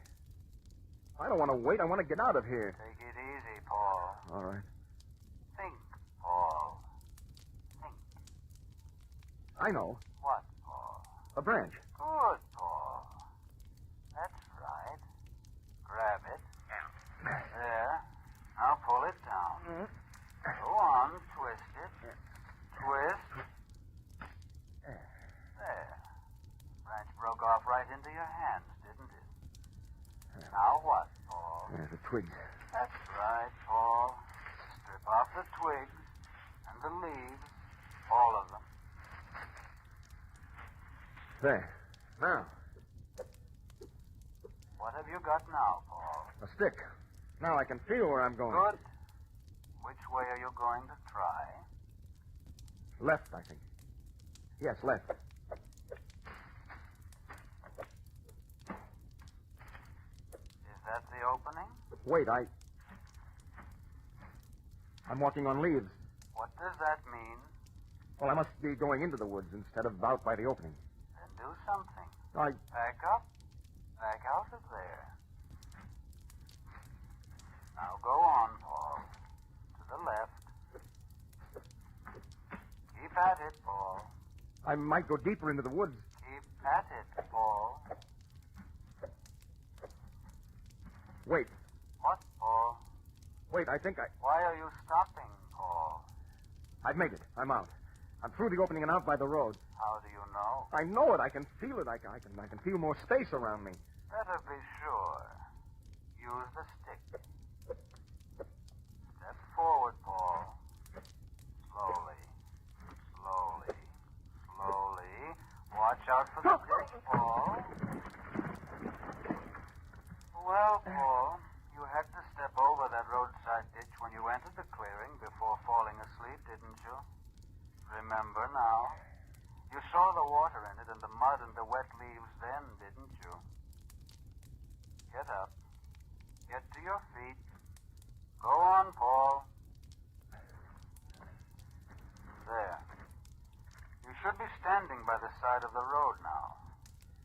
Stop trembling. That ditch. A lousy, rotten, foul, misbegotten, accursed ditch. Paul? I forgot the ditch. Lousy, rotten ditch. Calm down, Paul. Shake the mud off your clothes. Where is your sense of proportion? Sure as blazes isn't my night, is it? You'd better get going. Yes. What are you waiting for, Paul? You know, when I was a kid and walked home on this road at night, even on the darkest nights, the sky was just faintly lighter than the woods. It made a sort of canyon of the road that you could follow easy. You couldn't see the road, but some kind of visual sense let you know what it was. But not tonight, Paul. Tonight? Tonight I can't see a blessed thing. The darkest night I've ever seen. It's black. I don't know. Are you nervous? Yes. Yes, I am. In what way? I don't quite know. I can't quite figure it out.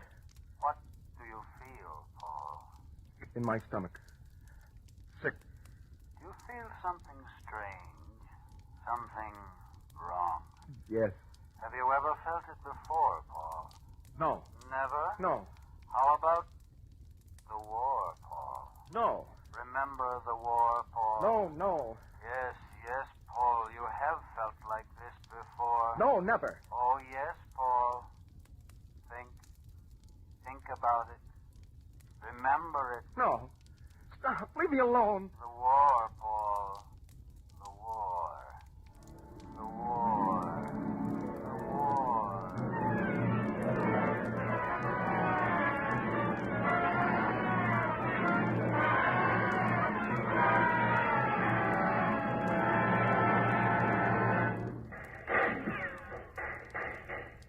Hey, Mac.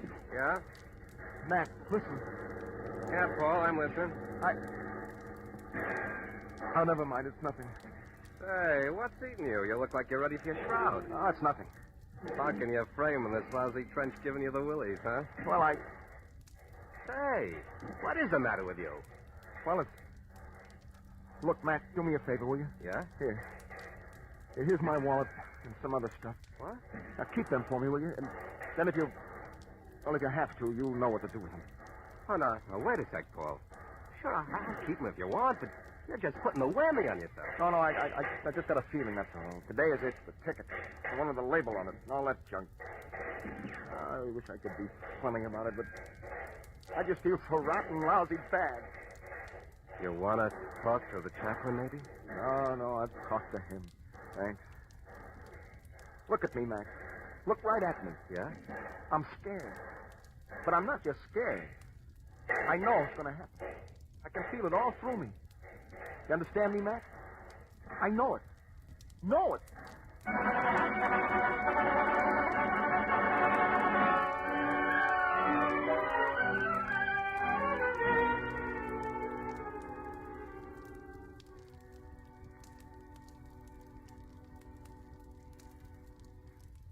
Paul, steady, Paul. You're still standing by the side of the road. Is that the way you feel again? Leave me alone. I don't remember. All right, Paul. All right. I've got to relax. You'd better get going, Paul. Yes, but how am I going to stay on the road if I can't see it? Figure it out. What kind of a road is it? Why, it's an ordinary dirt road. And? Yes, I see. Car wheels throw most of the dirt and gravel to the side. That leaves hard, bare tracks in the center. And? And all I have to do is feel for a hard, bare part with my feet, and it'll be like a track to follow. If I feel myself walking in loose gravel, I'll know I'm getting on the shoulder off the road. Good for you, Paul. Yeah, now I'm getting smart. There's a bare track. Turn to your right, Paul. Start walking. Walk, Paul. I'm walking. Soon you won't have to concentrate so hard on feeling the road through your feet. Soon your feet will keep to the road almost automatically. Soon you won't... What is it, Paul? My wound. The scar, it's stinging again. Your scar? Oh, what's the matter with it anyway? It hasn't bothered you for a long time, has it? No. Now it's stinging. It goes right through my head. Is that why you're holding your head in your hands? Steady, Paul. What are you thinking of, Paul? The war again? Oh, I'm dizzy. Why are you thinking of the war again, Paul? Can you help it? Oh, I'm dizzy. Steady, Paul. Steady, Paul. Steady, Paul.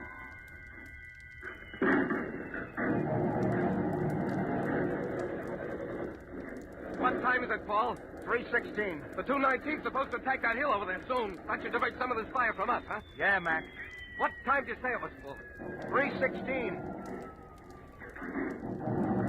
What time is it now? Look, how many rotten times do I have to tell you? You all right, Paul? Hey, are you... Paul! Hey, Corey, come here! Paul's dead! Paul's dead, man!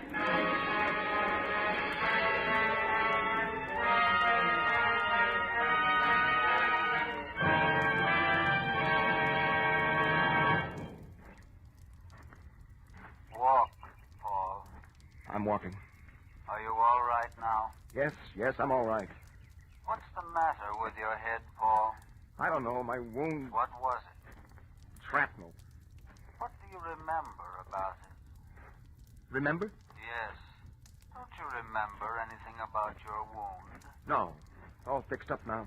Don't you remember the hospital? The hospital? Yes. What did they do in the hospital? Do? What did they do? They fixed it up. They fixed up the wound. Don't you remember? What? Where is your wound, Paul? It's in my head. Where in your head? My temple. Where? My temple. Say it again. My temple. Is that a bad place to be wounded, Paul? Is that a bad place, Paul? What did they do in the hospital, Paul? Do you remember now, Paul? The hospital? The hospital?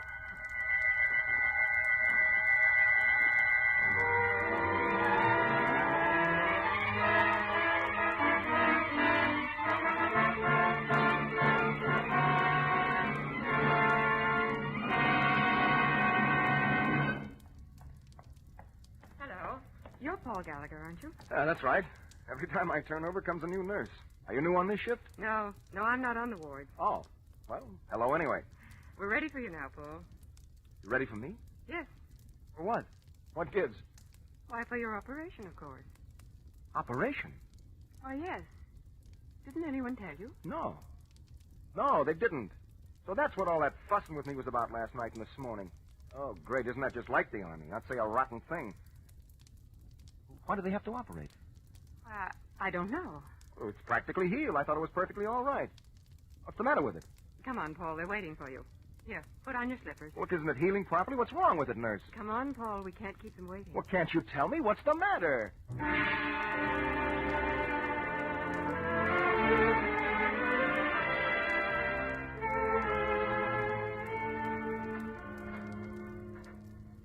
All right, Paul. I'm going to put this over your face. There. Now, breathe deeply. All right. Take deep breaths. What's this one, Doctor? Small piece of shrapnel in the temple. Seemed all right at first. We let it heal without taking it out. Ready, nurse? Just a minute, Doctor. So, what's the matter now? Danger of pressure on the optic nerve. It's going to be a tricky business. Mm-hmm. Any chance of loss of vision? Chance, yes. I don't think so, but he could be all right tomorrow and then sometime later. Just can't tell now. Yes, blindness is unlikely, but perfectly possible. Any chance loss of vision? Perfectly possible. Perfectly possible. Perfectly possible.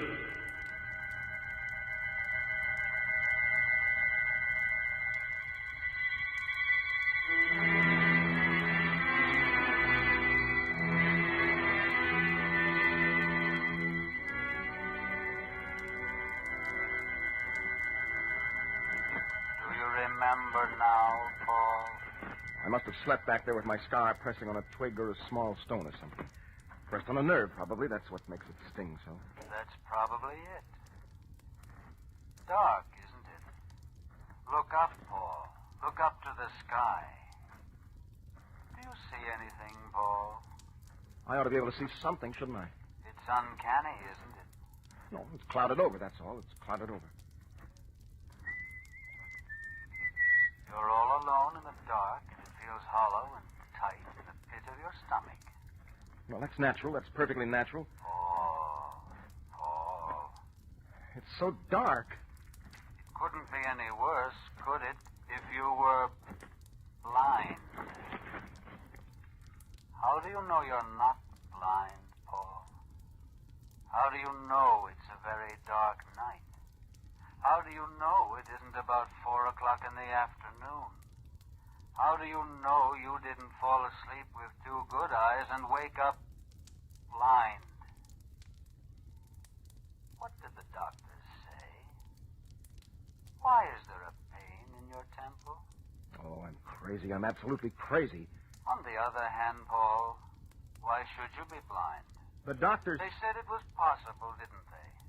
Did they say it was probable? No. Why shouldn't it be a dark night? It could be. Why shouldn't you sleep several hours? I was very tired. It's not very likely that you're blind, is it? No, it's not very likely. Figure it out, then. What haven't you done all this time? What haven't I done? Your ears. My ears? Yes. Listen. What's that? Just the breeze in the trees up there. And that? Crickets and insects. What about birds? Birds. If you heard birds singing, it wouldn't be nighttime, would it? What was that? What? Didn't you hear it? Sounded like a robin, didn't it? I don't know, maybe. There. Was that a crow? Birds don't sing in the heat of the day.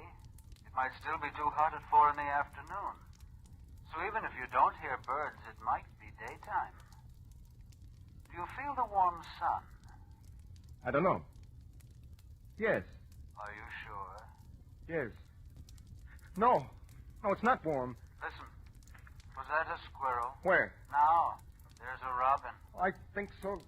No, I don't know. I didn't hear anything. The squirrel chattering, don't you hear it? I don't know. You're listening too hard. I don't know. You don't know what you hear. Oh, dear God, please. Paul, What? pull yourself together. All right. You're letting it get you down. Brace up. Paul, whether you're blind or not, I'm not blind. you've got to get home. I'm not blind. No. But suppose you were, Paul. I'm not. It's just my imagination. Then stop thinking about it Stop thinking about it. and start walking. I'm walking. You're not blind. Force yourself to stop thinking about it. Don't think about it. Your mind is whirling. Stop thinking about it. Stop thinking. Stop thinking about it. Dear God, don't let me be blind. Please don't let me be Stop. blind. Listen. What is it? Listen. You hear it. Yes, I hear it. Do you know what it is? Yes, it's a car. Where is it? It's way off in the woods ahead of me. Is it coming this way or going away? It's coming this way. Now you'll know. Yes, now I'll know. Get off the road. Yeah. It's coming closer, isn't it? Yes, Wait for it. I'm waiting. It's coming closer now, isn't it? Yes, closer. What do you expect to see? Headlights. You see a glare in the sky yet? No glare. Why not, Paul? Why not? I don't know. Why no glare, Paul? I don't know. Curves in the road ahead. When will you see the lights, Paul? Soon. Wait. Yes, wait. How soon, Paul? Very soon. How soon? How soon? How soon?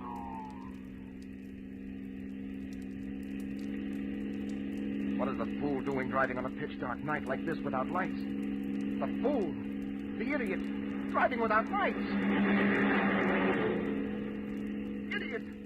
No lights! No lights! No lights!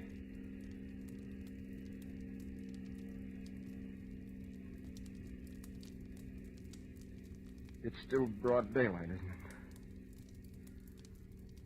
All this time, it's been daylight. Please, help me. Please. I'm blind.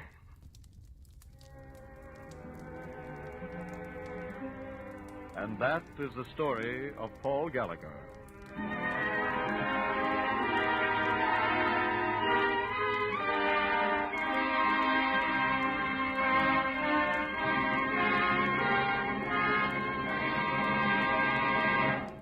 You have just heard Charles Bennett's The Dark Hour, Attraction 13 on Radio City Playhouse.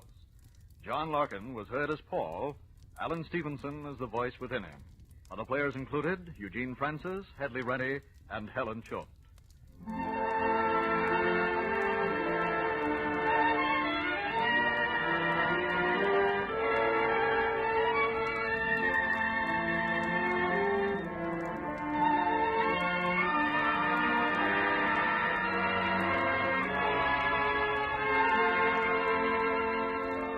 With this performance, Radio City Playhouse rings down its curtain for the time being, but we hope to be back on the air again in the near future over most of these NBC stations. So please watch for the announcement of our return. Meanwhile, the staff of Radio City Playhouse, our producer-director, Harry W. Junkin, our composer-conductor, Dr. Roy Shield, sound technician, Jerry McGee, our skillful and resourceful engineer, Monroe J. Lawrence, and our supervisor, Richard P. McDonough, all join in saying thanks to you for your many wonderful letters, telegrams, and phone calls expressing your appreciation of our efforts. You've been very nice to work for.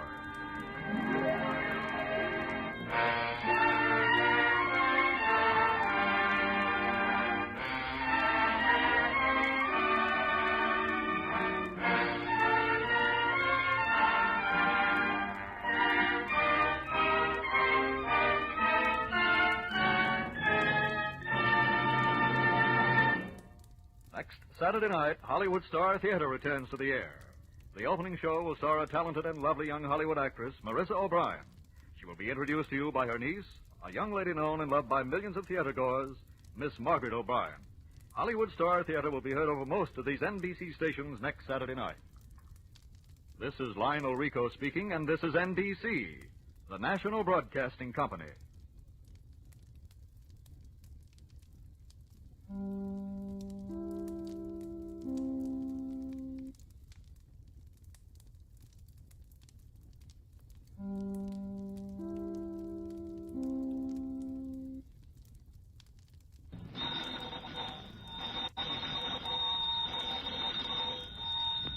Granny's, Abner. I believe that's our ring.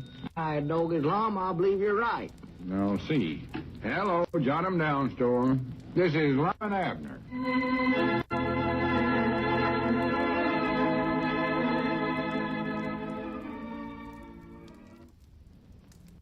Now, let's see what's going on down in Pine Ridge. Well, the newly opened Pine Ridge Library has done quite a lot of business since it opened, so Lum is pretty happy. Abner's also happy because this is the day that Squire Skimp has promised to deliver the lion he purchased from a stranded carnival. Abner's planning to give the lion to Lum for a big surprise. As we look in on the little community today, we find Abner in the Jot 'em Down store. Cedric just entering. Listen. Well, morning, Cedric. Come in. Morning, Mr. Abner. Mr. Squire said for me to come in and ask you if it was safe to bring it in now. Bring what in? The lion. We got that lion you bought for Mr. Lum, but he says Mr. Lum ain't supposed to know nothing about it yet. Oh, doggies, is that here already? Yes, Mom. We got it on the Macmillan boy's truck out in back of the store there. Boy, that's the meanest-looking thing I ever seen in my life. Well? Every time you get close to him, he sort of growls at you. He does, huh? Yeah, got a bigger mouth than Sister Simpson, even. Oh, them things is dangerous, Cedric. Well, I reckon you might as well bring it on in. Lum ain't down yet. Yeah, hurry up. Bring it on in here, Cedric. Well, you want us to take it out of the crate first? Crate? Yes, Mom. It's in a cage with big iron bars on it. Oh, no, my goodness, no. Don't take it out of the crate, Cedric, for goodness sakes. Well, what does Mr. Lum want a lion for? Is he going to start up a circus? Why, no, Cedric. It's for the library. To be honest, it does seem sort of silly, but Lum seen a picture of the New York library, and it had two big lions sitting out in front of it, so natural he wanted some for us.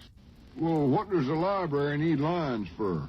I don't know, just decorations, I reckon. It was sort of Miss Frederick's idea, I think. She was the one that showed Lum the picture. I think that's why he was so bound and determined to get a lion. Thought it'd help him win her. Yes, Mom. Well, is Mr. Lum in love with Miss Fredericks, reckon? Well, he thinks he is, but he's too bashful to do anything about it. That's why I went ahead and got Squire to get the lion for me. I doggies, I'll get old Lum married yet. I wish it was a circus he is starting. I seen a circus once. Well, he ain't going to put on no show, Cedric. He just won't... Oh, wait a minute. Here comes Lum now. Mom? Lum coming up out there. Now, doggies, Wait a minute. I know what we can do. You fellers just put the lion in the feed room back there. Just set the cage there on the floor, and I'll try to get Lum, get rid of him while you're doing it. Yes, Mom. And when you get the lion unloaded, you go around and come in the front door, and see, that'll be a signal to me that everything's ready to surprise old Lum with. Have you got that now? Yes, Mom. When the lion's all ready, I come in the front door. That's it. Now, hurry up. Scoot on out the back way there before he sees you. And close the door leading out to the feed room so Lum can't see what's going on back there. Yes, Mom, I will.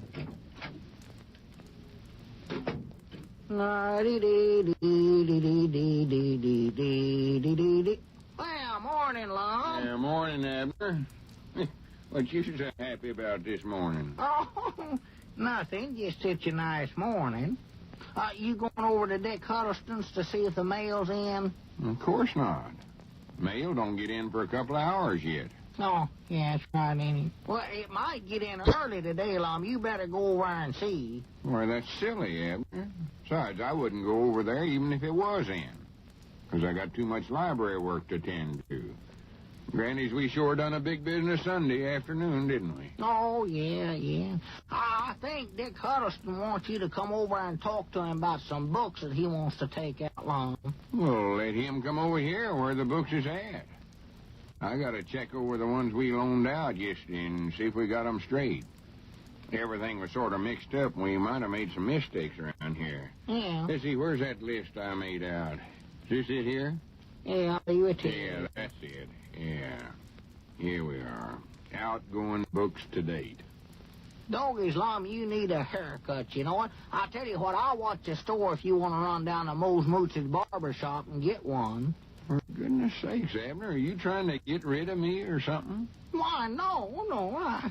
I just figured the head librarian ought to keep himself looking nice. I look all right. Let's see. Outgoing books to date. Clarabelle Seastrong taking out Elsie Densmore makes the grade. Check.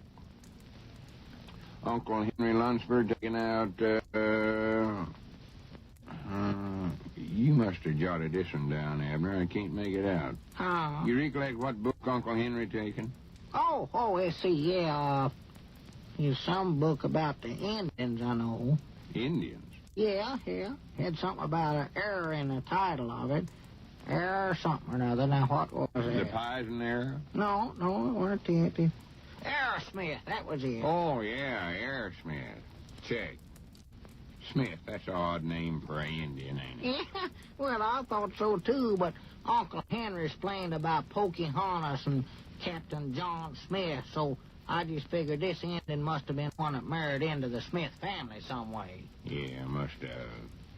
Grandma Masters taking out, what was that noise?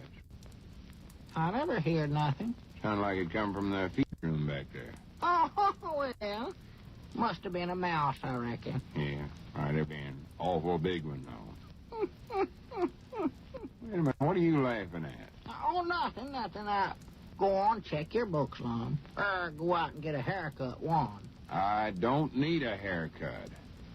Granny's, you're acting curious today, Abner. Prattle. Let's see. Grandma Masters taking out Essentials of Electrical Engineering. Check. Electrical engineering? What's an old woman like her want to take up engineering for? She wasn't aiming on reading the book, just wanted to press some flowers in it. It's that great big heavy book. You saw it. Well, she ain't going to have much time to press flowers if she's going to be out running a train every day. Grandpa Masters oughtn't to let her do that. Abner, she ain't doing no engineering work. All she wanted the book for was to press flowers in it. Well, that's all she ought to do is press flowers. Well, that's all she's going to do, so stop worrying about it. Well. Miss Barton, Tarzan of the Apes. Check. Miss Blevins, Diana of the Crossways. Check. Widow Abernathy, Love Twixt Golden Strands. Check. That's a beautiful name. Doggy, that makes me mad. He ought to be ashamed of himself. Who ought to be ashamed? Grandpa Masters making that woman of his go out and run a train with that broke hip of hers. For goodness sakes, Abner, he ain't doing no such a thing. Now, forget about that. Grandpappy Spears taking out... Wait a minute. Grannies, I could have swore I heard something out there in the feed room just now. Oh, no, couldn't be nothing, no. You're just imagining stuff. You sure you don't want to get out and get a haircut? Your hair's awful long. My hair's all right. Forget about it. Grannies, there's something suspicious going on around here, and I'm going to find out what it is. No, there ain't. No, they ain't. Honest now, Lum. Ain't nothing suspicious at all. Go ahead, check your books there. You see, what'd you say Grandpappy Spears taking out? Go ahead, check them off there. Let me see. Grandpappy Spears, World Almanac for 1909. What in the world did he take that for? It's his own book. We got it over at his place. Well, he's still mad about that checker game over here the other day and said he didn't want nothing that belonged to him sitting around our store. Well, we'll just charge him a lot of overdue on it then. Yeah, it's our time. Mose Moots, Gilbert the Boy Trapper. Granny's, Abner, did you let Mose have that book? Why, sure, he asked for it. Ain't that what the library's for? Of course it is, but you know dad blame well I was saving that book for Miss Fredericks. It's got the prettiest red cover on it of any book in the library. Well, why didn't she come around and get it then? She weren't in here either Saturday or Sunday. Yeah, I know. It kept the library open just special for her, too. Well, maybe next Sunday. Granny's, I know I heard something in the back room then. I'm going back there and see what's going on. No, you ain't now, Lum. Well, who's going to stop me? If there's something suspicious happening, I'm going to find out what it is. You can't do it now, Lum. Well, why can't I? Well, it's a surprise. A surprise? Yes, sir. Something that's going to make you awful happy. Oh, Granny's happy. You oughtn't have done that. I don't deserve no surprise. Well, I knowed you'd never be happy till you got this thing, and I know it's going to help you win Miss Frederick, too. Oh, well, good for you. It ain't an engagement ring, is it? Oh, no, it's something better. Wait a minute, here comes Cedric. Now you can go back to the feed room and see it, Lum. Well, what's Cedric got to do with it? Oh, nothing. Now, here, Lum, when you go in there, I want you to close your eyes tight now, and don't peek till you get clear back in the feed room. Yeah, all right, I won't. Well, howdy, Cedric. Hello, Mr. Lum. Say, Mr. Abner... I know, Cedric. All right, Lum, come on now. Close your eyes and start walking. All right, I've got them closed. Here I go. Granny, this is just like Christmas. Say, Mr. Abner, I think you don't need better... to say nothing, Cedric. I got the signal. Come on, Lum. Keep going. I'm going. Granny's, Abner, it's awful nice to have friends that do things for you like this. I never will forget it. Don't mention it. I'm proud to help you. Wait a minute now. Let me open the door for you. Here, Lum. Here. I'll guide you now, right through here. Now, here, in you go. Come on now, a little farther so I can close the door. Yeah. Now, don't open your eyes for a minute. Stand right there now while I close it. I don't get is he going to be surprised. Yes, Mom, he sure is. I don't much believe you ought to have done that to him, Mr. Abner. Put him back there in that room by himself. Well, I want to surprise him, Cedric. He won't know what to think when he sees that lion sitting there in that cage. Well, that's what I've been trying to tell you. When we was unloading the cage, that door come open and the lion jumped out. That's why we closed the door and run. He's loose there in the feed room with Mr. Lum right now. Huh? Oh, my goodness.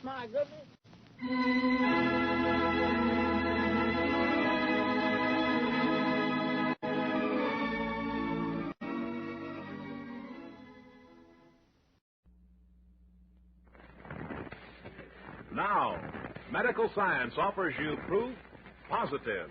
No other leading cigarette gives you less nicotine, less throat-irritating tars than the new, smoother, better-tasting Raleigh. Yes, proof positive. No other cigarette gives you less nicotine, less throat-irritating tars than the new, smoother, better-tasting Raleigh.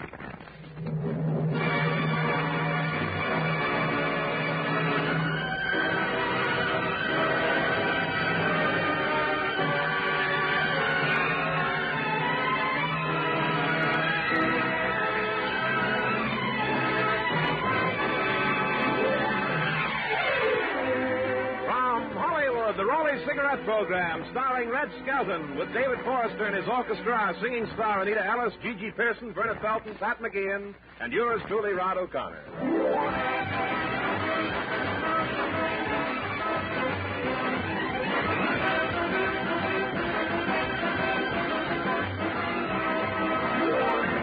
It's a pleasure to bring you Metro-Goldwyn-Mayer's popular comedian and the star of the Raleigh Cigarette Program, Red Skelton.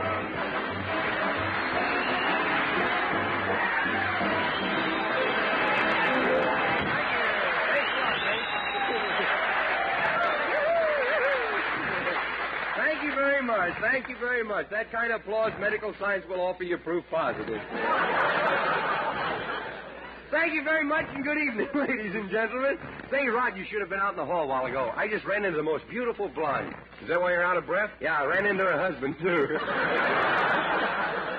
Well, say, Red, I saw you at the premiere of the Ziegfeld Follies. Wasn't it exciting? Oh, yes. It's the biggest premiere Hollywood's ever seen. It certainly was. Everybody who does anybody was there.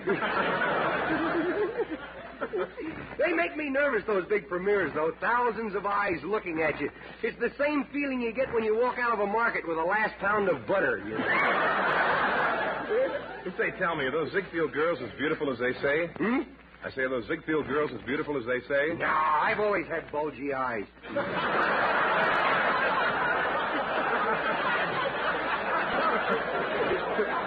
I'm proud of that.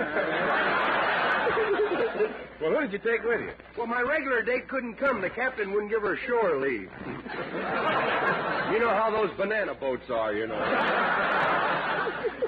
So, I had a wonderful date, though. Did? Who'd you go with? Well, my date was really a beautiful girl. Beautiful long hair and, she sat there, and when I came out on the screen, she just howled. Oh, boy, I'm telling you. Well, who was it? Oh, nosy, if you must know, it was Lassie.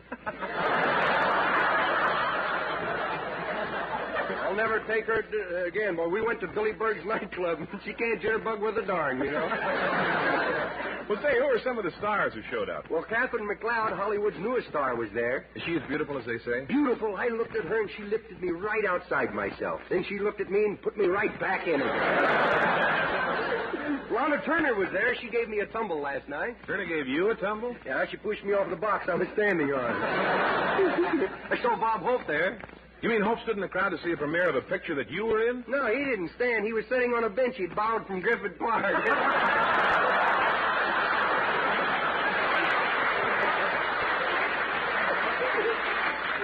Was Jane Russell there? Huh? Was Jane Russell there? Where do you think I got this tan?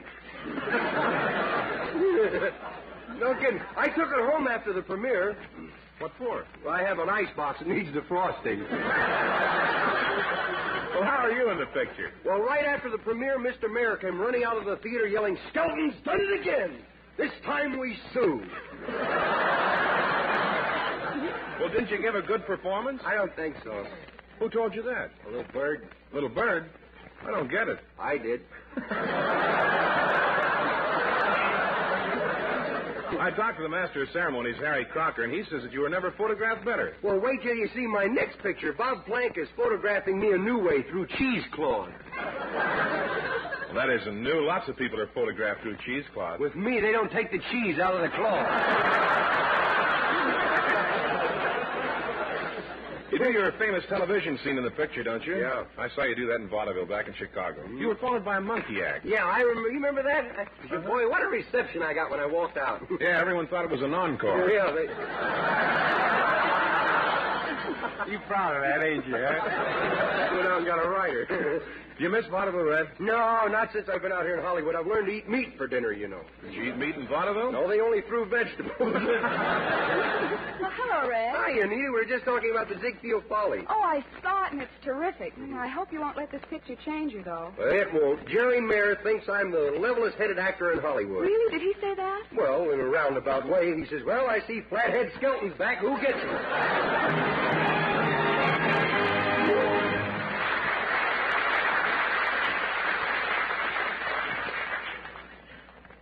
Now, medical science offers you proof positive. No other leading cigarette gives you less nicotine, less throat-irritating tars than the new smoother, better-tasting Raleigh. Yes, proof positive. No other cigarette gives you less nicotine, less throat-irritating tars than the new smoother, better-tasting Raleigh. Yes, exhaustive scientific tests of America's 6 biggest-selling brands, based on a method used by the United States government, tests certified by a jury of distinguished doctors, including throat specialists, have proved conclusively no other cigarette gives you less nicotine, less throat-irritating tars, so no other is safer to smoke. Yes, Raleighs are right. Right for taste, right for throat. So enjoy Raleigh's rich tobaccos, that smoother, more satisfying Raleigh flavor. Remember, medical science offers you proof positive. No other cigarette gives you less nicotine, less throat-irritating tars. So no other is safer to smoke than the new smoother, better-tasting Raleigh.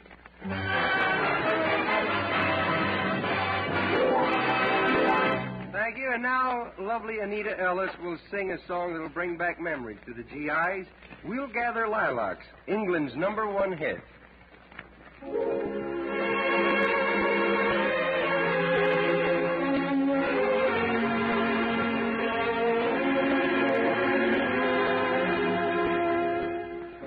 We'll gather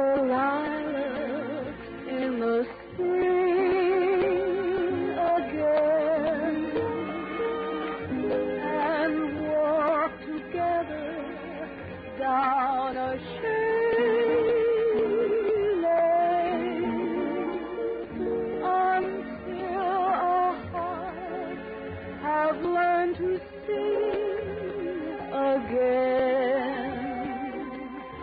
Now that you're home once more, and in the evening by the firelight glow, you'll hold me close and never let me go. Your eyes will tell me all I want to know. Now that you're home once more, and in the evening by the firelight glow, you hold me close and never let me go. Your eyes will tell me all I want to know. Now that you're home once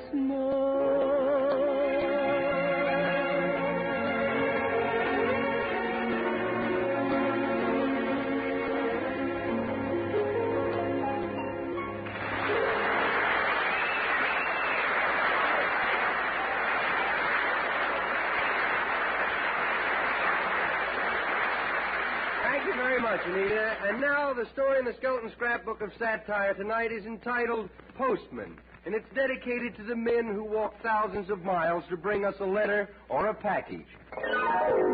Our characters are fictional. If there's any resemblance to persons living, 2 to 1, medical science can't offer you proof positive. Chapter 111 is entitled Postage Due. This is the story of J. Newton Numbskull and why he stopped delivering the mail.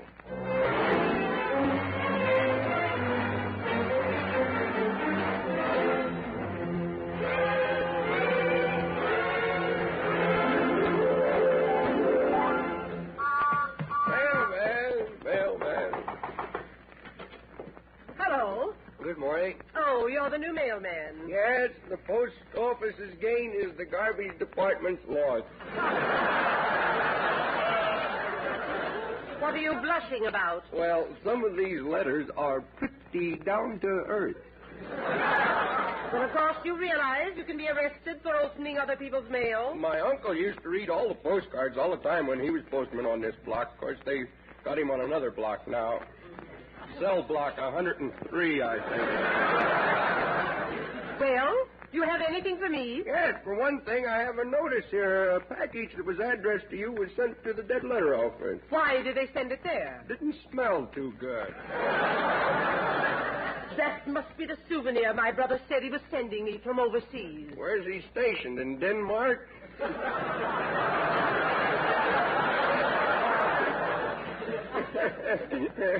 That was a joke, son.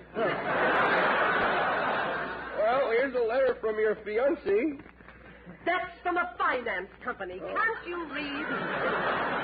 No, not when it's written in blood, no. This is their final notice, you know. How can you tell? That picture of Jefferson on the stamp's got tears in its eyes. And it's ticking. Here, give me the letter. Oh, I'm sorry, I can't give it to you just outright like that. There's 2 cents due on it. Oh, well, it's just from the finance company. I don't want it anyway. Take it back. I can't take it back. You know the mailman's slogan. Neither rain nor snow nor sleet nor dark of night shall stay these swift couriers from their duly appointed rounds. Meaning what? I got bunions on my face. Now, how about that 2 cents? Come on. I don't have it. I haven't got a job. My husband's in the army. I've got 2 kids and the mortgage on the house is due. I don't know which way to turn. I'm so depressed. I feel like ending it all. You listen to Life Can Be Beautiful a lot, don't you?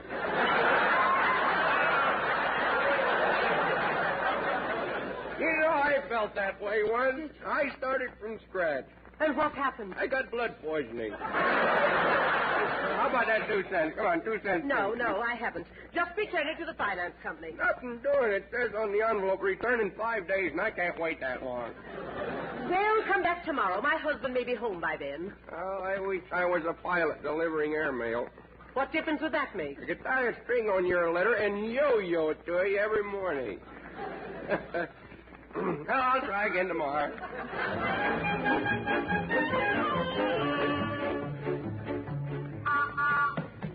Mailman. Oh, it's you again. Yeah, I walked so much since I saw you last that my shoes are worn down to my ankle. So what? They give you a good salary. They pay me what I'm worth. Well, that's all right. No, it's not. I think I ought to get some money. Now, about this letter here, there's 2 cents due on it, you know. If I keep bringing it back, I'm going to have to add a penny carrying charge. But I won't pay it. Goodbye. Oh, just a minute. Open the door. The letter's caught in it. Leave the letter there and go away. I can't. My hand's still holding on to the letter. Oh, I'm sorry. Now, how about the 2 cents is due on this letter from You Should Live So Long Finance Company, huh? My husband isn't home yet. Try again tomorrow. Okay, I'll try again tomorrow.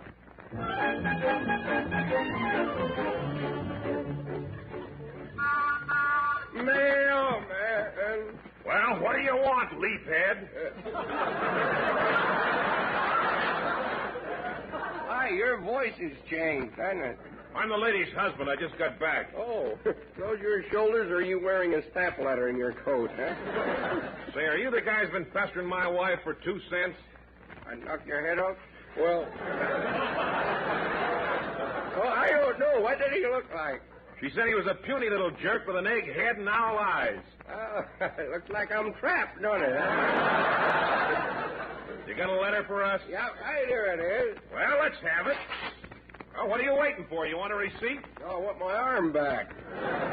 Look, you owe me 2 cents on that. There's postage, and I'm not leaving until I get it, you know. Look, if you don't get off the porch, I'm going to throw you off. You and who else? Just me. Oh, I thought you were going to gang up on me. I've never saw such a crowd of people in one person in all my life. Lucky, you going to beat it? No, I'm not leaving until you pay me that postage on that letter that's due. I'm tired of walking way out here every day and way back to the post office again. Day after in and out, back and forth. It wears me down. Oh, it does. Well, I'll fix it so you won't have to exert yourself.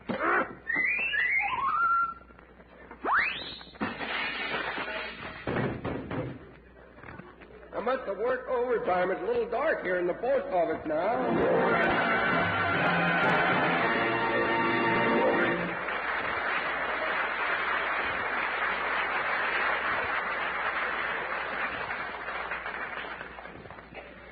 Now, medical science offers you proof positive. No other leading cigarette is safer to smoke, gives you less nicotine, less throat-irritating tars than the new smoother, better-tasting Raleigh. Yes, proof positive. No other cigarette gives you less nicotine, less throat-irritating tars than the new smoother, better-tasting Raleigh. Babe Ruth, baseball immortal, says, quote, I've studied the reports myself, and there's no doubt about it. Medical science has proved no other cigarette gives you less nicotine, less throat-irritating tars. Thus, no other is safer to smoke. Raleighs are right. Right for taste, right for throat. Right, Babe Ruth. And those tests were based on a method used by the United States government. So enjoy Raleigh's rich tobacco, that more satisfying Raleigh flavor. Remember, medical science offers you proof positive. No other cigarette is safer to smoke because no other gives you less nicotine, less throat-irritating tars than the new, smoother, better-tasting Raleigh.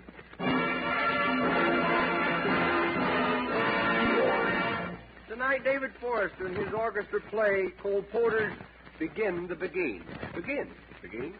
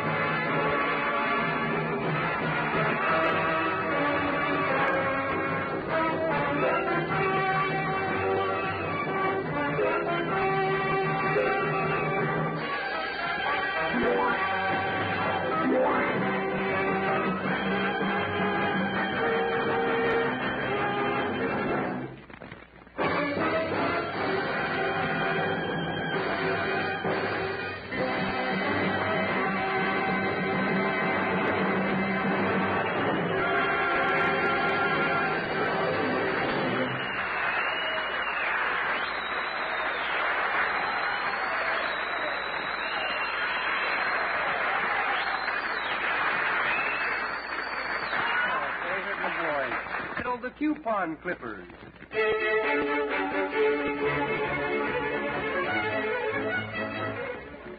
This is the story of Clem Kadiddlehopper, who used to clip coupons out of the magazine, send them away, and get clipped right back again.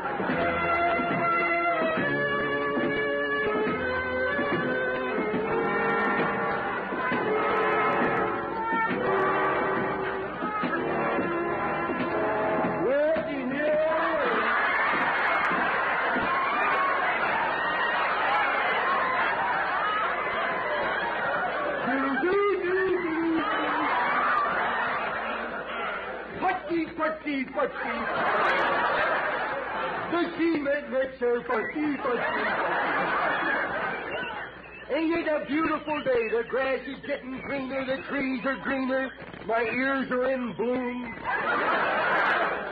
I guess I'll go down to the mailbox and see if I got any letters today. Well,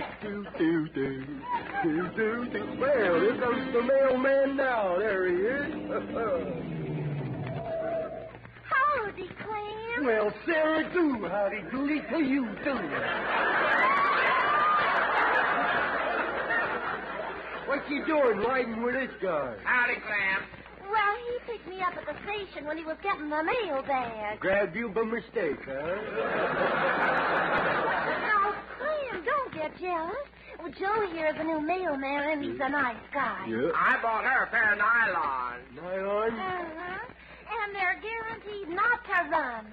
Well, they will when they see what they got to cover up. Clem, you ain't got no right to be sore making them there nasty remarks. Look, fella, Sarah Dewey's just helped me deliver the mail. After all, 2 heads are better than one. Well, I wouldn't know. I've never been stuck with just one. You'd better watch your step, though, you mail-order Casanova, you. Sarah Dew's my girl. Since when? Since no one else will have us. Well, let me tell you something, Clem Q. Kadiddlehopper. What's the Q for? We're playing pool.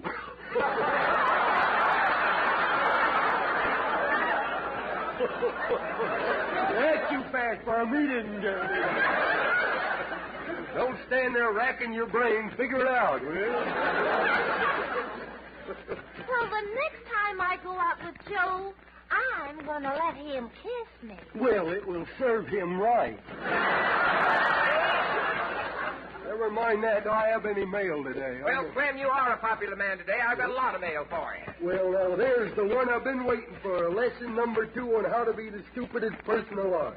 How to be the stupidest person alive? Yep. But, Clem, you are the stupidest person. I know, but when I finish these lessons, I'll be alive. Clem, you surely don't have to take lessons to be a jerk.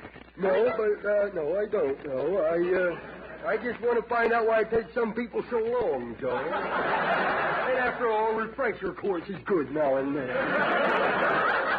Oh, Clem, you're a moron. Yeah, and this is my 50th anniversary, too. How come you get all this mail? I clip coupons. Well, but, Clem, if you must cut coupons, well, then why don't you send for something worthwhile? Mm-hmm. You know, like a book on how to raise pigs. Oh, no, thank you.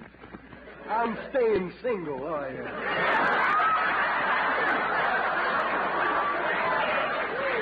Oh, be serious. There's money in pigs, Clem. Ain't you ever heard? Well, sure, they use everything of a pig but the grunt. What's wrong with a grunt? Well, what would you make out of a pig's grunt? Ointment?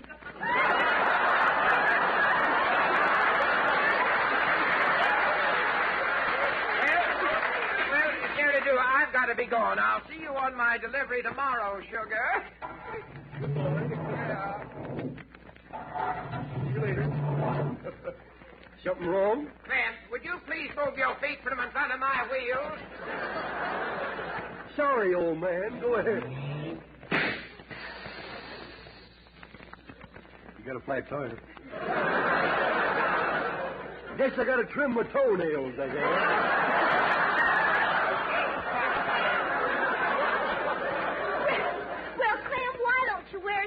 Because you don't make them with the heels in the back.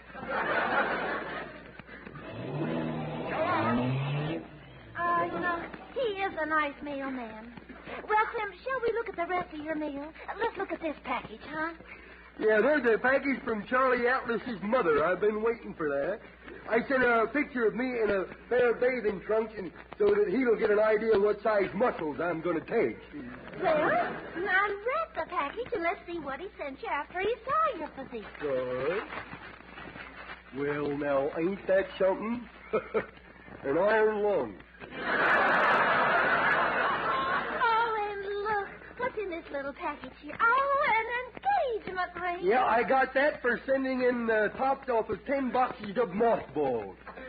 Well, where did you put the mothballs? In your closet? No, I didn't want them to get stale, so I ate them. You ate mothballs? Yeah. Well, didn't they make you sick? It helped. Do you know what mothballs can do to your system? Yeah, and I ain't been bothered with more since. Oh, gee, this here engagement ring is beautiful, Clem. Oh, it's about 10 carats, ain't it? Yeah, got a few tomatoes in there, too. Held together by celery. Well, who is the ring for, Clem? It's for the woman I'm going to marry. I didn't want to tell you, but it's for the woman I'm going to marry. Does that mean I can wear it? It certainly does. Of course, you'll have to give it back when the other woman shows up. Clem, you're insulting. That settles it. We're through, and I never want to see you again. Au revoir. What'd you call me? Au revoir. That's goodbye in French. Well, same to you. That's goodbye in Cadiddlehopper. Well, this is the end, Clem. Yeah, Sarah, do come back. Don't cross the street. Here comes a California car. How can you tell? Instead of a license plate, it's got a pedestrian on the front. Here, I'll save you, Sarah. Do. He's heading right for you. Don't zigzag. He's doing the same thing. He's going to get you.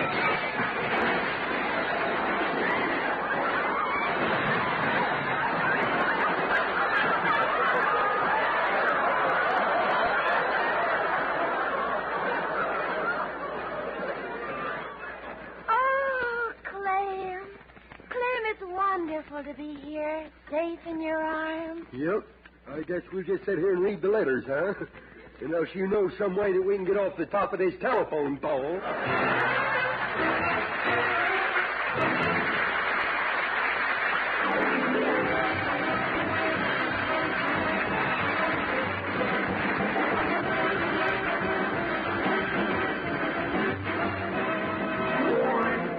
Remember, we'll all be back with you next Tuesday at the same time. Red Skelton, David Forrester and his orchestra, Anita Ellis, Verna Felton, Gigi Pearson, Pat McGeehan, and yours truly, Rod O'Connor.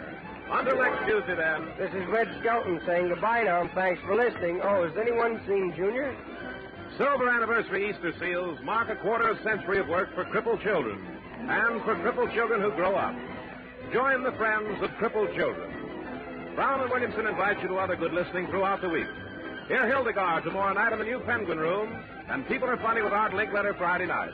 And return with Red Skelton next Tuesday. Red Skelton is heard in this program through the courtesy of Metro Goldwyn Mayer.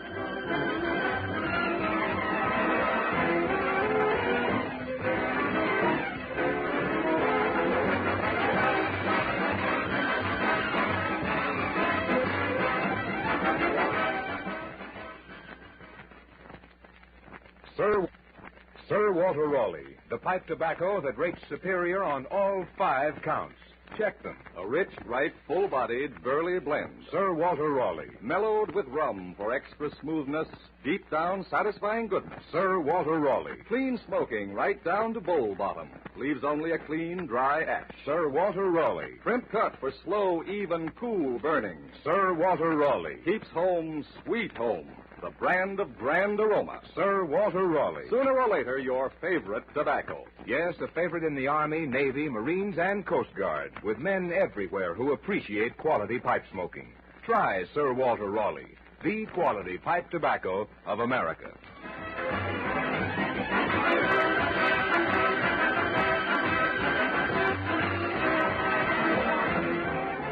Red Skelton is brought to you by the Brown and Williamson Tobacco Corporation.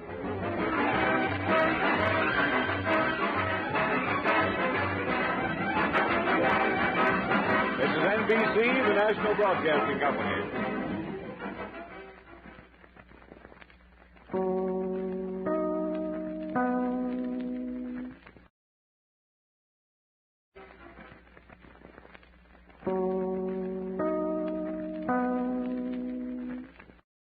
this you can really call a fish story.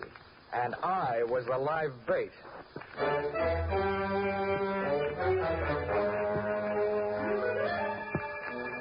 This is another in the adventures of America's fabulous freelance insurance investigator, Johnny Dollar. At insurance investigation, Johnny Dollar is only an expert. At making out his expense account, he's an absolute genius.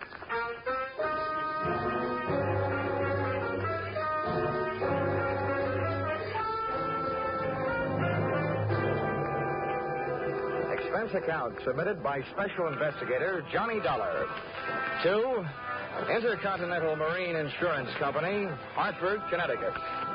The following is an accounting of my expenditures during assignment in San Pedro, California, investigating the loss of 2 pieces of property insured by you. Or the tuna were running and so was everybody else. Or I caught a fishing boat, but you should have seen the one that got away. Expense account item 1, $176.87. Airfare from home base in Hartford to off base in California. Expense account item 2, $10. Cab fare, Los Angeles Municipal Airport to the waterfront office of the Pacific Deep Sea Canning Company in San Pedro. There was perfume in the air. Channel number 5. Inside, the name on the door said Walton. That's who I wanted to see, so I walked in. Well, who are you? I'm here to follow up the claim you made to Intercontinental Marine Insurance Company. My name is Johnny Dollar. Oh, when you bring the money, I need boats. The tuna are running. No, Mr. Walton, I didn't bring any money. All I brought is a suspicious nature and an inquisitive mind. What the devil do you mean by that crap? Now, don't get your fish in a stew, Mr. Walton. This is standard procedure. No insurance company is going to shell out $400,000 without first taking a long, lingering look. Well, there's not much to look at. Yeah, so I understand. According to your claim, 2 of your boats, the Frank Walton and the Nancy Walton left port Monday afternoon and headed out on a southerly course. When you tried to establish radio contact Tuesday morning, you couldn't raise them. Pieces of wreckage and the bodies of 2 men were found Tuesday night, indicating that both boats were lost. That's the story. What made you so sure that both boats went down? Because of those 2 men whose bodies were found, one sailed in the Nancy Walton, the other sailed in the Frank Walton. What more do you people want? Just enough time to check everything thoroughly. You know, this wouldn't be the first time a shipwreck has been faked to collect insurance. I see what you mean. Yeah, I guess the faster I get you satisfied, the faster I'll collect my money. Sorry I lost my temper, Dollar. I'll do everything I can. Send Captain Carpo in. Carpo's my fleet captain, Dollar. He can give you all the details. But I'm telling you, there aren't any more. Well, one thing for sure, Mr. Walton. We can't blame it on the Pacific Ocean.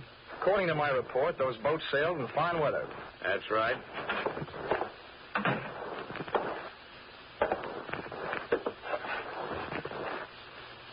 Call me, boss. Yes, George, this is Mr. Dollar from the insurance company. He's here to investigate the sinking. So? I'm happy to meet you, too, Captain. What do you want? First, I want your theory as to what could have happened. I don't know. I wasn't there.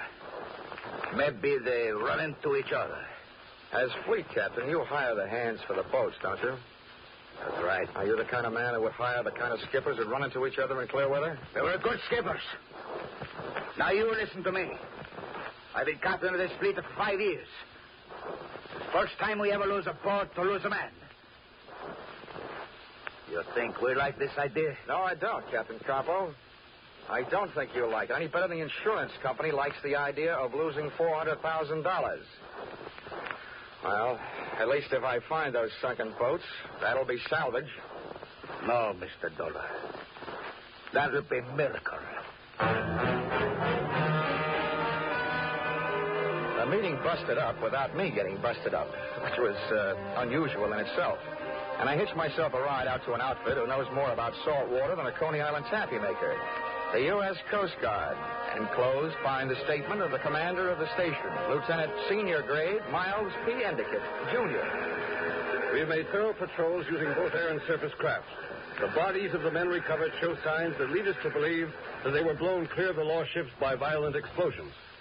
All the lieutenant needed to say to make my eyes light up was that one word, explosion. Because in a marine insurance investigator's book, the word explosion sets off another word, scuttling, a widely used wet variety of fraud. In other words, blowing up your own ship to collect the insurance. And continuing this chain reaction, I followed the best available lead. The man in charge of the vessels involved, Captain George Carpo.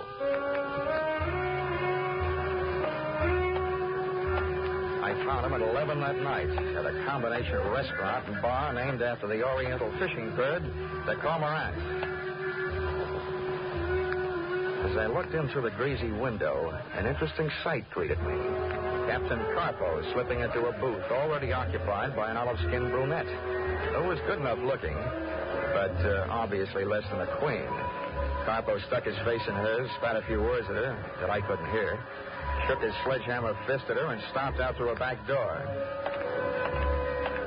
I gave the front door some business, and, trying to look like I belonged to the place, strolled to the bar, bought myself a blast, and walked it over to the ladies' booth. Well, who sent for you? Do you mind? I haven't got anything to lose if you haven't. What do you mean by that? If those are your own teeth, maybe you don't want to lose them. Oh, Carpo's a jealous type, huh? You don't believe in sharing the wealth. Are you Carpo's girl? Part-time. Who are you? Well, if Captain Carpo comes back, he'll tell you anyway. So the name is Dollar, Johnny Dollar. I'm an insurance investigator. Investigating what? Marine life? Marine death. There was 2 sinkings in the Walton fleet. Company that sent me here insured the boats. Sounds to me like you got yourself a tough job. Why? Oh, I don't know. Who are you going to ask questions? They've been reported up with all hands light. Who knows? Maybe I'll bump into a talkative seagull. Or maybe, if I'm lucky, a talkative girl. What have you got that could make a girl talkative, mister? Well, discounting my natural beauty and charm, I have money. Not too much money, but money. Keep coming. I know enough not to talk before I give what I want. Well, that makes it a Mexican standoff. I know enough not to pay for something I haven't heard yet.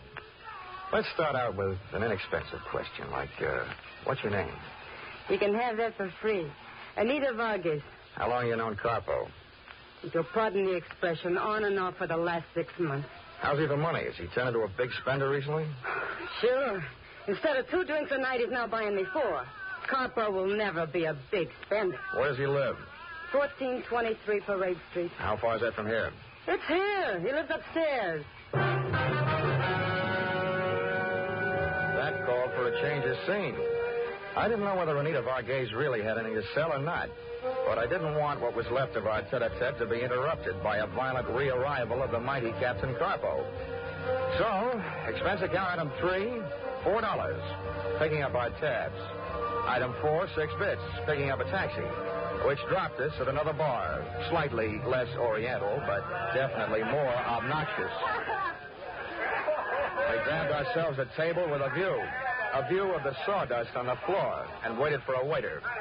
He didn't come, but somebody else did. The owner of the lost fishing boats, Mr. Roscoe Walton. What are you doing with this character, Anita? I met him in college, Roscoe. Now beat it. Since when have you been getting drunk? Don't tell me he's your boyfriend, too. Part-time. Maybe I'd better get lost. I'll call you later. Yeah, maybe you better get lost. And stay that way. Go ahead, Johnny. You better go. Well, happy hangover, Mr. Walton. You don't look like no college boy to me.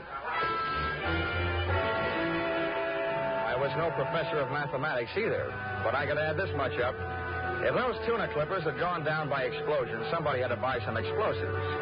Maybe locally. That problem I took to the local police, who went to work looking up names in the dynamite register. And since those explosives would have been planted while the boats were under the care and supervision of Captain Carpo, that problem I decided to take to him. It was 1:30 in the morning when I got back to the front of the Cormorant restaurant and bar. The grease joint was dark, but a light was burning on the second and top floor. I got halfway up the front stairs to ask my leading suspect a few questions about explosions when I heard something.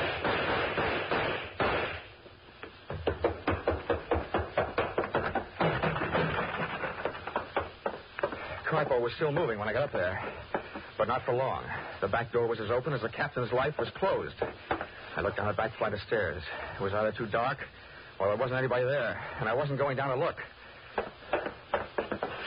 been over the body just to make sure. Oh. First they beat him half to death. I wonder why they didn't finish him that way. Huh? Well, sir, perhaps it would be best if you were to remain where you are. At least my pistol seems to recommend it. Well, you seem to have done inestimable damage to my good friend Captain Capo. The poor fellow seems to be definitely dead.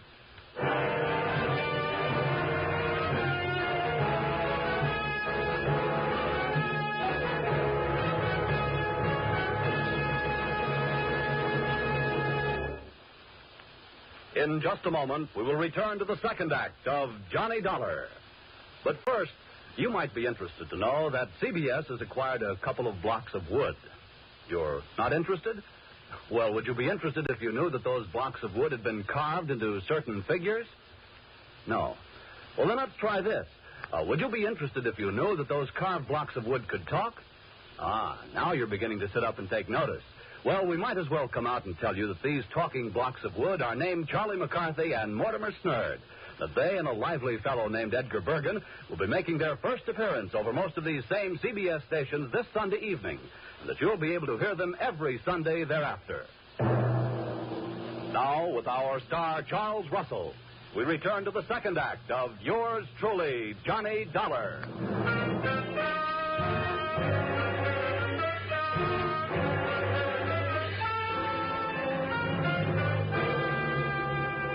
There I was again. Always the suspect, but never the tried. With a dead body at my feet and a pistol at my head.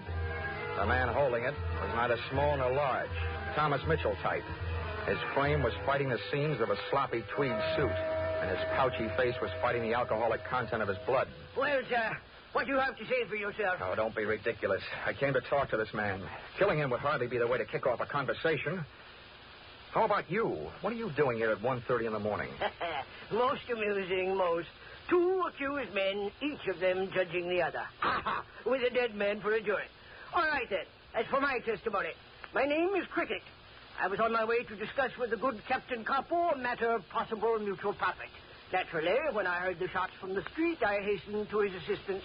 I won't ask you how you knew Capo was getting shot instead of doing the shooting. My name is Dollar. I'm an insurance investigator from Hartford, Connecticut. I was sent out here to look into two sinkings in the captain's fleet. Oh, then you and I share a common interest. My business is ship salvage. It's obvious that I should put up this pistol and replace it with a shake of a hand. How do you do, sir? In my business, you never know. How do you do? This is indeed a most fortunate meeting.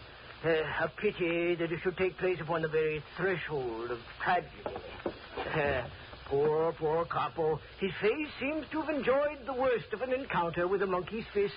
How's that? A monkey's fist. I mean, what's that? Well, a monkey's fist, sir, is a highly complicated knot woven about a slug of lead to lend weight.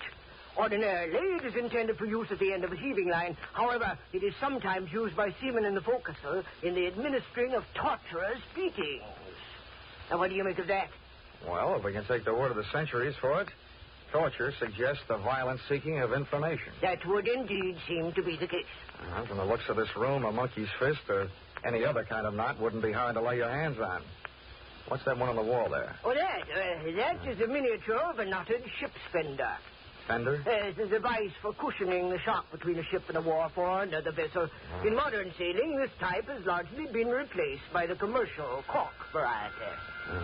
Oh, somebody evidently heard the shots and notified the police.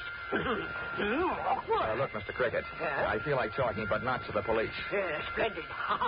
Perhaps then you would be kind enough to join me in a nightcap at my quarters? Lead me to it.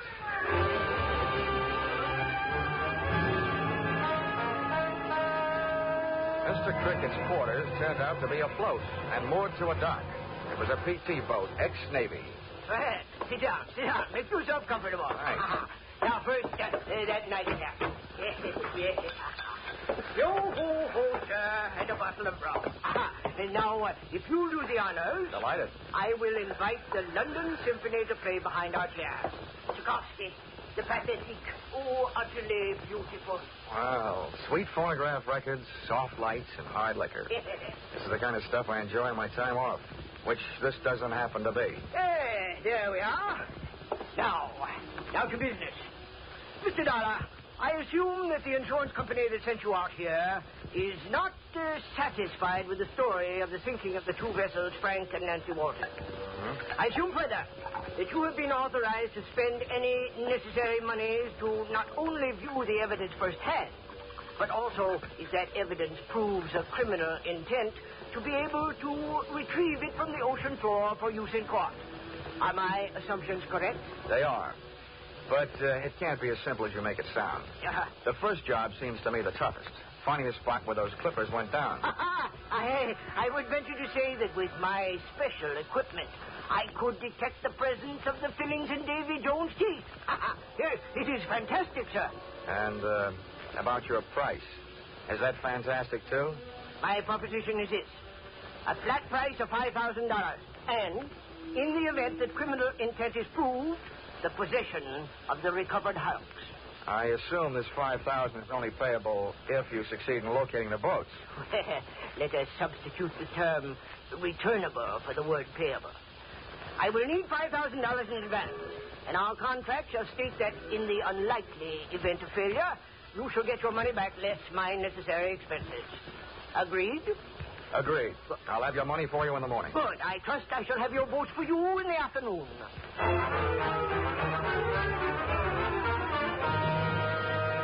I couldn't tell yet about his fantastic sonic sounding device, but otherwise, Mr. Cricket was well equipped. By ship-to-shore telephone, he ordered me a taxi, which I ordered to a corner near Roscoe Walton's Pacific Deep Sea Canning Company. Carpo's death made me want to get a good look at Carpo's office. Something about the way he died kept baiting up the thought that there was something fishier about this case than just plain old-fashioned insurance fraud. The only thing that was out of place in the place was under a rug, under Carpo's desk, a wall safe sunk in the floor. That proved easier to open than a poker hand with 3 aces. I lifted the heavy steel door. The first thing I saw was an oblong package, brown paper. I stuck one hand in to lift it out, and I couldn't. So I used 2, and my back. It was as heavy as lead. But when I tore off the wrapping, I saw that it was as valuable as gold, because that's what it was, a gold ingot. I didn't even have time to wonder, because the subject suddenly changed from lead to gold to cold steel in his voice and in his hand. Hold it there. Hey, Mr. Dollar. It's a little late to be canning fish, isn't it, Walton? Yes, it seems to be just right for breaking and entering. What are you doing here? Entering the last phase of this investigation, Walton, and breaking the back of your little racket.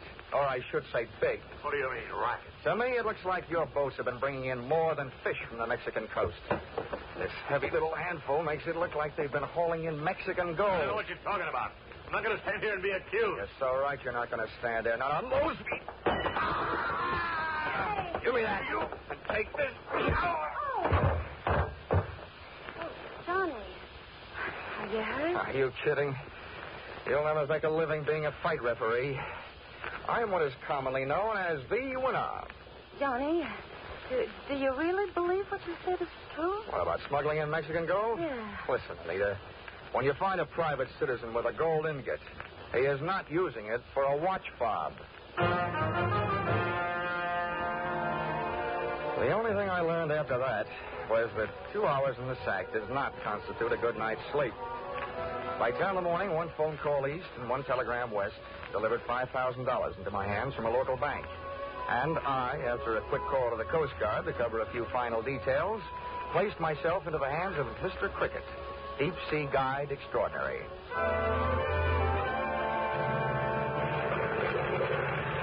Two jolting hours later, our bucking bronco with a briny had us crashing to the swell somewhere off the island of San Clemente, which is somewhere some 60 miles off the coast of Southern California. Well, Dollar, my boy, enjoying the voyage? Yeah. Oh, come now. This isn't what a sailor would call rough weather, you understand? I understand. I only hope my breakfast does. Oh, this is nothing. Why, I recall one time off the Spanish coast. Mr. Cricket! Yes, my man? According to my reading, we're about there. Good. Reduce your RPM. Now, Dollar. Now, prepare to be amazed. Mr. Cricket had good reason to chirp about one thing. He sure knew his business. An hour later, the hulks had been located. We were riding on a mushroom anchor. A diver had been put over the side and was tug-of-war topside by a cable on a winch. All right, careful now. Okay, clear the rail. Easy, does it? Far away. He's aboard and fast. Quickly now, get his helmet off. Now, Dollar, we shall see. For 5,000 bucks, I'm going to have to see. Hey, well, Riley, what luck? We hit it right on the nose. They're both down there 30 yards apart.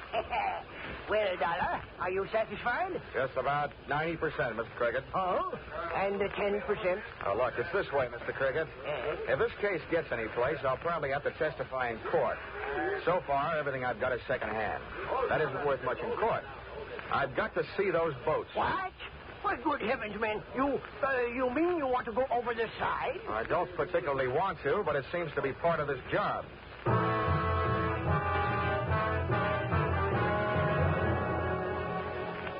Many times before in my career, I thought I had a heavy weight on my shoulders. But that diver's helmet set the new record. And those lead shoes and that rubberized canvas suit didn't feel exactly zoot.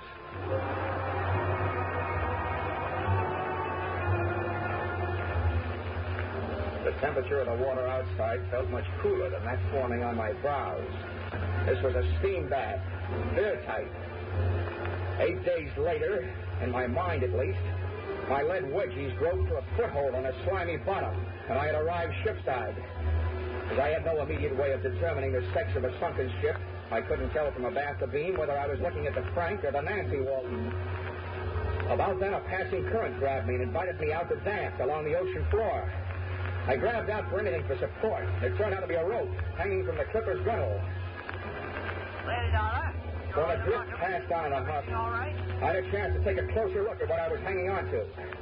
The line was secured to a woven rope ship's fender, which Mr. Cricket had not so long before told me was fashioned about a buoyant core of cork. But this one felt heavy enough to be loaded with county cork.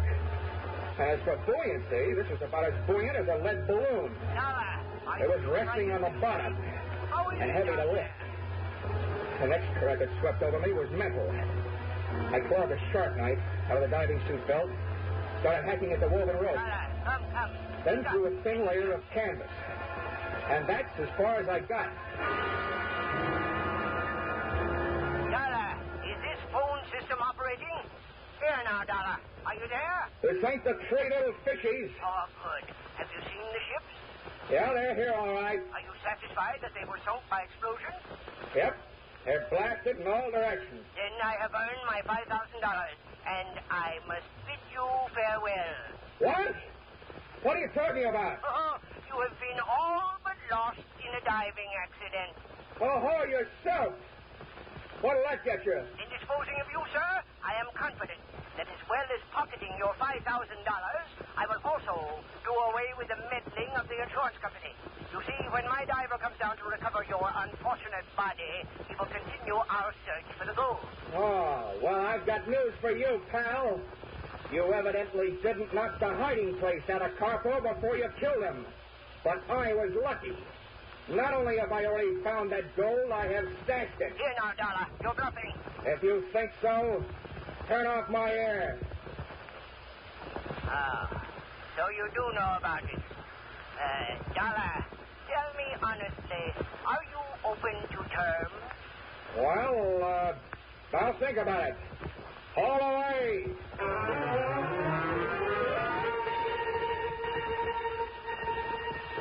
The trip up was slower than the trip down, which was luck for me. The first thing I heard when I broke to the surface was muffled by the helmet, but unmistakably gunfire.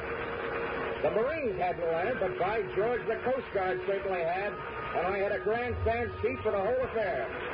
My winchman was busy ducking bullets, and the winch just didn't decide to stop on its own hook.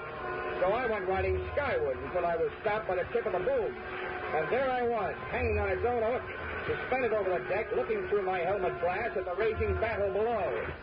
Cricket directly below me was pumping a high-powered Ross rifle, and between shots, shouting curses at whoever had opened fire on the U.S. government. Lieutenant Senior Grade, Miles P. Endigan Jr. stood silhouetted against the sky on the flying bridge of the Coast Guard cutter. I looked down 20 feet between my dangling lead-weighted feet and saw Cricket taking careful aim in his direction. So once again, I grabbed my razor-edged sharp knife, stuck it under the copper rim of my breastplate, and whipped at the canvas. And bombs away, my weight in the rest.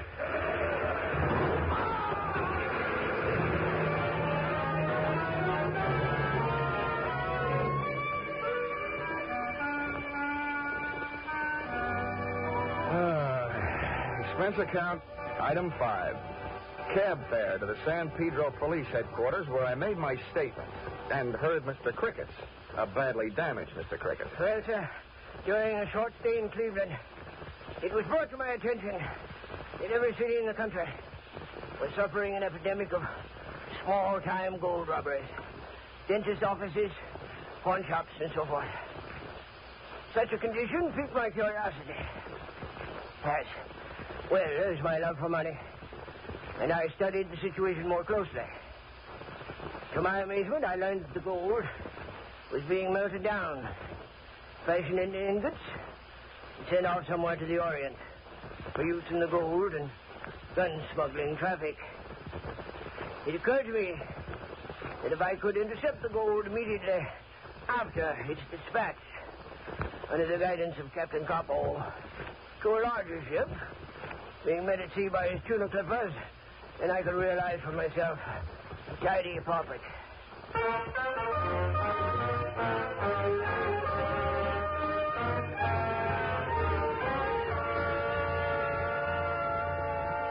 Expense account, item 6. $7.50. A 5-pound box of chocolates for Miss Anita Varghese. Address, San Pedro Municipal Jail.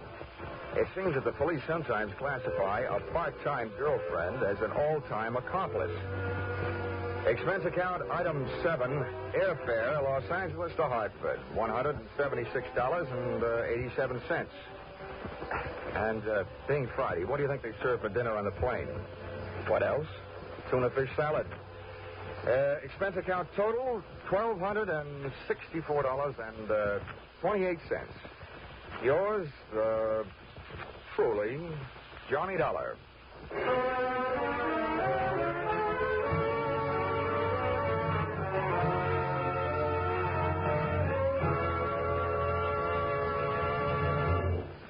Yours truly, Johnny Dollar, is produced and directed by Gordon P. Hughes and stars Charles Russell. Script by Paul Dudley and Gil Dowd. Featured in the cast were Willard Waterman, Junius Matthews, Edmund McDonald, Georgia Ellis, Larry Dobson, and Paul Dubois. The special music is written and conducted by Wilbur Hatch.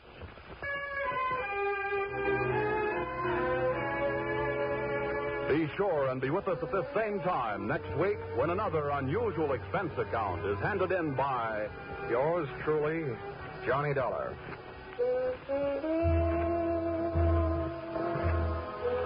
Every fall, the ladies like to go out and get some new fall clothes.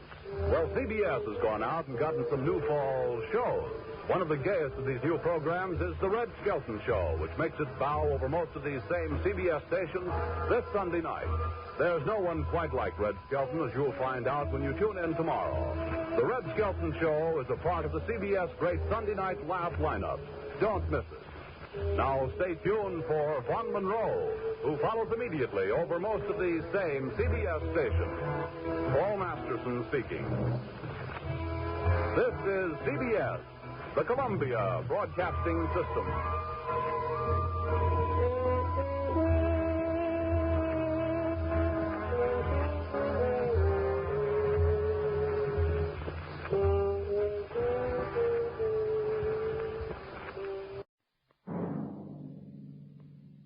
National Broadcasting Company presents Radio City Playhouse, Attraction 4.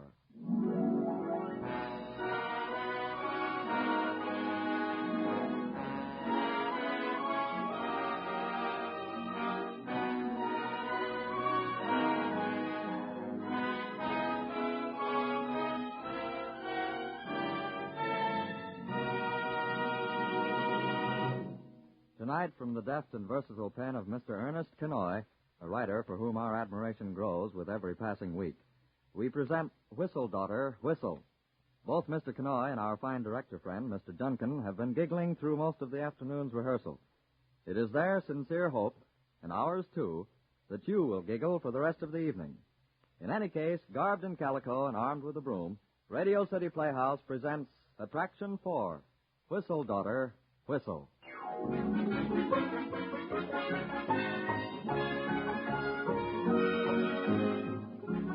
Every Sunday morning, the New York Times brings you 4 or 5 pages of sweet, smiling pictures with little stories underneath. Ethel Glasgow, wed, or Sue Potter, plans, or Miss De La Visée, betrothed, and sometimes just Jones-Smith. Well, usually the pretty brides end up wrapped around salami sandwiches or spread out on the kitchen floor as the weekly wash drips water down their newsprint décolletés. But in Peggy Mark's house, the Sunday society pages last well into the week. Peggy's mother saves them carefully. Every night she spreads them out on the dining room table after supper. Mrs. Marks loves weddings. Did you see this one, Peggy? Peggy. Huh? I'm talking to you. So? Did you read this one? Southampton. Mr. and Mrs. Ellis Ted Allen Ma. of New York, Southampton, and Miami announced the Ma, for engagement. crying out Graduate loud. of the Spence School and Mount Holyoke. Isn't that interesting? Fascinating. Does it say what she got in freshman English? I don't see it, and maybe further down. Never mind, Ma. It says here she rides horses. I'll bet. Ma, you got the tact of a brewery truck. Did you ever notice? Always the rich girls get the rich boys. It's fun. The scream. What's the matter with you tonight, Peggy? You don't feel well. Why don't you lay off? What's the matter all of a sudden? I'm just reading the newspaper, that's all. Always the wedding announcement. Do you ever read movie reviews to me? Or maybe the sports section? How coincidence. Yeah. They all look so happy in the picture. Why don't you quit needling? Needling? Who's needling? Her mother has a right to worry. The clock don't run backwards. All right. So I'm practically brittle with age. I look like Lost Horizons. Ma, I'm only 26. What's the rush? There are a couple of guys I like, and a couple of them like me. I'll get around to it. It should only be soon. Oh, there you go again. Ma, I put in a hard day down at the office. From 9 to 5, I look into wide open mouths while the doctor fills the teeth. Give me a rest when I get home, will you? See? That's what I mean. If you had a nice husband, you wouldn't have to work so hard. I should have known I can't win. You know, they say our dentist makes a pretty good living. Hold it. Stop right there. Dr. Prentice is 45. He's got a wife, 3 children, and flat feet. And on top of that, I don't think he likes me particularly. I didn't mean that dentist. I meant the other dentist. What other dentist? The boy upstairs. He's just getting out of school this month. I met his mother over the washing machine in the basement. She has crouton curtains. So it is crummy, huh? What? It's creton, Ma, creton. A crouton is bread. Creton. It covers the windows. Where was I? I won't talk. Oh, yeah, the other dentist. He's a nice boy. I met him in the elevator. Is that the curly-headed one that gets out of the 5th floor? 5B. You noticed him? Ma, cut it out. I can smell a plot a mile away. I wouldn't say a word. Okay, then that's settled. Okay, Ma. I give up. What do you mean? Come on, get your coat. We'll go to a movie, then have a soda. It's a murder picture with Humphrey Bogart by Loewy. There's a corpse every 2 minutes. That ought to get your mind off orange blossoms.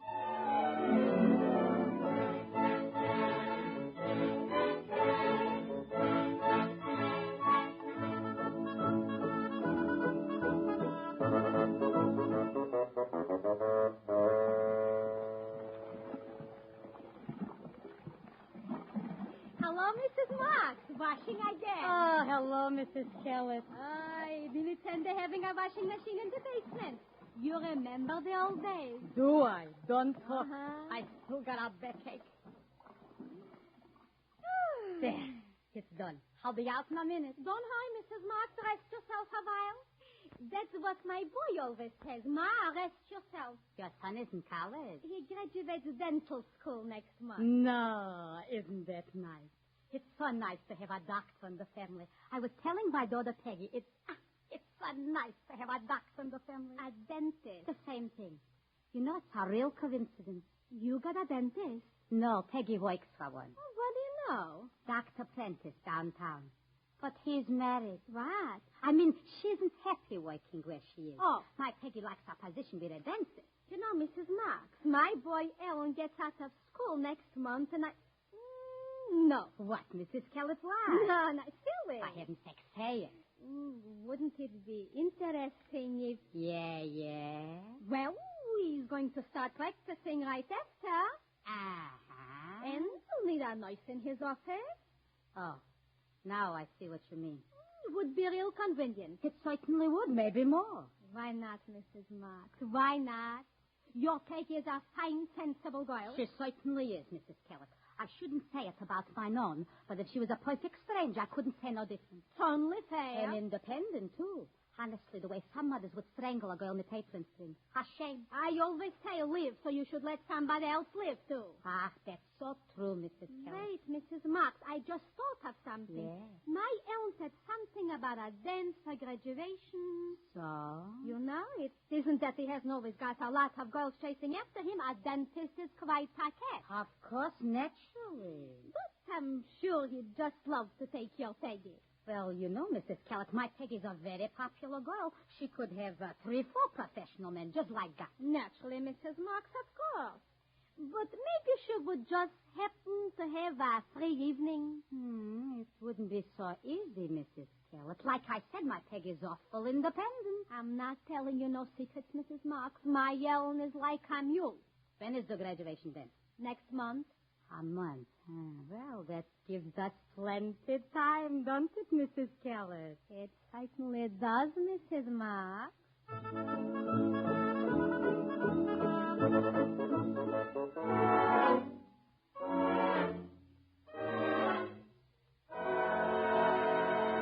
Ow! So stand still. You've on the dress should fit or not? Fit? Ma, you're sewing me in so tight I'll have to dance sideways. I want you should look your best. After all, you don't go to graduation dance every night. If I could help it, I wouldn't go at all. Peggy? I just want you to know that you're not getting away with anything. What are you talking about? Live down tight. I knew what you were doing. You've been laying a trap for me for a month. You should shame All yourself. of a sudden. Peggy, why don't you get a new dress? Stand still.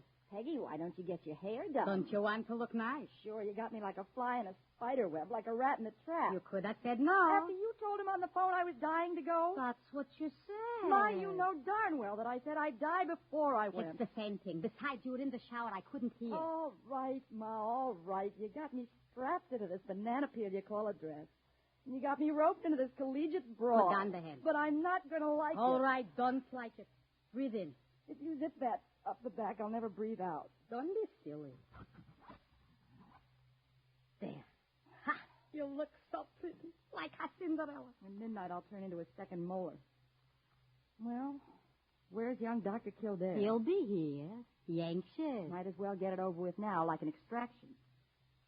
What did you say the young hopeful's name is? Ellen Kellett. Dr. Ellen Kellett. Right on cue. Ma, you look like a cat that's been eating canary pie. Go on, there he is. Don't keep him waiting. Well, yes, Ma, I've got to put my face on. Honestly. And Ma, So? I'll dance with Heaven's gift to the American bicuspid. But that's all. Understand? That's all. Go already. All right, all right.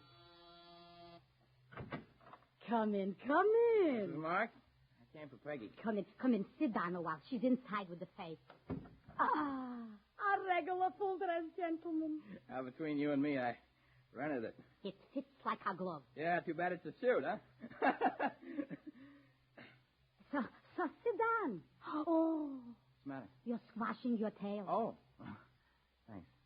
So have a piece fruit, maybe a tangerine? No, thanks. I just had supper. I know, red cabbage. You could smell it all over the house.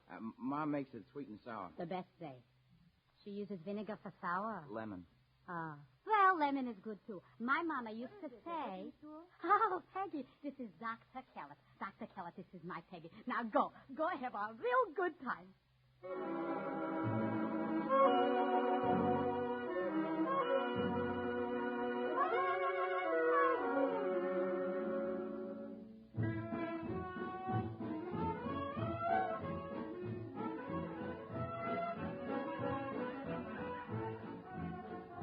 Well? Huh? I said, well. Well, what? I don't know, just well. Oh. Peggy? Oh. You want to dance? Oh, sure. Sure. Something wrong? You're standing on my dress. Oh. Huh. I'm sorry. Don't mention it. I said I was sorry. Okay. Let's dance. Suits me. Oh. Oh, I'm sorry.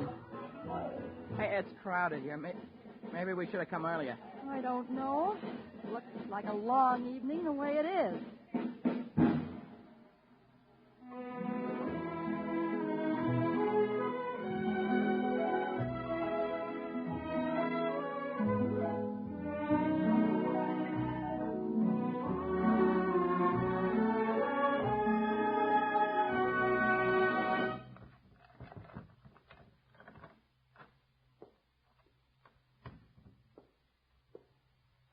Peggy? Yeah, Ma.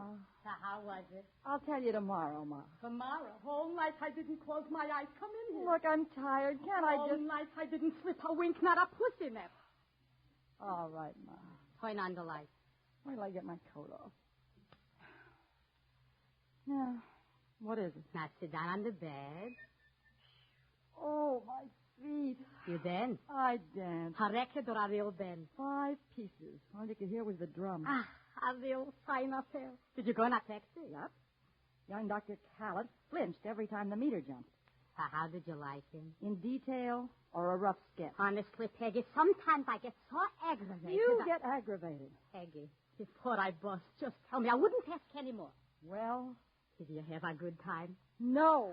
Let me put it this I don't care which way you put it. He's a nice boy. I warned you before I went, Ma. Why can't you grow up? It's not your business to pick out a husband for me. This isn't the Middle Ages. My mama fixed it so I should meet your papa. Rest his soul. You're better than me. Oh, that isn't it, and you know it. What more would you want? That Helen is a nice boy. Ma. Even good looking. So what glasses? And a doctor, they look distinguished. I'm not going to sit up all night to listen to this. Who's keeping you? Only such a boy you should get. Look, Ma, my feet hurt. The zipper's jammed on my dress. I got to get up early tomorrow, and I'm sick and tired of your nagging all the time. Peggy, get married. So quit. What did I say? Oh, no. I keep quiet all the time like a clam. I keep still. I'll never learn. To my grave, I'll go without a word. No one should know my daughter talks like a knife in my heart. Please, Ma. A dentist isn't good enough. You want a millionaire, maybe? I'll let you know in the morning. Good night, Ma. Peggy. What now? You're sure maybe you didn't like him? Just a little bit?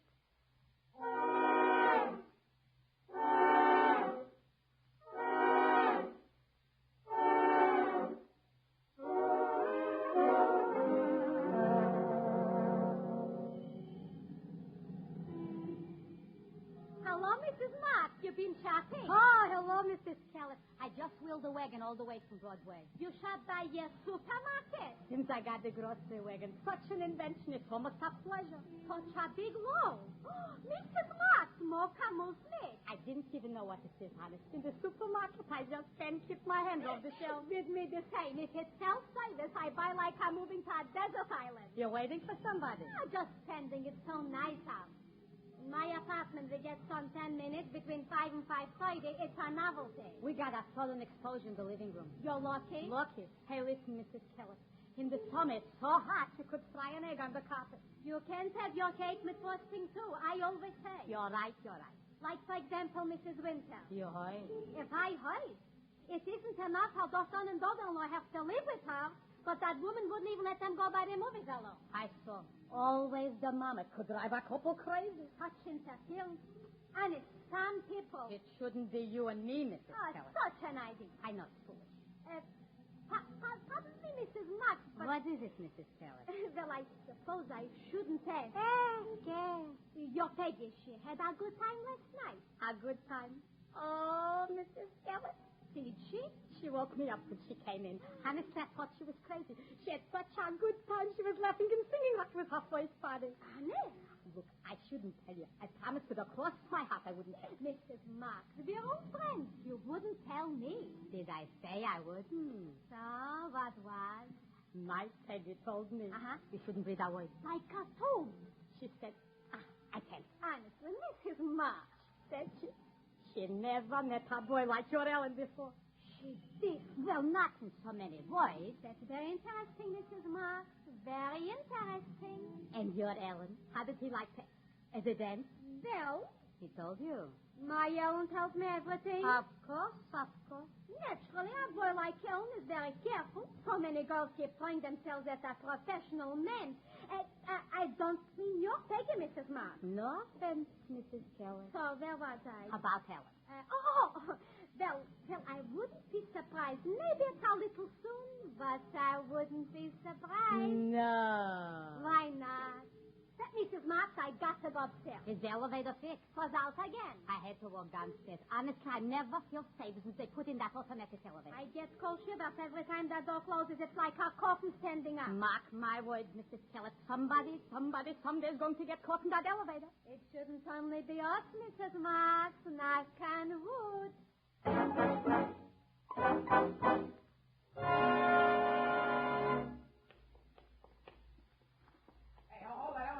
Well, hurry up. I'm dropping the egg. Oh, it's you. I'll take your parcel. Thanks. 5, Right. 5, and 6.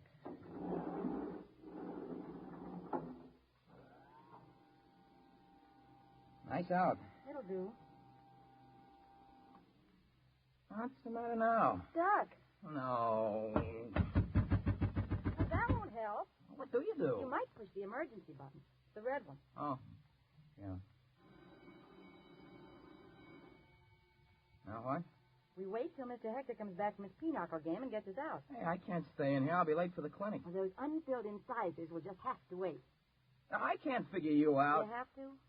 Here you go all around Robin Hood's barn trying to get me to take you to that dance, and then you keep needling me all the time. Wait a minute. I tried to get you to take me. My mother said that the very least thing I could do is... Hold it. What's the matter? I begin to smell a maternal wrath. I don't get it. Your mother told you I wanted a date? She said it would be a blessing to take you. Uh-huh. You should have heard my mother. He's such a shy boy. Do a good deed for once. Me? Shy? Like a violet, she said. Oh, I'll be doggone. Yeah, make two of us. Oh. Why? Well, I don't know about you, but my mother will walk the earth like the ghost of Hamlet's father until I, get married. Oh. What's the matter? You're turning green. Every time I go out with a girl, my mother wants to know her family tree down to the roots. Alan, my boy, I feel the hounds closing in. That's why you were sore the other night. After the dancing, I had other reasons. Yeah, I'm pretty bum at it.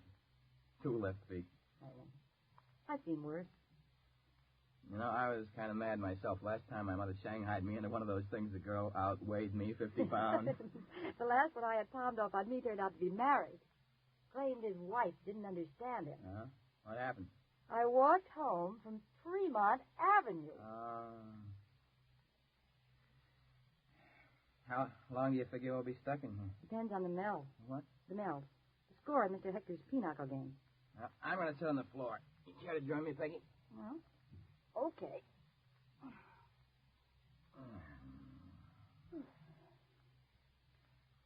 Read any good books lately? Never mind. Okay. Funny, isn't it? After all that finagling to get us together, we end up stuck in the elevator. My mother would call it real romantic. Yeah. You know, it is at that.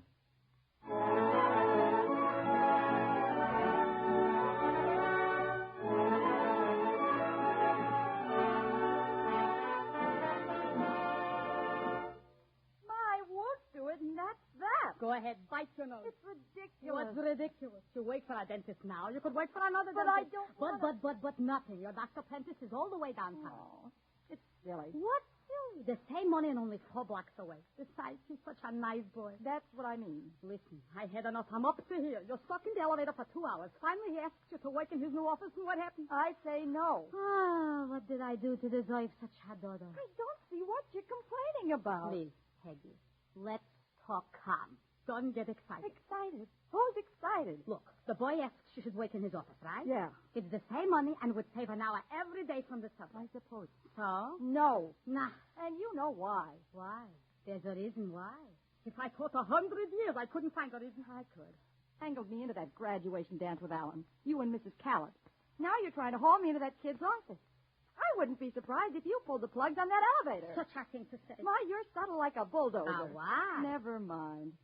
You don't fool me for a minute. I'll bet you've got the silver pattern all picked out. Nah, you talk foolish. Maybe. Just remember, when I'm good and ready to get married, I'll pick myself out somebody. Then I'll let you know. Honestly, Ma, you act like this was China or something. All right. Forget I said anything. Go ahead. Go downtown every morning on the subway in the rush hour. Go ahead. Get yourself smashed in like a sardine. Come home with a black eye from somebody's elbow. Oh, Ma, please. All right. Be adult. I wouldn't say another word. I'll take odds. Why? Never mind, Ma. Only remember, I'm not going to work in Alan's office. You understand? Never. Sure, never. Okay. Now, what's for dinner?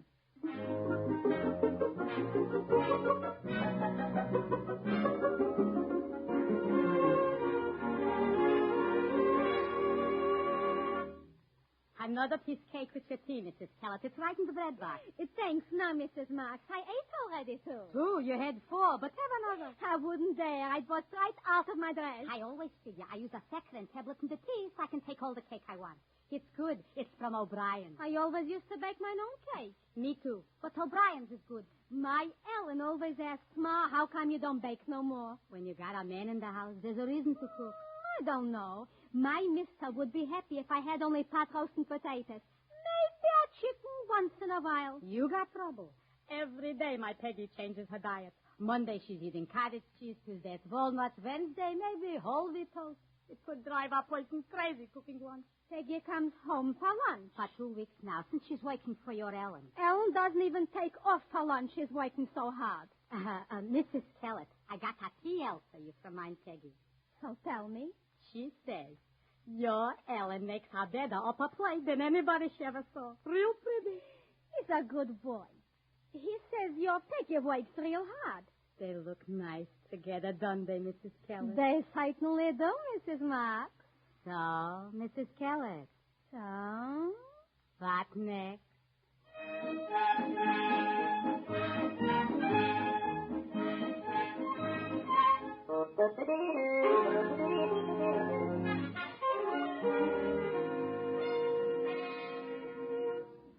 Thank heaven, such a day I thought I'd never see. Oh, take it easy, Ma. Are you ready? Did you peg the new shoes? Yes, Ma. And the fancy hat? Everything's all in. Stop fussing, will you? Who's fussing? Let's see. Should be something borrowed and something with the bluing. Blue, Ma, blue. Bluing's for the laundry. So what's wrong? For our wedding, you shouldn't be clean. Oh, for heaven's sake, will you sit down a while? Who can sit? Her daughter only gets married once in a while. This one nearly didn't. I'm honest, Ma. The only reason I turned Alan down 3 times was because I knew you were hovering around like a buzzard waiting for a carcass. A buzzard? You called your own mother for shame. I'm not kidding. When I saw that triumphal grin of yours, I came close to calling the whole thing off. Except, I guess I could have loved the guy. Of course. I always knew my Peggy would pick out a good boy. Such a smart girl you were. I remember when you recited at the P.S. graduation. Oh, cut it out, will you, Ma? You'll have time to cry later. Her wedding. My David, rest his soul, should be here. Yeah. I guess it would be nice. I always say it's nice to have a doctor in the family. A dentist. Dentist, doctor. He wears a white coat. So does a barber. Only remember, Ma, I'm marrying him in spite of you, not because. Naturally. Just so you're marrying him someday. That's enough for me. Well, congratulations, Ma. You've earned them. Me? Nobody else. Thank heaven that's the last of it. Ma, you can rest now.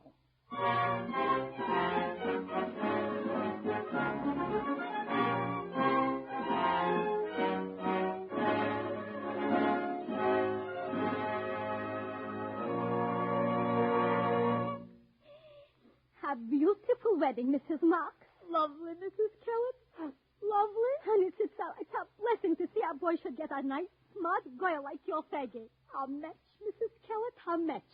Your Ellen will go far. Thank you. It's a load off my mind. Confidentially, I can tell you now. A secret. Not that I'd be interfering with Peggy. Never, I'm saying. Neither me, Mrs. Marks. Always with Ellen his own way. But honest, Mrs. Kellett, sometimes I thought my Peggy would end up an old maid. Such a stubborn girl. Stubborn, Mrs. Kellett. You think maybe it was easy with mine Ellen, not interfering ever? No, never.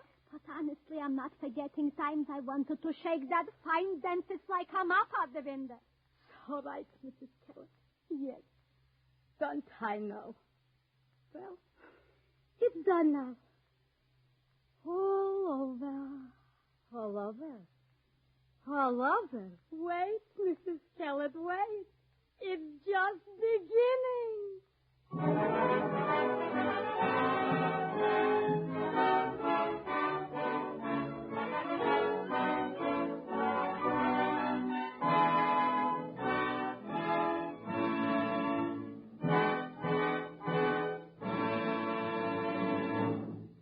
You have just heard Whistle, Daughter, Whistle, as written by Ernest Kenoy and directed by Harry W. Junkin. Our two lovable mamas, Mrs. Callett and Mrs. Marks, were played by Lenore Garland and Mildred Clinton.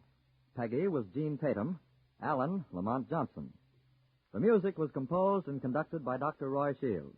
Radio City Playhouse is supervised for the National Broadcasting Company by Richard P. McDonough.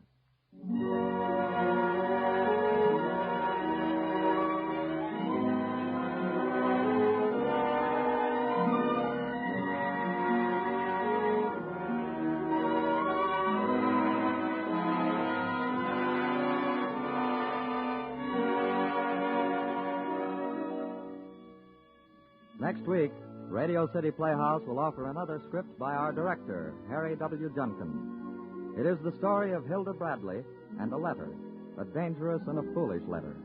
It is titled Special Delivery, and because we feel sure you'll enjoy it, we invite you most sincerely to join us. That's Special Delivery, next week, Attraction 5, Radio City Playhouse.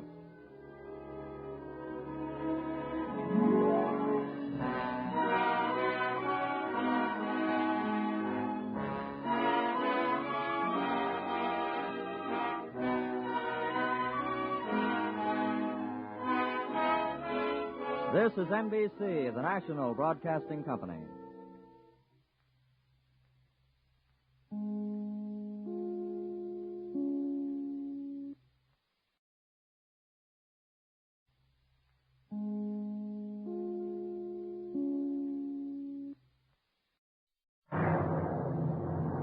The National Broadcasting Company presents Radio City Playhouse, Attraction 13.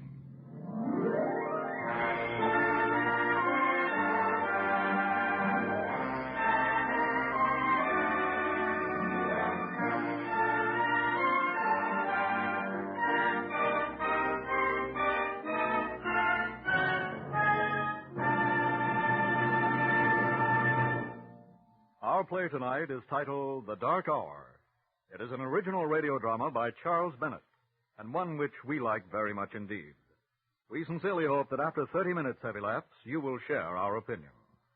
The production is directed by Harry W. Junkin and stars John Larkin as Paul.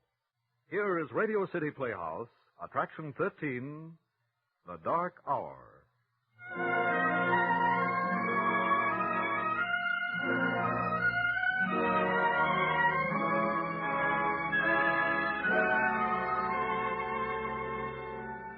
This is a story about Paul Gallagher. It is a story about Paul when something happens to him.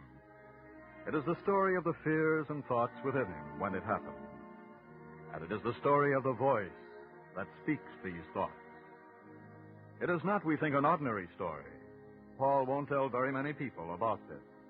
I say won't, because it hasn't happened yet. It is just now beginning to happen.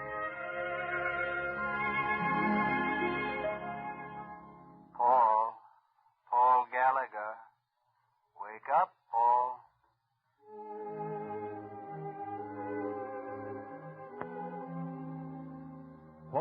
lying on the ground asleep. He is on a summer vacation. This afternoon, he went for a walk by himself along a dirt road that winds through the woods, about a mile from his family's summer cottage. It's a lonely road, never much traffic on it, but Paul knows it well. He's been on it dozens of times every summer of his life, except while he was away in the Army. Wake up, Paul. Open your eyes. He is stretched out flat on his back, lying still, except for his breathing, which is slow and regular and gentle. Where is he? Well, after walking a while, he stepped off the road through an opening in the brush and into a familiar clearing in the woods. It was warm and peaceful, and he lay down on his back and gazed through the rippling treetops at the patch of blue sky above him. And without meaning to, Paul Gallagher fell asleep.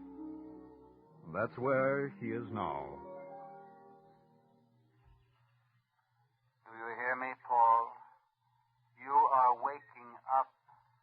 That's right, Paul. Move. Stretch. Open your eyes. Listen, Paul. Listen deep within you. I am you, Paul. You've heard me before, haven't you? I am you. You'd better wake up, Paul. Do you hear me? Yes. Then open your eyes, Paul. Open your eyes. What's the matter? Where am I? Dark. Dark. Pitch dark. Pitch dark. Call out for help. Where? Oh. What's the matter, Paul? Frightened? Oh, only for a moment. Remember now, Paul. Remember where you are. Yes, I'm lying on a little patch of grass and moss in the woods. Right where you lay down this afternoon, Paul? I remember. What time did you go to sleep, Paul? Oh, about 3 o'clock, I guess. And now it's pitch dark. Black dark, isn't it? Better make very sure where you are. Put your hands out and feel the ground around you. Yes, it's moss and grass, all right. Well, at least you know where you are. Oh, of all the screwball things to do, sleeping all this time.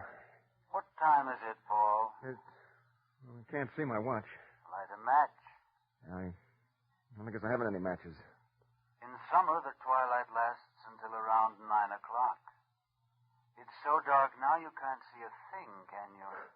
Boy, this is one for the books. You must have been very tired, Paul. Yes, I must have been very tired. Tired enough to fall asleep accidentally and sleep for 7 hours, maybe more? I didn't know I was that tired. When they discharged you from that army hospital, what did they tell you? Oh, that was a long time ago, 2 years. What did they tell you, Paul? Nothing. What did they tell you? Well, they said, take it easy, be careful. Why did they say that? Why, Paul? Why, Paul? I had a rough trip getting up here for my vacation, that long, hot train ride, sitting up all night for 2 nights. It's very tiring. Or maybe it's a change of climate. This fresh northern air just knocked you out. Yes, that must be it. Funny, isn't it? Paul, get up. You can't just lie there. Sit up. I am. That's right. Brush the grass and twigs from your sweater. What's the matter? Nothing. Why are you rubbing the side of your face, Paul? Skin is all dented. I slept with my face pressing right into the grass, I guess, and that... What's the matter, Paul? Why are you rubbing your temple with your finger? What's the matter, Paul? My scar. Stinging like a needle. A twig must have been digging into it while I was asleep. You'd better be getting home. Yes. Stand up. Yeah, I'm standing. What are you waiting for? I don't know which way to go. It's so dark. I've never known it to be so dark before. Why, I can't even tell where the trees end and the sky begins up there. Probably it clouded over while you were asleep, Paul. Yeah, that's it. You're not afraid of the dark. Think, Paul. Think how often you walked home along that road in the dark when you were a kid.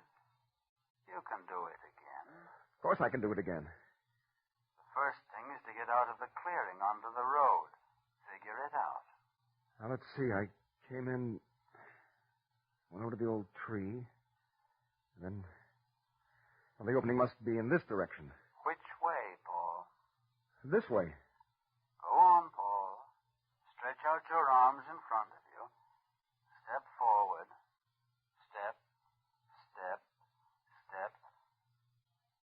What's the matter? I should have reached the edge of the clearing by now, one way or another. Do you feel anything yet? No. Maybe you hit the exit from the clearing right on the button the first time. Yeah, maybe I did. Step forward, then. What happened? I don't know. Something slapped me in the face. Put out your hand and see what it was. No. Go on. What? Oh. It's only a leaf. A little branch hanging down over my head. You missed the opening. Well, how am I going to get out of here? Suppose a car went by on the road outside the clearing. Why, then... Then you would know where the exit is. Yes. But how often do cars go by on that road? It might be hours before one went by. I don't want to wait. I want to get out of here. Take it easy, Paul. All right. Think, Paul. Think. I know. What, Paul? A branch. Good, Paul. That's right. Grab it. There. Now pull it down. Go on, twist it. Twist. There. The branch broke off right into your hands, didn't it? Now what, Paul? The twigs. That's right, Paul. Strip off the twigs and the leaves. All of them. There. Now. What have you got now, Paul? A stick. Now I can feel where I'm going. Good. Which way are you going to try? Left, I think. Yes, left.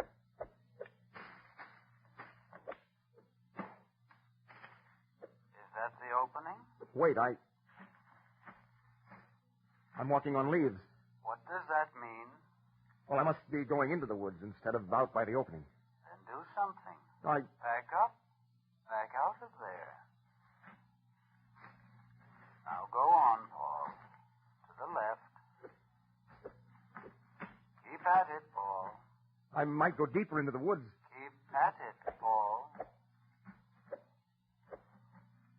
Wait. What, Paul? Wait, I think I... Why are you stopping, Paul? I've made it. I'm out. I'm through the opening and out by the road. How do you know? I know it. I can feel it. I can feel more space around me. Better be sure. Use the stick. Step forward, Paul. Slowly. Slowly. Slowly. Watch out for the ditch, Paul. Well, Paul, you had to step over that roadside ditch when you entered the clearing before falling asleep, didn't you? Remember now? You saw the water in it and the mud and the wet leaves then, didn't you? Get up. Get to your feet. Go on, Paul. There. You should be standing by the side of the road now. Stop trembling. That ditch. A lousy, rotten, foul, misbegotten, accursed ditch. Paul? I forgot the ditch. Lousy, rotten ditch. Calm down, Paul. Shake the mud off your clothes. Where is your sense of proportion? Sure as blazes isn't my night, is it? You'd better get going. Yes. What are you waiting for, Paul? You know, when I was a kid and walked home on this road at night, even on the darkest nights, the sky was just faintly lighter than the woods. It made a sort of canyon of the road that you could follow easy. You couldn't see the road, but some kind of visual sense let you know what it was. But not tonight, Paul. Tonight? Tonight I can't see a blessed thing. The darkest night I've ever seen. It's black. I don't know. Are you nervous? Yes. Yes, I am. In what way? I don't quite know. I can't quite figure it out. What do you feel, Paul? In my stomach. Sick. Do you feel something strange? Something wrong? Yes. Have you ever felt it before, Paul? No. Never? No. How about the war, Paul? No. Remember the war, Paul? No. Yes, Paul. You have felt like this before. No, never. Oh, yes, Paul. Think about it. Remember it. No. Stop. Leave me alone. The war, Paul. The war. The war. The war.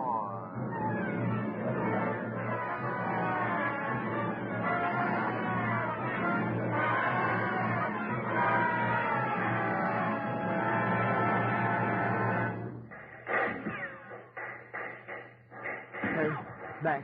Yeah? Mac, listen. Yeah, Paul, I'm listening. Oh, never mind. It's nothing. Say, what's eating you? You look like you're ready for your shroud. Oh, it's nothing. How can you frame in this lousy trench giving you the willies, huh? Well, Say, what is the matter with you? Well, it's... Look, Mac, do me a favor, will you? Yeah? Here's my wallet and some other stuff. What? Now, keep them for me, will you? And then if you have to, you'll know what to do with them. Oh, no. Now, wait a sec, Paul. Sure, I'll keep them if you want, but you're just putting a whammy on yourself. No, I just got a feeling, that's all. Today is it, the ticket. The one with the label on it, and all that junk.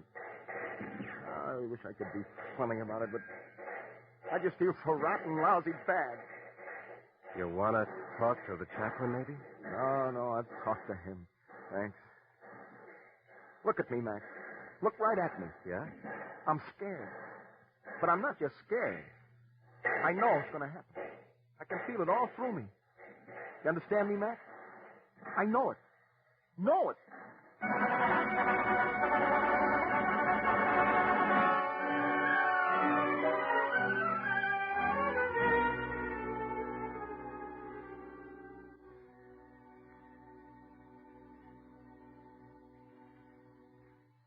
Paul, steady, Paul. You're still standing by the side of the road. Is that the way you feel again? Oh, leave me alone. I don't remember. All right, Paul. All right. I've got to relax. You'd better get going, Paul. Yes, but how am I going to stay on the road if I can't see it? Figure it out. What kind of a road is it? Why, it's an ordinary dirt road. And? Yes, I see. Car wheels throw most of the dirt and gravel to the side. That leaves hard, bare tracks in the center. And? And all I have to do is feel for a hard, bare part with my feet, and it'll be like a track to follow. If I feel myself walking in loose gravel, I'll know I'm getting on the shoulder off the road. Good for you, Paul. Yeah, now I'm getting smart.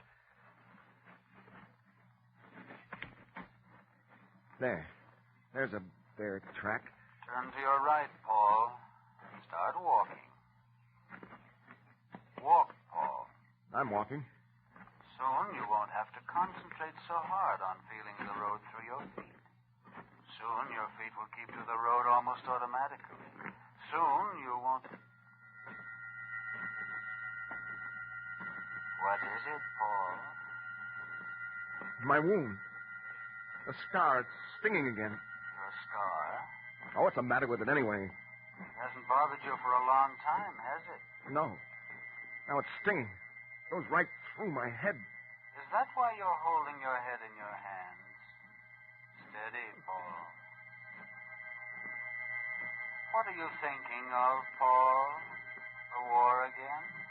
Oh, I'm dizzy. Why are you thinking of the war again, Paul? Can you help it? Oh, I'm dizzy. Steady, Paul. Steady, Paul. Steady, Paul.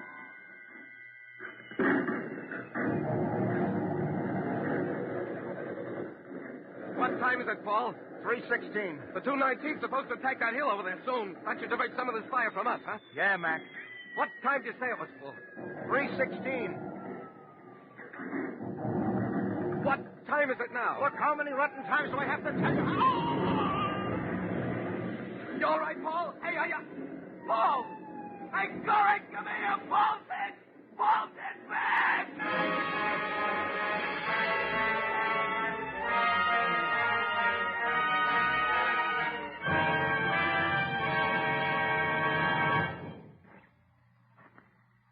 Walk, Paul. I'm walking. Are you all right now? Yes, I'm all right. What's the matter with your head, Paul? I don't know, my wound... What was it? Shrapnel. What do you remember about it? Remember? Yes. Don't you remember anything about your wound? No. All fixed up now. Don't you remember the hospital? The hospital? Yes. What did they do in the hospital? Do? What did they do? They fixed it up. They fixed up the wound. Don't you remember? What? Where is your wound, Paul? It's in my head. Where in your head? My temple. Where? My temple. Say it again. My temple. Is that a bad place to be wounded, Paul? Is that a bad place, Paul? What did they do in the hospital, Paul? Do you remember now, Paul? The hospital. The hospital.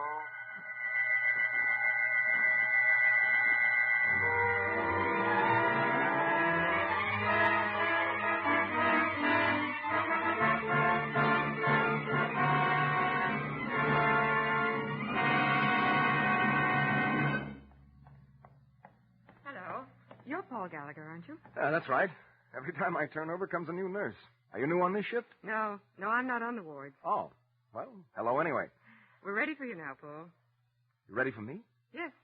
For what? What gives? Why, for your operation, of course. Operation? Why, yes. Didn't anyone tell you? No. No, they didn't. So that's what all that fussing with me was about last night and this morning. Oh, great. Isn't that just like the Army? Not say a rotten thing. Why do they have to operate? I don't know. Oh, it's practically healed. I thought it was perfectly all right. What's the matter with it? Come on, Paul. They're waiting for you. Here, put on your slippers. Look, isn't it healing properly? What's wrong with it, nurse? Come on, Paul. We can't keep them waiting. Well, can't you tell me? What's the matter?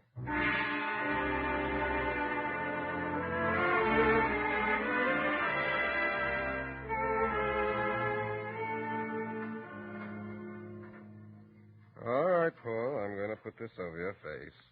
There. Now, breathe deeply. All right. Take deep breaths. What's this one, Doctor? Small piece of shrapnel in the temple. Seemed all right at first. We let it heal without taking it out. Ready, nurse? Just a minute, Doctor. So, what's the matter now? Danger of pressure on the optic nerve. It's going to be a tricky business. Mm-hmm. Any chance of loss of vision? Chance, yes. I don't think so, but he could be all right tomorrow and then sometime later. Just can't tell now. Yes, blindness is unlikely, but perfectly possible. Any chance loss of vision? Perfectly possible. Perfectly possible. Perfectly possible.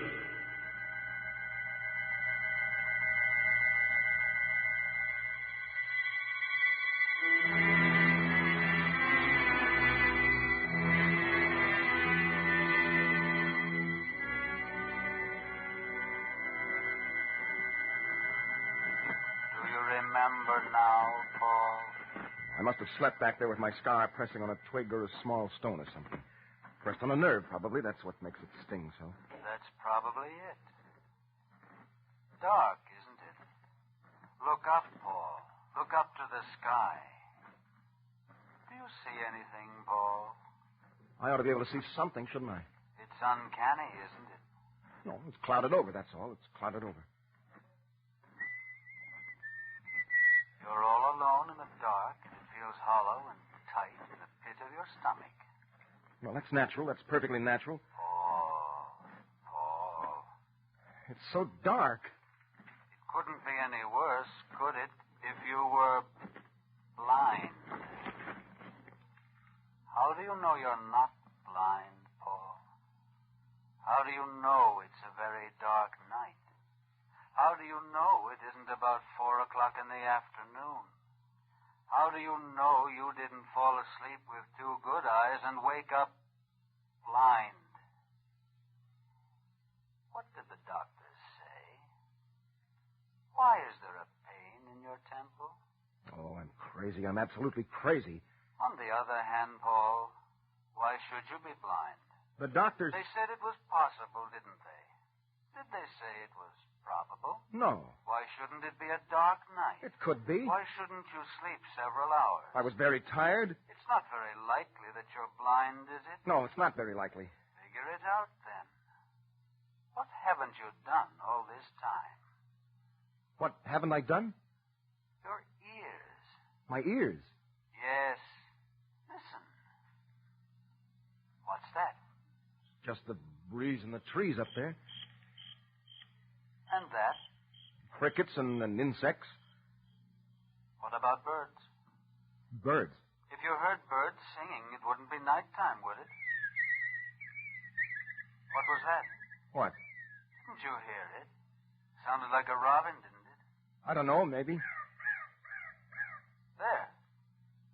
Was that a crow? Birds don't sing in the heat of the day. It might still be too hot at 4 in the afternoon. So even if you don't hear birds, it might be daytime.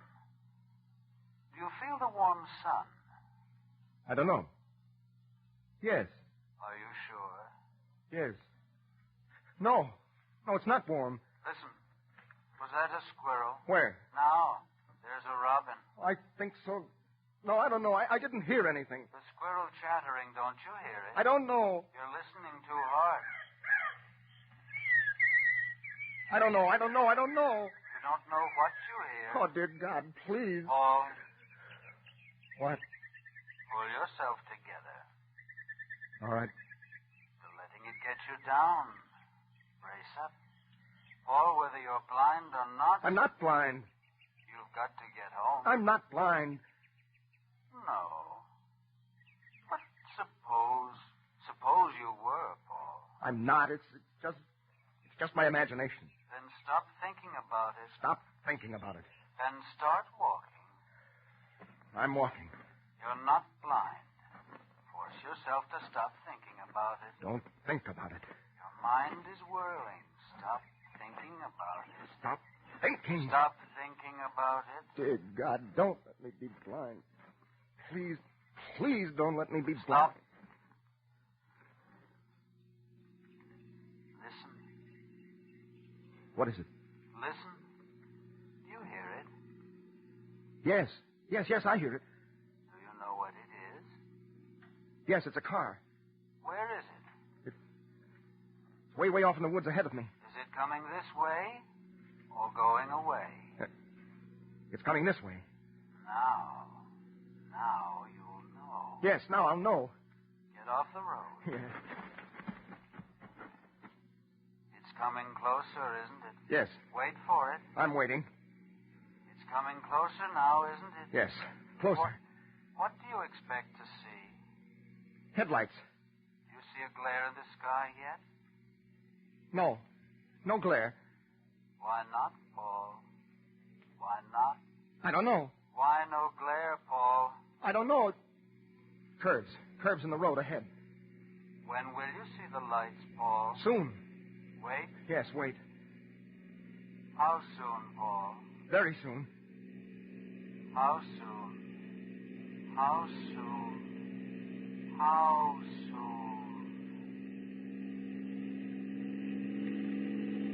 What is the fool doing driving on a pitch-dark night like this without lights? The fool. The idiot. Driving without lights. Idiot. No lights. No lights.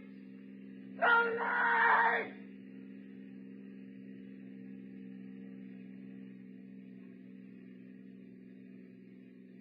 It's still broad daylight, isn't it? All this time, it's been daylight. Please, help me. Please. I'm blind.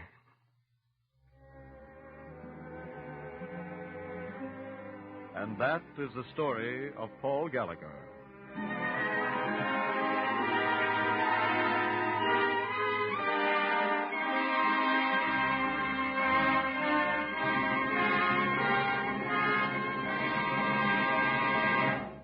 You have just heard Charles Bennett's The Dark Hour, Attraction 13 on Radio City Playhouse. John Larkin was heard as Paul, Alan Stevenson as the voice within him. Other players included Eugene Francis, Hedley Rennie, and Helen Choate.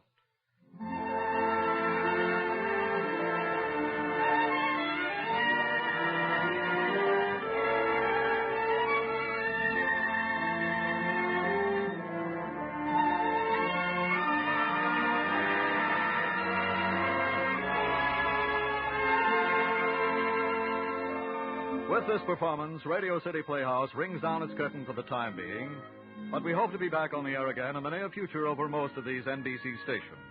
So please watch for the announcement of our return. Meanwhile, the staff of Radio City Playhouse, our producer-director, Harry W. Junkin, our composer-conductor, Dr. Roy Shield, sound technician, Jerry McGee, our skillful and resourceful engineer, Monroe J. Lawrence, and our supervisor, Richard P. McDonough, all join in saying thanks to you for your many wonderful letters, telegrams, and phone calls expressing your appreciation of our efforts. You've been very nice to work for.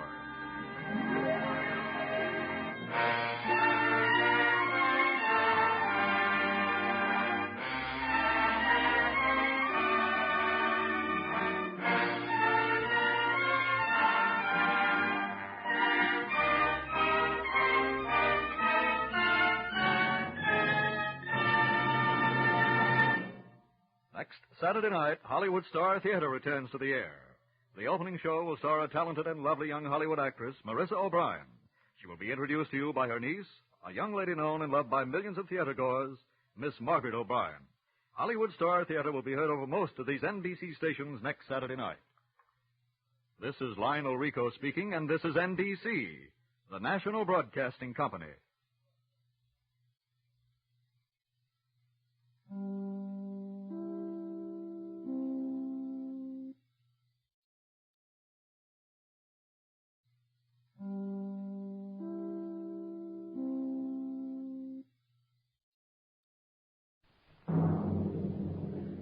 The National Broadcasting Company presents Radio City Playhouse, Attraction 6.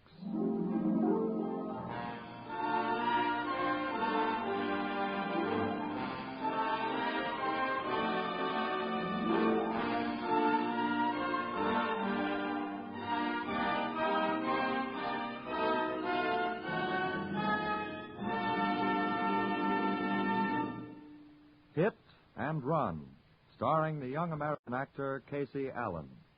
The script is written by Max Schub and directed by Harry W. Junkin. Here is Radio City Playhouse, Attraction 6, Hit and Run.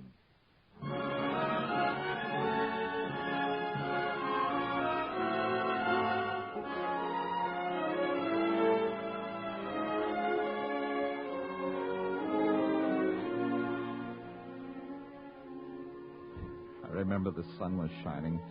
I think I was driving a little faster than I should have, but it was a beautiful day, and I wasn't paying much attention. When you're a traveling salesman, all you think of on Friday afternoon is heading for home and a weekend with your wife and kid.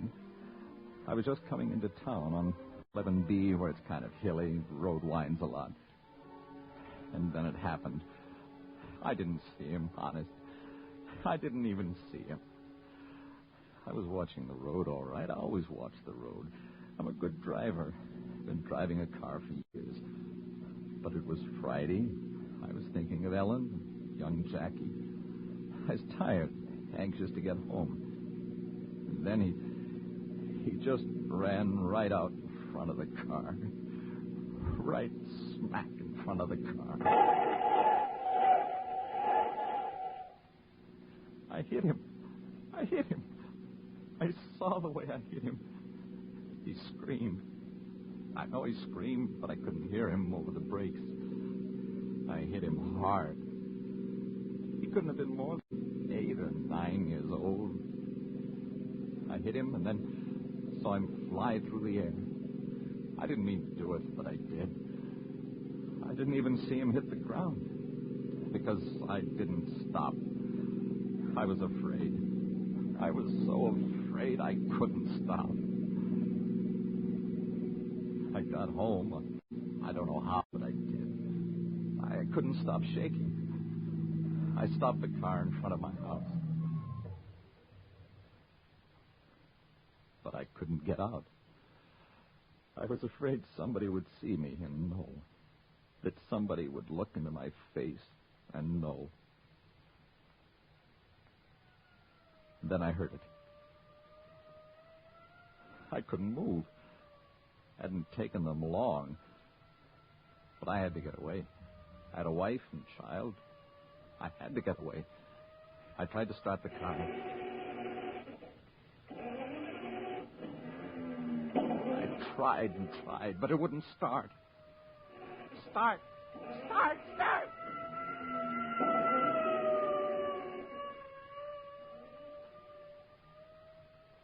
And then it was gone, an ambulance, going right past me. I was wet and cold with fear. I wished it was dark so I could sneak into the house.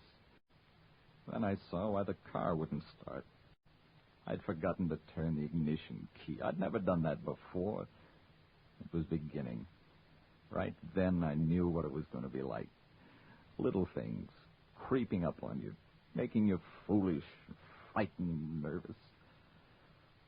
I opened the door of the car.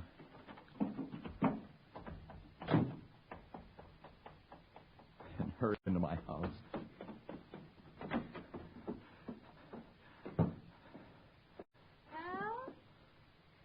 Hal, is that you? Yes, it's me. Oh, you're home early. Everything go all right? Yes, yes. Would you like something to eat, darling? You must be all in. I don't want anything. I'm all right. Well, don't bite my ears off, Al. I'm just asking. I'm sorry, Ellen. I didn't mean to. Dinner will be ready soon, anyway. You don't mind waiting, do you? I'm not hungry. But, Hal, you must be after that terrible trip. Stop talking about my trip. Stop talking about it. Hal. Where's Jackie? What? You're deaf all of a sudden. Where's Jackie? I said, where's Jackie? Hal, what's the matter with Never you? mind me. Where's Jackie? Outside. They're outside. Playing with his friends. Of course, where else? I don't want him outside. I want him in here, not on the streets. Hal, for goodness I don't want him outside, I told you. Now get him in here. Oh, please, Ellen, call him in. He's only been out for a while. He won't like it. I'll let him stay out for another few minutes. He'll be all right. Well, okay. I'm going to lie down for a while. I don't feel well. Hal, What is it? you want me to call the doctor? I don't need a doctor. Hal, something's wrong. You're not yourself. I'm all right, a little tired. But you're so pale. Oh, I'm a little pale. Now leave me alone. Okay, Hal. Ellen, we got a drink in the house. Sure. Would you fix one for me? A double? Hal, what's wrong? Nothing, honey, nothing. Like I told you, I'm tired, that's all. Well, then, why don't you take off your shoes, dear, and relax? That drink's coming right up. Relax? Relax. Oh, the bell. No. No, not now. Not in my own home. Don't take me now. Right. Hold on. Ellen, don't go. What? Don't go. Well, Hal, someone's at the door. Don't go. Let him go away. Oh, why? What's all this mystery? Stop asking questions, will you? Let him ring. I don't want to see anybody. I don't want anybody in here.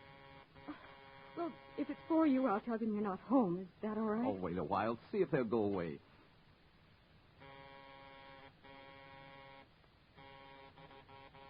Hal, please. All right. All right, answer it. Get through with it. Oh, what'll I say if it's for you? Say anything you like. I don't care what you say. Well, should I say you're not in? Anything you like. If they'll believe you, say I'm not in. All right, Hal. I'm coming. Oh, it's only you. Hey, what's the matter with the bell, Mom? I've been ringing and ringing. I'm sorry, Jackie, dear. I was busy for a minute. Yeah. Well, if you give me a key, I wouldn't have to wait like that every time I want to come inside. All right, darling. We'll get a key made for you. How's that? You mean it, Mom? Absolutely. I promise. Gee, swell. Hi, Dad. Jackie. Oh, Jackie. Hello, Dad. You're in early. Yeah, I didn't feel like staying out. I'm getting hungry. Why didn't you answer the bell? I didn't hear it. Didn't hear it? Oh, I could hear it myself through the door. Plain as anything I could hear it. Daddy was having a nap, Jackie. That's why he didn't hear it. What do you want to take a nap in the middle of the day for? He's had a long trip and he's tired. Now, you stop asking questions. Okay. When are we going to eat? I'm hungry. Well, on, I'll let you know. Now, you go upstairs and wash yourself. Okay, Mom. I'll get you a drink, Hal. Yeah. And then I thought of something. Perhaps I hadn't killed him. Perhaps he was still all right. Maybe he was only shaken up a bit. I was only going 50 miles an hour. 50. How strong is a little boy when he runs up against 50 miles an hour?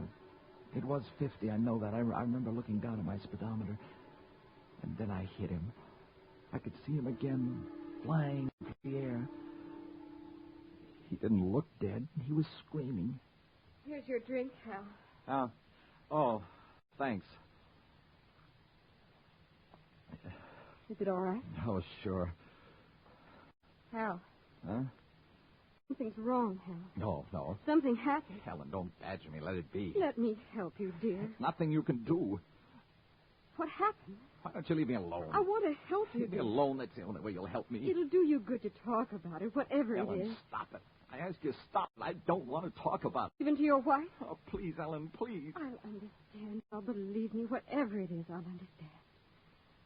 Why didn't you want me to answer the bell? What were you afraid of, dear? I know you were afraid.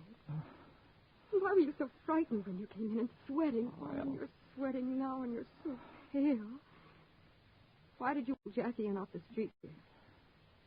And why did you want a drink? You haven't touched one for months. Why are you afraid to tell me? Oh. What's wrong, Al? What's wrong? Don't cry. Don't cry. Don't cry. It's worse this way, Al. I know something's wrong. Tell me. Let me know. Let me help you. It's not as if you murdered somebody. Why did you say that? Well, I don't know. Why? Why did you say that? Al, you'll tear my dress. Let go. Why did you say it? Al, it's just words. I didn't mean anything. I'm sorry, Ellen. Something is wrong, isn't it? Al, you didn't. Why did I frighten you when I said murder? Hal, you didn't.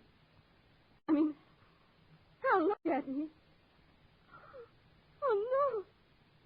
Oh, tell me, Hal, for the love of heaven, tell me what is. This afternoon, coming home. Tell me, darling, tell me. I'll understand. Well, coming home this afternoon, I killed a boy. This afternoon, coming home, What do you say? A little boy about the size of Jackie. Al, this isn't a joke. With a car. I hit him with a car. I was going too fast. Oh, dear God. I didn't see him. I hit him. I think he screamed. I don't know. I saw him fly through the air. You didn't stop. He couldn't have been more than 9 years old, Did maybe you stop, less. Hal? Did you stop? I was afraid. I wanted to run away. I couldn't stop. Well, how do you know you killed him? Maybe he's all right. I was going 50 miles an hour. Oh.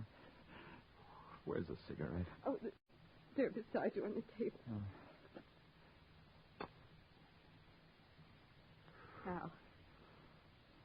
Oh, what are you going to do? How do I know what I'm going to do? It wasn't my fault. The fool kid ran right into the car. I didn't have a chance. I tell you, it wasn't my fault. What are you going to do, dear? I don't know. I wish I was dead. Where did this happen? On Glen Hill Avenue, just off 11B. Let's go back, Hal. Maybe we can still help. I'm afraid, Ellen. I'm afraid. But it wasn't your fault, dear. How can I face it? How can I look at the mother and say, I'm sorry, it wasn't my fault? How can I do that? Does anybody see? I don't know. I don't think so. It was right at the edge of town. Ellen, maybe they haven't found him yet. Maybe he's still lying there on the edge of the road. Oh, Hal, don't, dearest. Don't torture yourself like that. Stay with me, Ellen. Help me. Oh, pull yourself together, Hal. Don't let him see anything's wrong. Hey, say, Dad, you put on the paper? Oh, I don't think so. You want me to run down the corner and get it for you? Sure, if you want to. Okay. You got some money? Yeah. Yeah, here you are. $5? Oh, I haven't got any pennies, Dad. You know how that old crab hates to make change for anyone. Well, that's the smallest I've got, Jackie. You keep the change. Huh?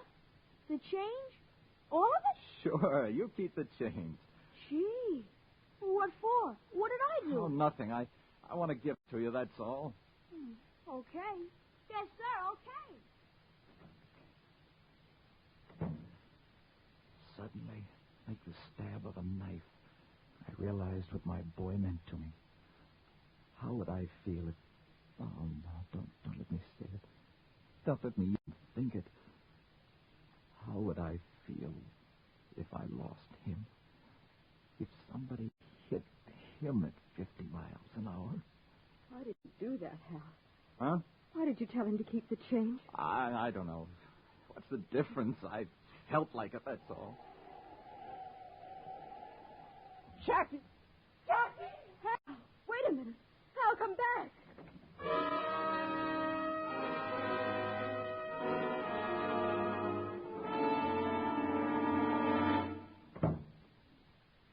What was it, dear?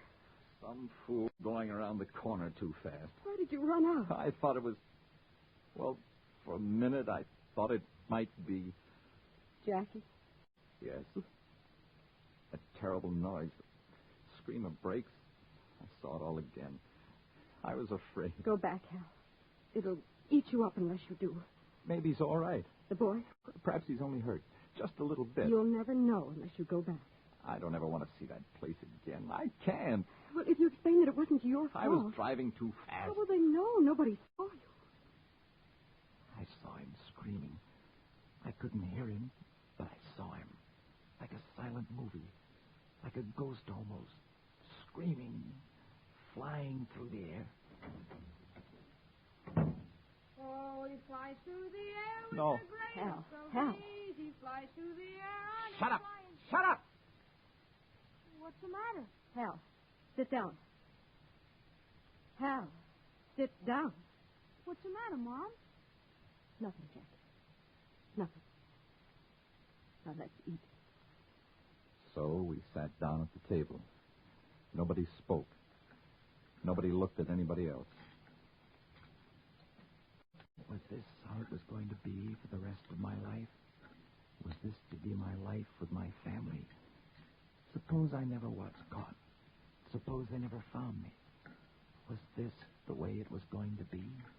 This dreadful silence? This silent accusation? Dad, Yes? I'm sorry. Why? If the singing upsets you... Oh, never mind. Forget it. I've had enough. I'm going upstairs. Dad, What do you want? here's your change. What change? From the paper, the $5. Oh, keep it. I don't need it. I don't want it. I gave it to you. Keep it. I don't want it. Why? I just don't want it. All right. Leave it on the table. Hal, I'm going upstairs. what about your paper? Well, what about it? Aren't you going to read it? No, I don't feel like it. There may be something in it. What? Something you might want to see about this afternoon. Jackie, where'd you put that paper? In the living room. Jackie, how'd you like to help me eat the dishes? Oh, sure, Mom. Mom, Yes, dear. I didn't do anything wrong, did I? Oh, of course not, darling. Daddy was upset, that's all. Oh, he's so funny today. What's Oh, wrong? nothing, dear. Now, come on, help me with the dishes. I sat down and searched through the newspaper. Each time I turned a page, I had to force my eyes to look at it. I knew what I was looking for. A notice telling of a small boy killed by a hit-and-run driver. I didn't want to find it. I prayed for it not to be there, but I couldn't stop looking for it. I had to know. One way or the other, I had to know. But I didn't find it. Perhaps it was too soon. Perhaps in tomorrow's papers. Did you find anything? No. Let's try the radio. What time is it? It's almost 7. We'll get the news. Where's Jackie? She's drying the dishes, dear. Bringing you a resume of the day's news. But before the news, a word from our sponsor. Mothers, have you a growing boy in your house? Are you concerned for his health and well-being? Of course you are. You want that growing body to be strong and healthy, don't you? Sound of lemon wind. Of course you do. Now, you can keep your boy's eyes bright and sparkling. Ensure his thrilling dreams for the future this simple, easy way. And remember, there's no fussing or long preparation involved when you serve the new Turn it off. breakfast cereal that's sweetening the Only country. be a minute. Turn it off. Crisp, ready to eat. I'm going crazy. Everything seems to be mocking me. I'm going mad. Oh, why don't you get some rest, dear? Why don't you go upstairs like you wanted to? Oh, yes, I'm going. I'm going upstairs.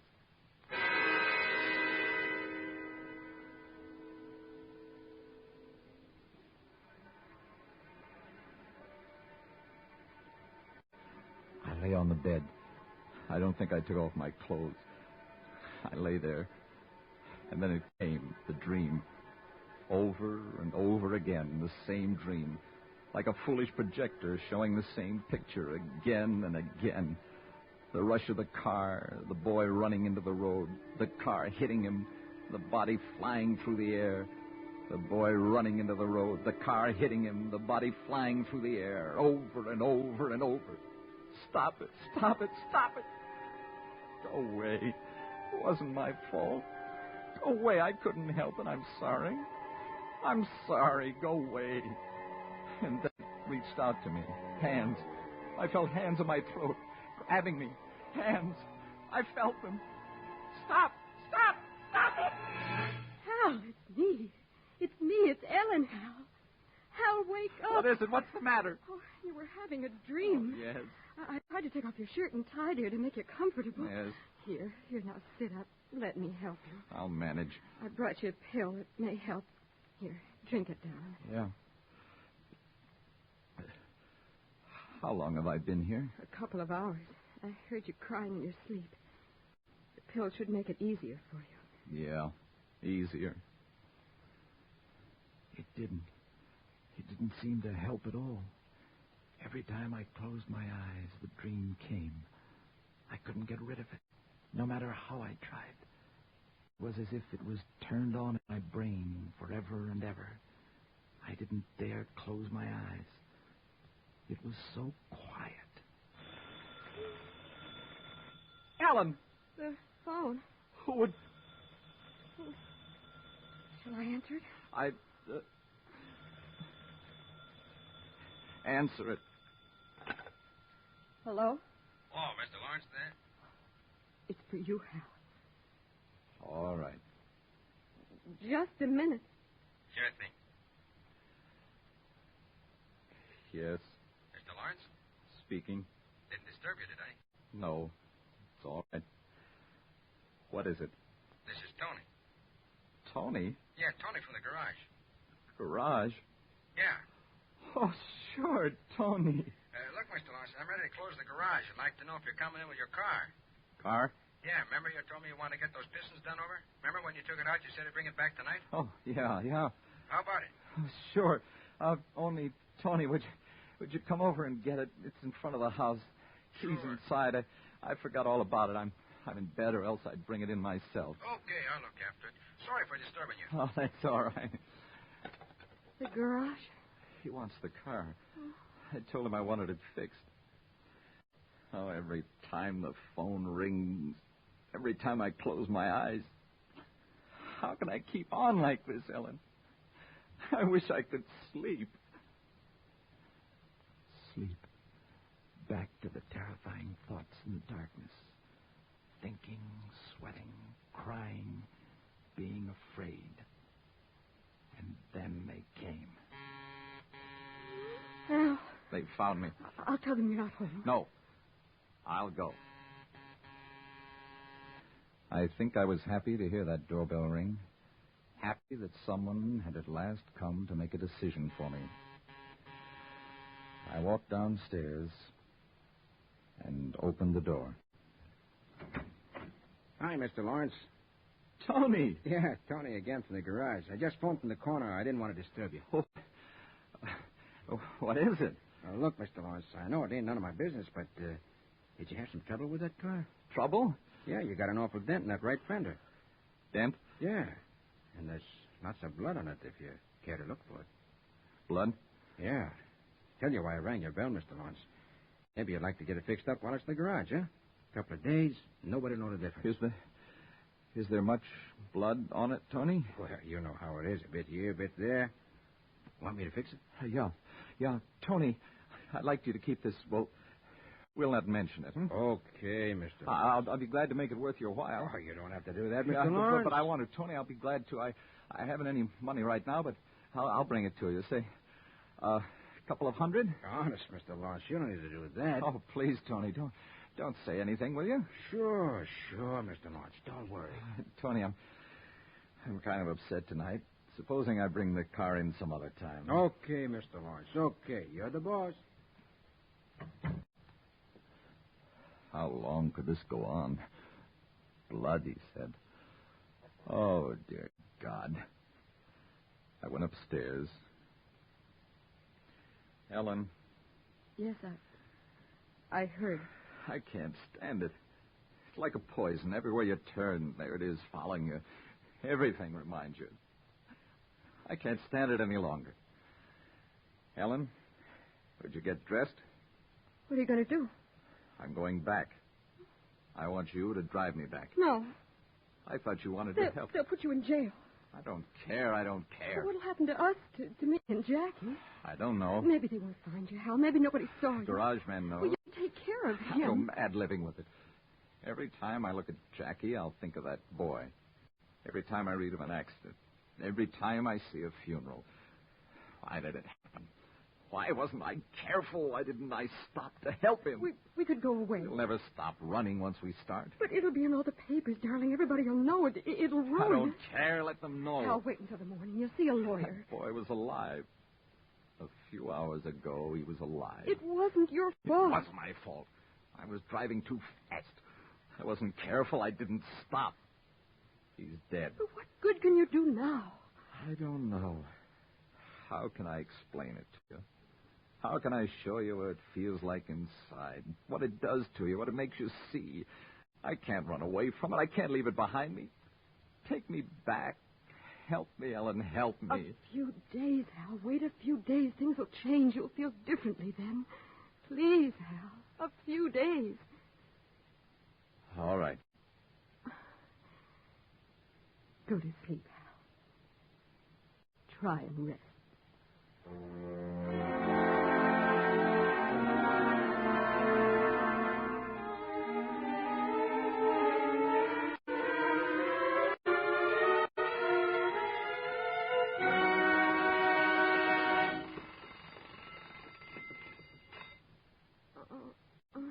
Is it 7:30 already? Yes? Oh, Hal. You haven't slept at all. No. Oh, not a wink.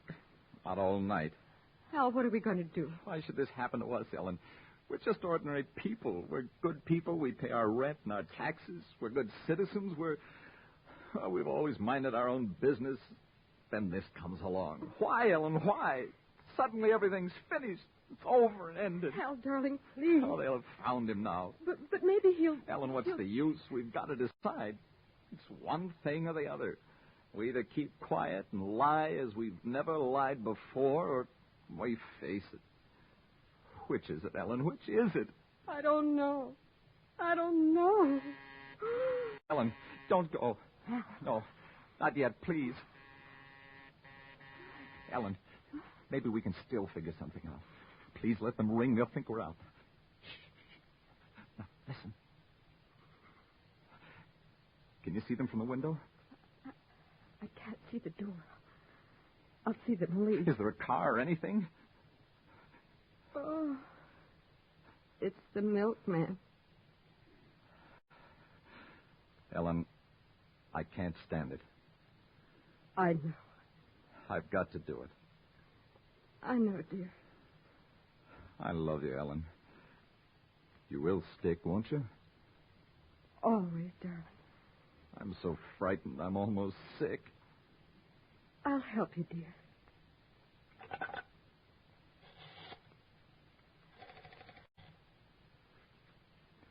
Operator, get me the police department, please.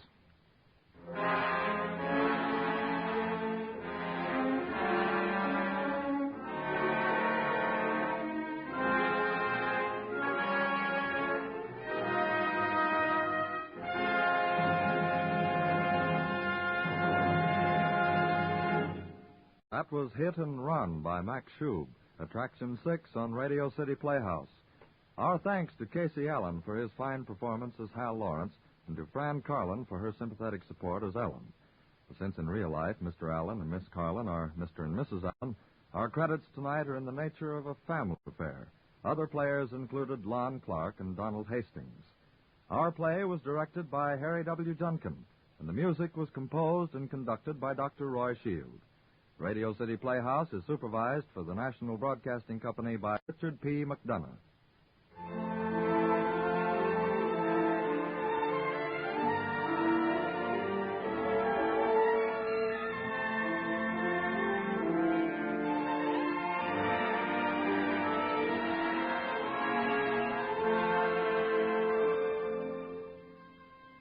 Next week, Radio City Playhouse will introduce you to Fanny. Fanny is very old, very rich, very bored, and we think very, very funny. It is only when she adopts a piano tuner that things begin to happen. The script is by our director, Harry W. Junkin, and stars a brilliant young comedienne, Grace Keddy. Be with us next week, won't you, for Fanny, Attraction 7, Radio City Playhouse.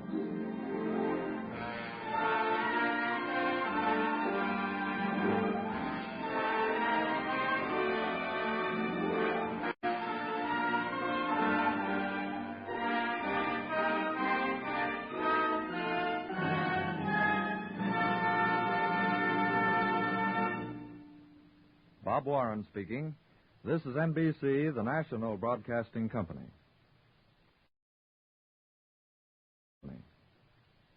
The National Broadcasting Company presents Radio City Playhouse, Attraction 14.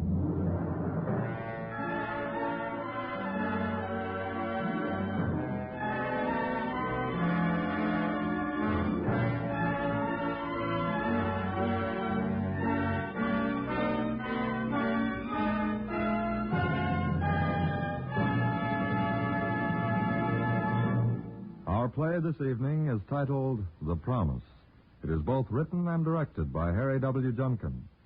Mr. Junkin. Thank you, Bob Warren, and good evening, ladies and gentlemen. It is a great pleasure to welcome you to the second series of half-hour dramas under the Radio City Playhouse banner. The aim of the series is to bring you adult radio fare, plays in the best tradition of the theater, plays that are a little bit removed from the usual pattern of boy meets girl or detective catches crook. To be used on Radio City Playhouse, a script must be a good story, expertly told. The author may be world famous or completely unknown. Reputation is incidental. We are concerned with ability to write. Now, the same general thinking influences our choice of performers. We don't demand a Hollywood or a Broadway reputation, but we try to insist on a top-quality performance.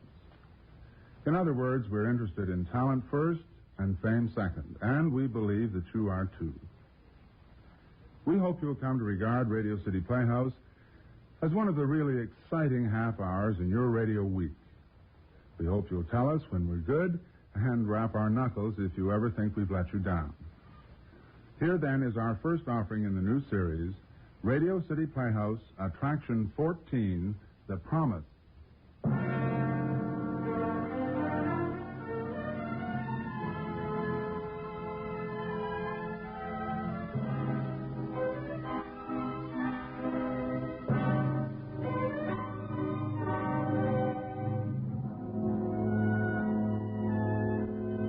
Pittsburgh, a winter evening in 1938. Before a fireplace in one of the town's most beautiful rooms, Herbert Prentice is standing. He is in full evening dress and looks like what he is, a very calm, very strong, very big, and very handsome man. He looks up at the clock, checks it with his wristwatch, then stares back into the flames. It is exactly 8 o'clock. Ella, don't tell me you're actually ready on time. Oh, yes, Herbert, I'm ready. I couldn't find my black gloves, or I'd have been ready sooner. Oh. What is it? I promised Mary I'd tuck her in. You get your coat on, and I'll meet you in the car. I won't be a minute. Come here, Ella. I won't be a minute. Come here, Ella. What is it, Herbert? Come here, Ella. Yes, Herbert. Ella, our daughter is 8 years old. And even if she were in bed, which I doubt, she doesn't require tucking in, as you put it. Now, open your cloak. Herbert, Open your cloak, Ella. I know that you're not wearing the white dress, Herbert, Ella. please, Open your cloak, Ella. Thank you. Now go upstairs and put on the white dress. Herbert, please, I don't like it. This one is much nicer. Do as I say, Ella. But I hate that dress. You bought it in Paris. You made me buy it in Paris. Herbert, please don't spoil tonight. I've been looking forward to it so much. All week I've been looking forward to it. Ella, you know nothing about clothes. This is a very formal party. You're my wife, Ella, Mrs. Herbert Prentice. Doesn't that mean anything to you? But I don't like that white dress. It makes me feel so... So what? It's indecent. Poor Ella. It is, Herbert. It's too low. It's much too low. I don't like it. It makes me feel awful. Ella, your bosom isn't that interesting. Nobody will look at you with lustful eye. Now, please, we'll be late. Go upstairs and put on the white dress. Herbert, if you insist on my wearing that dress, Yes? I'll have to stay home. Just as you wish, Ella. I told you yesterday that I wanted you to wear that dress. It's very obviously from Paris, and it's very obviously expensive. Now, I wish you'd do as I say. However, if you won't, I'll tell Mrs. Crandall you've developed a sick headache. Good night, Ella. Ella! Yes? You can't be a little cooperative. You might at least be polite. I said good night. Good night, Herbert.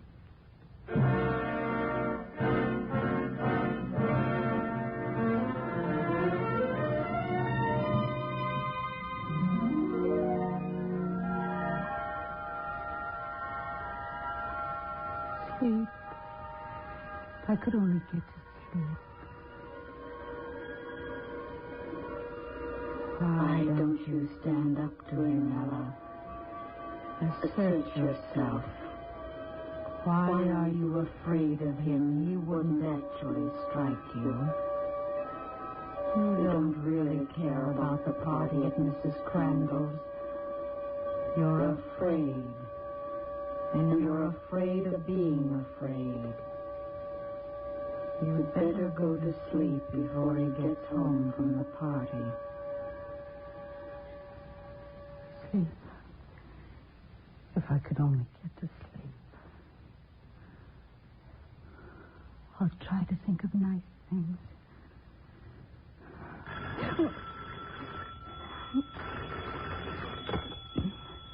Hello?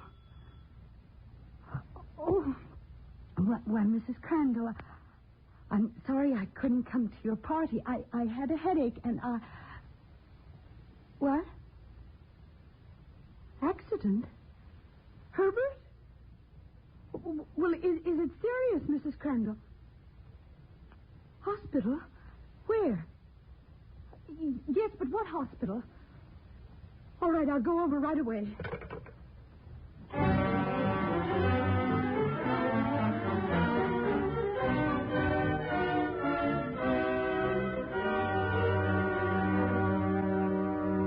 Dr. Southport, is he suffering very much? We've given him a sedative, Mrs. Prentice. There's nothing else we can do tonight. Doctor, I wish you'd be frank with me. Is he badly injured? Yes. Yes, I'm afraid he is. But he'll get well.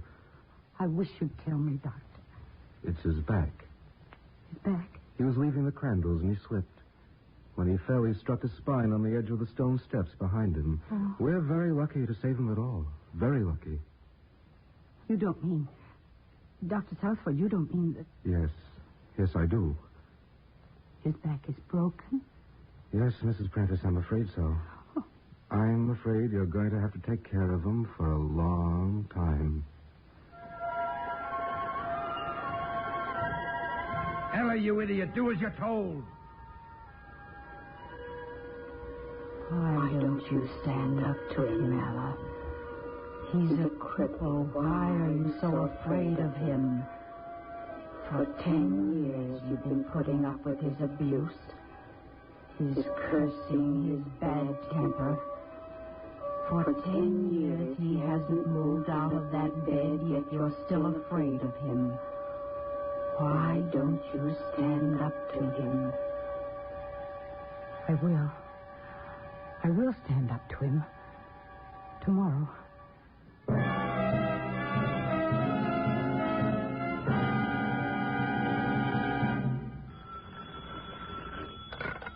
Prentice speaking. Yes? Morris, I told you yesterday that I don't want any excuses. Was it shipped? Now listen, Morris. For 10 years I've been running the Prentice Steel Company better from my bed than you do from your desk. Now either the Draper contract is shipped on time or I'll get a new general manager, understand? What?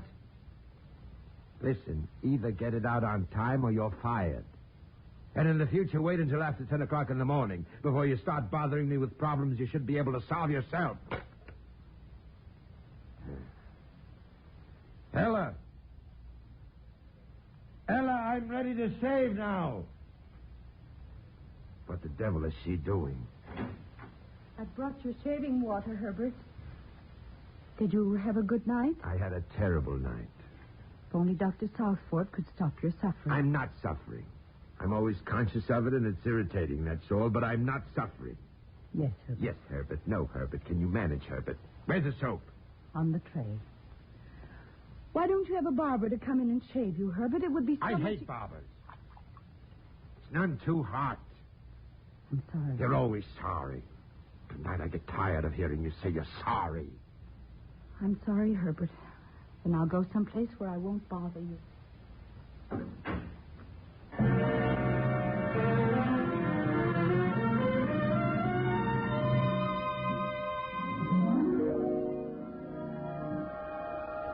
Why don't you stand up to him, Ella? Why do you take it?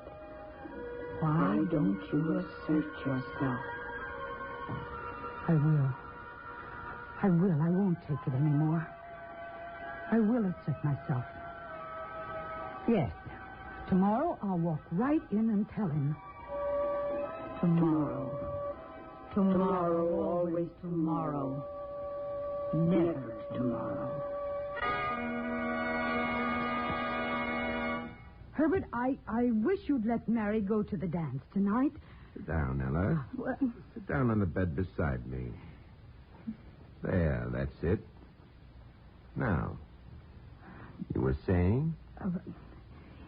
It's a big college dance, Herbert. Frank Williams has asked her. He's on the football team. She has a new dress, and she looks so lovely. Looks so lovely? I mean, she would look so lovely if... Oh, Herbert. What do you mean, look so lovely? Herbert, you're hurting my wrist. Lots of strength left in my arms, isn't there? Mary! Mary! Herbert, don't call her. She's gone, hasn't she? Yes. You deliberately told her to go, didn't you? Yes. After I had expressly said she couldn't. Yes.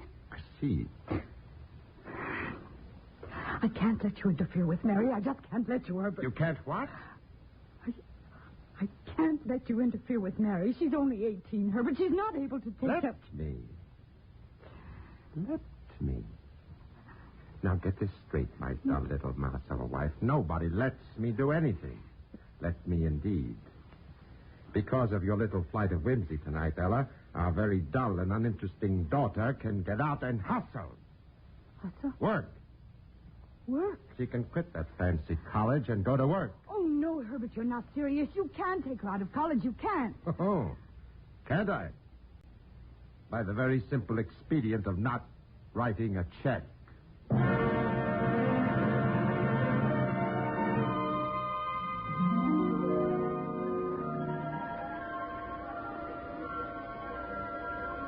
Why don't you stand up to him, Ella? Think of Mary, Ella. She's your daughter. Ella, why don't you kill him? No. No, I can't. I I just haven't got the nerve.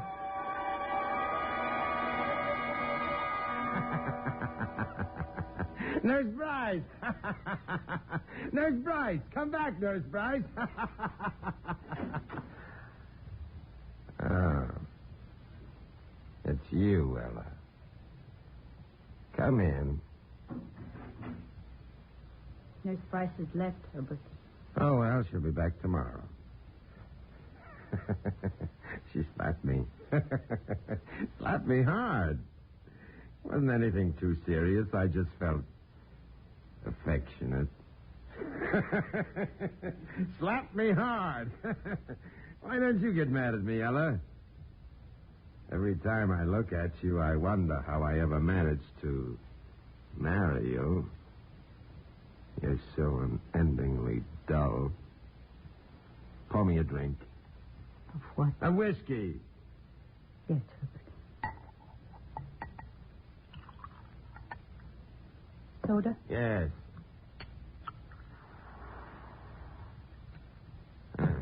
Thank you, my lovely one.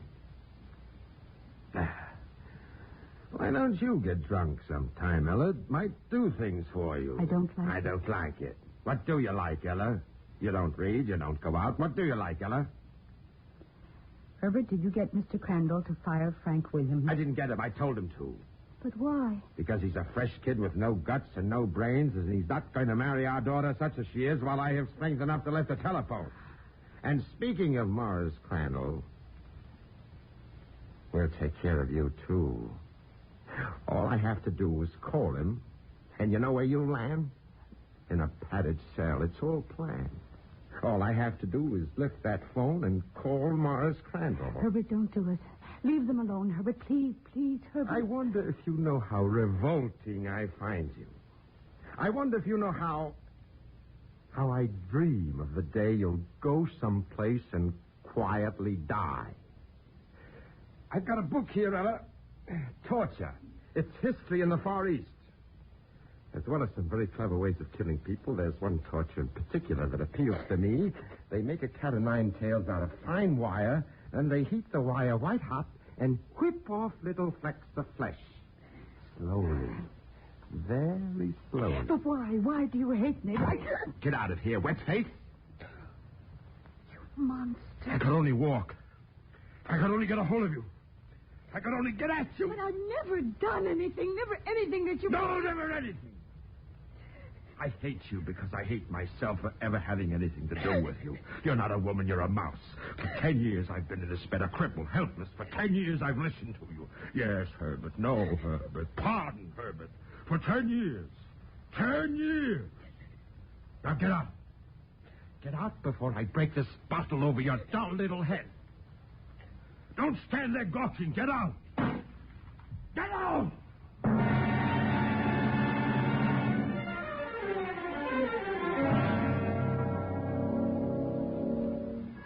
You can't stand it anymore, Ella. He tried to kill you tonight if that whiskey bottle had struck you.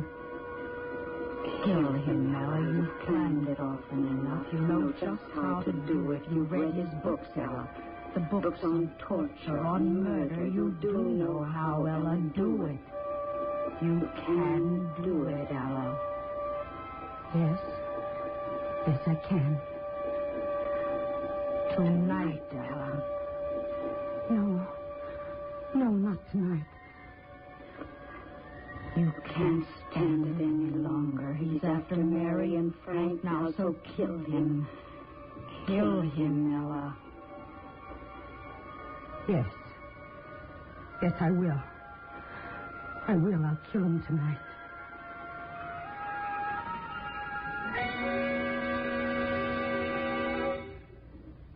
Coco.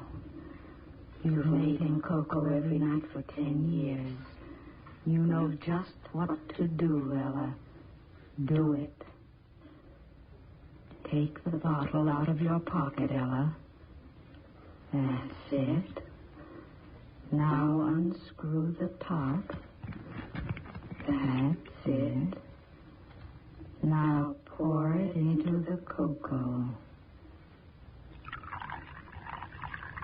That's enough. Careful, you'll taste it if you use too much. Now, stir it. Now, take it into him. Take it into him now.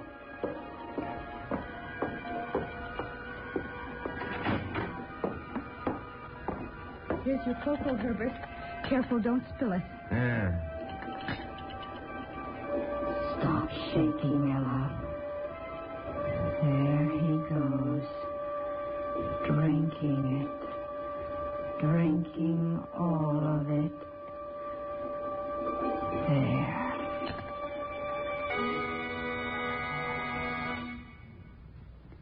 Did it taste all right? Yes, now go away. Well, I've done it. At last I've done it. I've seen quite enough of you for one day, Ella. Please go to bed. I drugged your cocoa, Herbert. You'll go to sleep very soon. Then when you're asleep, I do something else. What are you talking about? It's a sort of Mickey Finn, only in cocoa instead of liquor. And when you're asleep, you won't feel the needle. You stop this, Ella. I got it from one of your books, Herbert. Oh, yes, I do read once in a while. They're horrible, gruesome books, but I know just how to kill you now. Huh? I never thought I'd get up the nerve, but I have. I could never have thought of it, though, if it hadn't all been written out for me. Yes, Herbert, it's in all of your books. Have you suddenly gone off your head? No. But I'm going to kill you tonight. Huh? As soon as the drug puts you to sleep, it'll take about an hour to work. Then you'll fall into a very sound sleep. Then I'm going to kill you. Oh, you are you? Yes. You're very childish, Ella. I dialed our own number on the other extension, Herbert. Then I left the receiver off. The telephone won't do you any good tonight. You can't get Morris over here now. You might just as well hang up. I see. Are you afraid? No. You haven't the nerve. Strange, isn't it? You think I'm so timid. I am, really. But tonight I feel so strong. After you're very sound asleep, Herbert, I do just what I do when I give you a hypo. I stick the needle into a vein, and then I just pump. I just pump in air, Herbert, and that's all. You die. You're serious. You're actually serious. Yes, Herbert. I can't believe it. Not dull, mousy little Ella. Yes. Dull, mousy little Ella. Of course, you'd be caught. No. There'd be an autopsy. No. You've been sick for 10 years. Lately, your heart's been bad anyway. Dr. Southward won't be surprised. He warned me a year ago when you had your last bad attack that you might be taken. That's what he said. Taken at any time. He won't order an autopsy. He won't even be surprised. They'll find the mark of the needle. No. Your arm is covered with needle marks. You've been taking hypos for years. Besides, it's so hairy, like an animal's. They'll never notice the needle marks. I've given you so many hypos, Herbert, that I'm quite an expert. I never make your arm bleed. I won't this time. Well, so the worm has turned, eh? Don't you wish you really had the nerve? You know that you haven't, don't you? You haven't the nerve. Haven't I? No. Can't you see it in my eyes? What? Hate. Yes, hate. Oh, Herbert, you've no idea. You'll probably have a big funeral, and I'll be there weeping. I'll watch them close your coffin, and I'll be crying softly. But, oh, Herbert, inside, I'll be laughing. I'll be shouting, he's dead, he's dead. I'll be glad, Herbert, I'll be so glad I won't be able to bear it. Hate. Oh, Herbert, you've no idea. When you were well, you kissed me like a savage. You bruised my arms when you made love. Never once have you been tender. Never once. I've always been afraid of you, afraid of your temper, your brutality, afraid of the fights and the rows, the scenes, throwing things. And you know, Herbert, I've never mentioned it. I've never talked about it to friends, never to anybody. It was pride, I guess. I didn't want them to know that I had married a fiend. Oh, I hate you, Herbert. You think I haven't the nerve for this, that I won't do it? Oh, Herbert. Ella. Do you really think that I won't do this, that I won't kill you? Yes, I believe you will. If you had left Mary and Frank alone, I might never have... But you're not going to hurt them, Herbert. You're not going to hurt them. They're young, and they're in love, and they're going to be married. This is the first time I've ever stood up to you, isn't it? You don't know what to make of it, do you? You're beginning to look alarmed. Are you afraid? You mean it? You really mean it? Yes. But it's murder. It's murder, Ella. Exactly. Ella Prentice, murder. I know, but nobody else will. Dr. Southford will call it death due to a heart condition. Only I will know that it was an air embolism brought on because I pumped you full of air from a hypodermic syringe. Ella, you can't do this. Yes, I can, Herbert, and you know it. You know I can. I haven't always been kind, perhaps. Kind? Herbert, you've never been kind to me. Never. It's funny to see you frightened. I can see it in your face. How do you like being afraid of me for a change, Herbert? I've always been afraid of you. But I'm not anymore. No, you're afraid of me. I'm a cripple, Ella. I can't move off this couch. You're afraid. Yes, I am.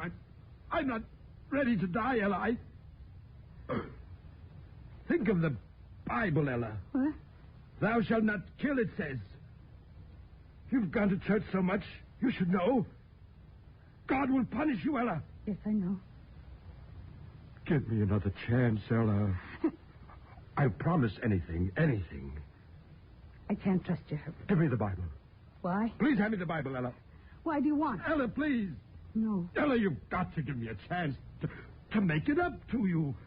I know I've been cruel to you, and I'm sorry. Really, I am. Sorry? Give me another chance, please, Ella. At least you can hand me the Bible. It's on the table beside you, please. All right, Herbert. Thanks. See, Ella? My hand's on the Bible. Ella, in the name of Almighty God, and every sacred word written in this holy book, I swear and I promise that I will never again be cruel to anybody.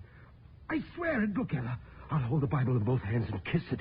I swear in the name of God, in the name of every holy person in this holy book, that I will allow Frank Williams to marry my daughter. Help him to marry my daughter. Help him to marry my daughter.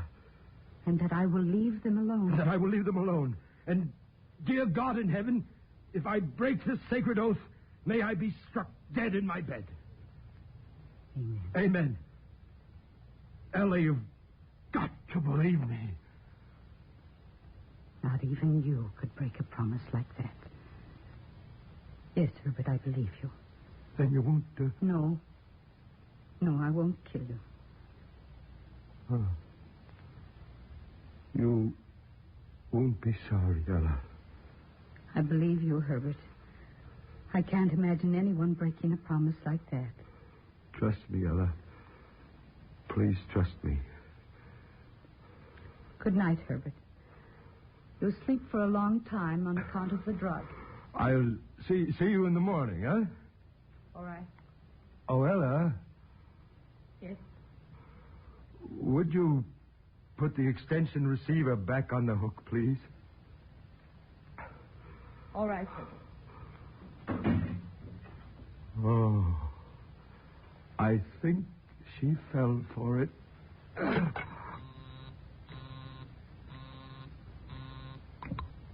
She did. She fell for it. Oh, Ella. Oh, that promise stuff. She fell for it. So no one could break a promise like that, huh? Ella, my girl, it'll be broken as soon as Morris answers this telephone. He'll come over here, and between us, we'll put you away for good. Hello. Hi. Oh, my heart. Oh. No, I didn't mean it. God, I didn't mean it. Please, no. No. Hello? Hello?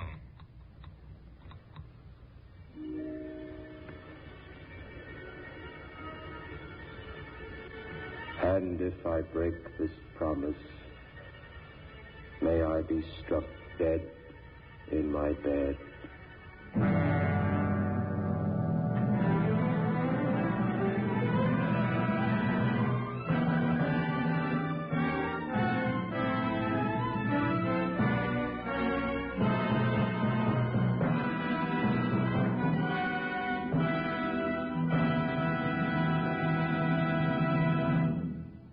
You have just heard The Promise, Attraction 14 on Radio City Playhouse, as written and directed by Harry W. Junkin. Charlotte Holland was heard as Ella Prentice, Joe DeSantis as her husband Herbert. Other players included Sylvia Davis and Eugene Francis. The music was composed and conducted by Dr. Roy Shield. Radio City Playhouse is supervised for the National Broadcasting Company by Richard P. McDonough.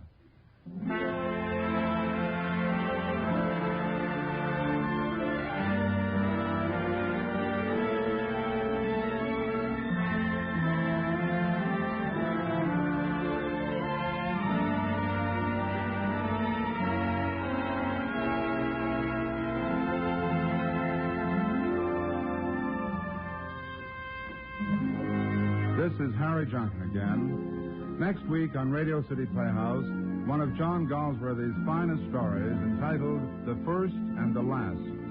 It is the story of two brothers bound together by blood but widely separated by inclination. It's an exciting story. We're sure you'll enjoy it, so please be with us. Good night, everybody.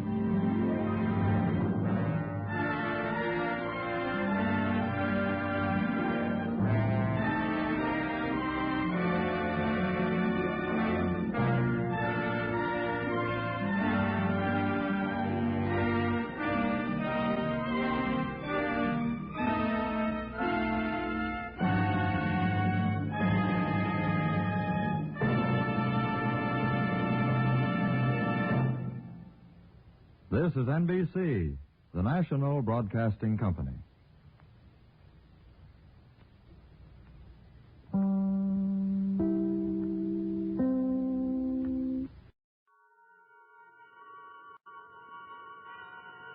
The Columbia Network takes pleasure in bringing you Suspense.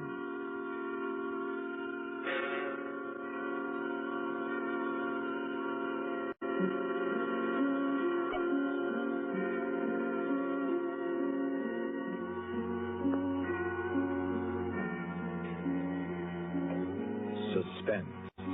Columbia's play theater of outstanding thrillers, produced and directed by William Spear and scored by Bernard Herrmann. The notable melodramas from fiction and stage and screen, from the world's great literature of entertaining excitement, presented each week to bring you to the edge of your chair, to keep you in suspense.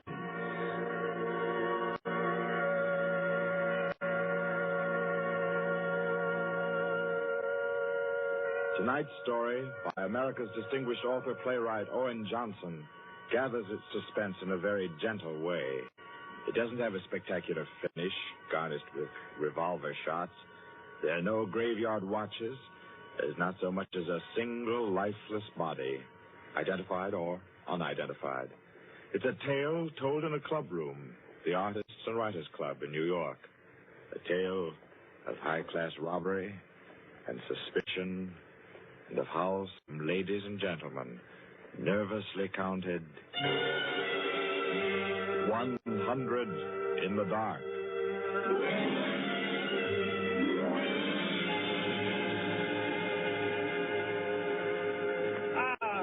That was a fine meal. Me for the club anytime. Yeah, here, we can all sit here, Penny. Yes, if you'll just draw up that chair for Mr. Peters. Oh, yeah.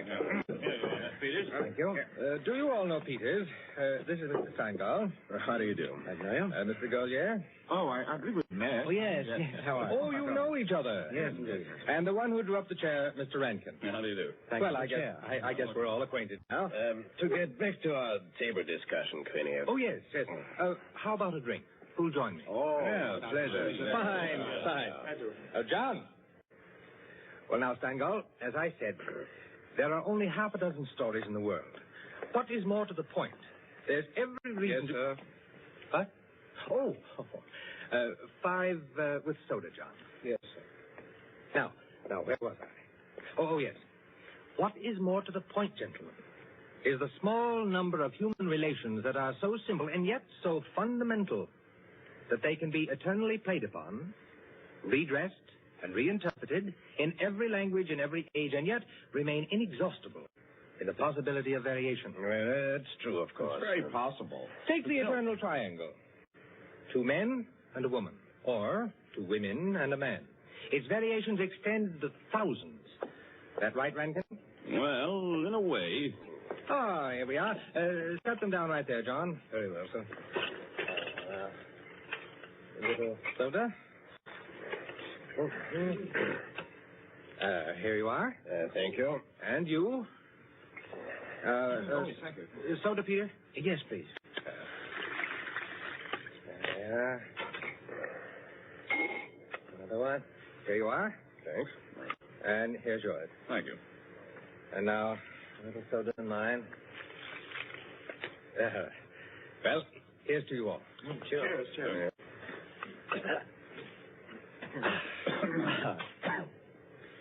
I'm afraid we can't see eye to eye, Quinny. I believe there are situations, original situations, that are independent of your human emotions, that exist just because they are situations, accidental and nothing else. As for instance? Well, I'll just cite an ordinary one that happens to come to my mind. In a group of 5 men, such as we are here, a theft takes place. One man is the thief. Which one? Now, I'd like to know what emotion that interprets. And yet it certainly is an original theme at the bottom of the whole literature. It's not the same thing at all. Detective stories. I could answer that the situation you give can be traced back to the commonest of human emotions, curiosity. I think Quinny has you there, Rankin. What is the peculiar fascination that the detective problem exercises over the human mind? You will say curiosity. Yes and no. Admit at once that the whole art of a detective story consists in the statement of the problem. Anyone can do it. I can do it. Steingall can do it. Rankin, I believe even you can do it. The solution doesn't count. It is usually banal. It should be prohibited.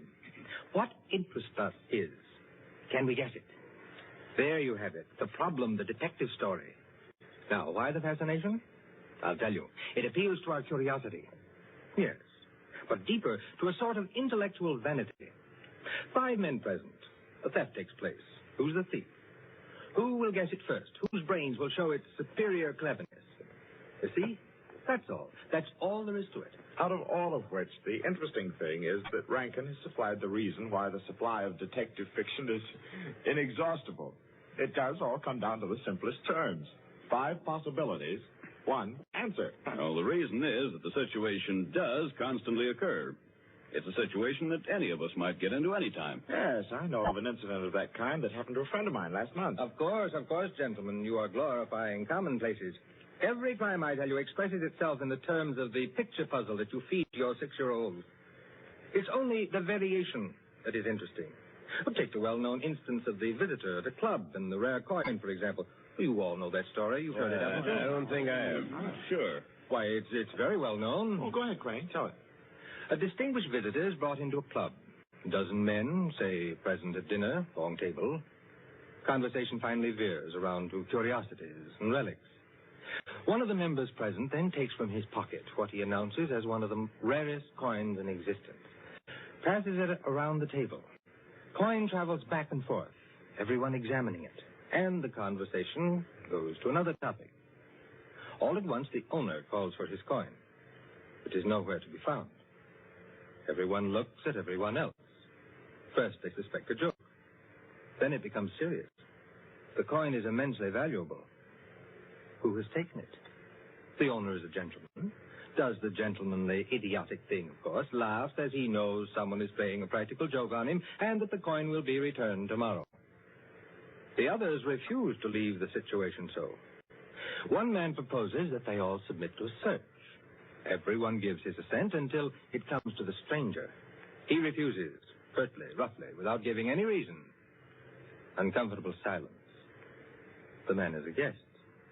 No one knows him particularly well, but still he is a guest. One member tries to make him understand that no offense is offered, that the suggestion was simply to clear the atmosphere.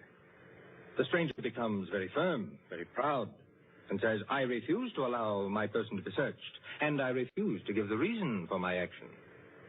Another silence. The visitor evidently has the coin, but he is their guest, and etiquette protects him. Nice situation, huh? Well, What's the answer? The table is cleared. A waiter removes a dish of fruit, and there, under the ledge of the plate, where it's been pushed, is the coin. Banal explanation, eh? Of course. Solutions always should be. At once, everyone apologizes to him, whereupon the visitor rises and says, "Now I can give you the reason for my refusal to be searched. There are only 2 known specimens of that coin in existence, and the second happens to be here in my vest pocket." Yes, rather obvious. Of course, the story is well invented, but the turn to it is very nice. Very nice, indeed. Well, I don't know. Ending is very unsatisfactory. The visitor should have had on him not another coin, but something absolutely different, something destructive, say, of a woman's reputation. And a great tragedy should have been threatened by the casual misplacing of the coin. Well, I've heard the same story told in a dozen different ways. Oh, it's happened 100 times. It must continually happen. I know of one extraordinary instance. In fact, the most extraordinary instance of this sort I've ever heard. Peters, you rascal. I see you've been quietly letting us set the stage for you. Well, it's not a story that will please everyone. Why not? Because you will want to know what no one can ever know. It has no conclusion, then? Yes and no. As far as it concerns a woman, quite the most remarkable woman I've ever met, the story is complete. Do I know the woman? Possibly. Probably, I should say. Uh-huh. As a matter of fact, this should be particularly interesting to you because I believe that most of you are acquainted with the people involved. The names, of course, are disguised. I think... yes, I have. Just time before I catch my train to tell it to you.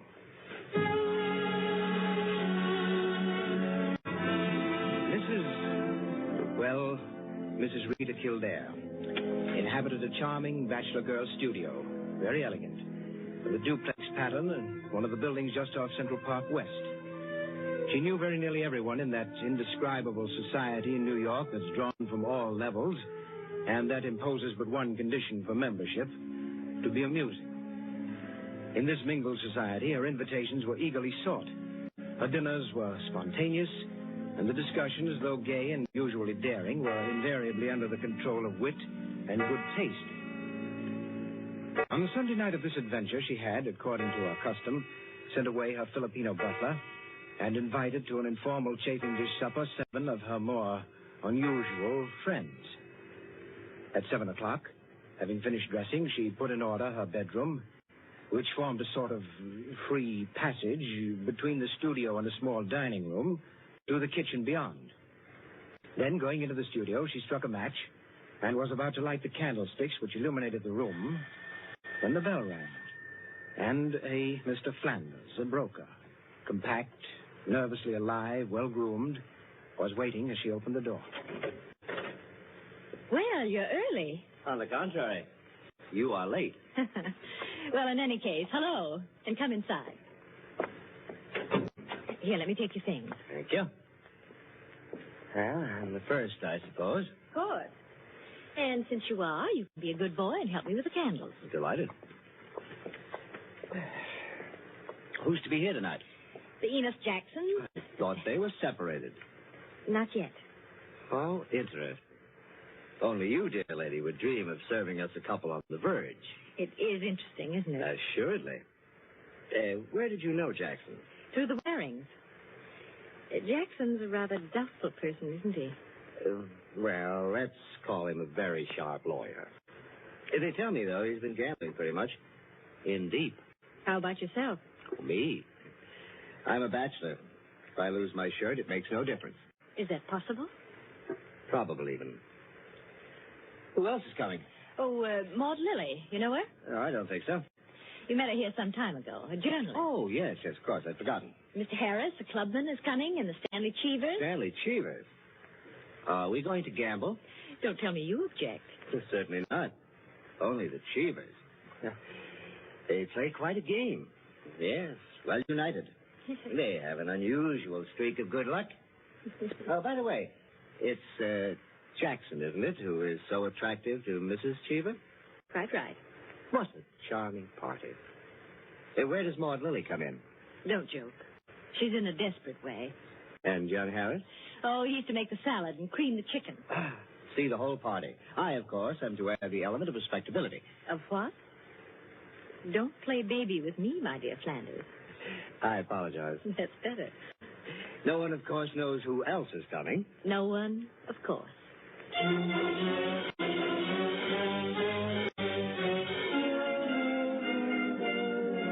The Stanley Cheevers entered. A short, fat man with a vacant, fat face and slow-moving eye, and his wife, voluble, nervous, overdressed, and pretty. Mr. Harris came in with Maud Lily. A woman, straight, dark, Indian, great masses of somber hair, held in a little too loosely for neatness, with thick, quick lips and eyes that rolled away from the person who was talking to her. The Enos Jacksons were late, and still agitated as they entered. His forehead had not quite banished the scowl, nor her eyes the scorn. He was of the type that never lost his temper, but caused others to lose theirs. Mrs. Jackson seemed fastened to her husband by an invisible leash. You looked at her curiously and wondered what such a nature would do in a crisis, with a lurking sense of a woman who carried with her her own impending tragedy.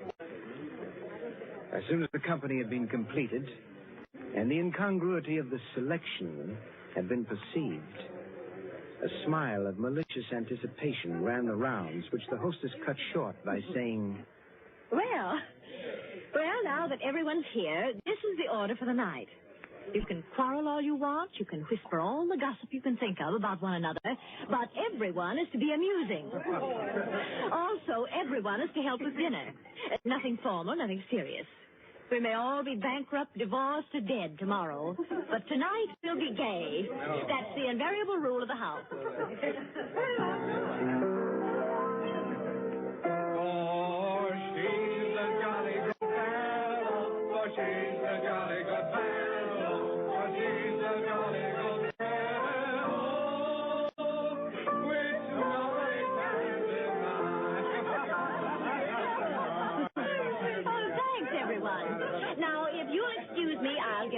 Cooking. Harris, I'll need you. Right with you. May I be of any help? Thank you, Ma, dear. Oh, Mrs. Cheever, you might come along, too. All right.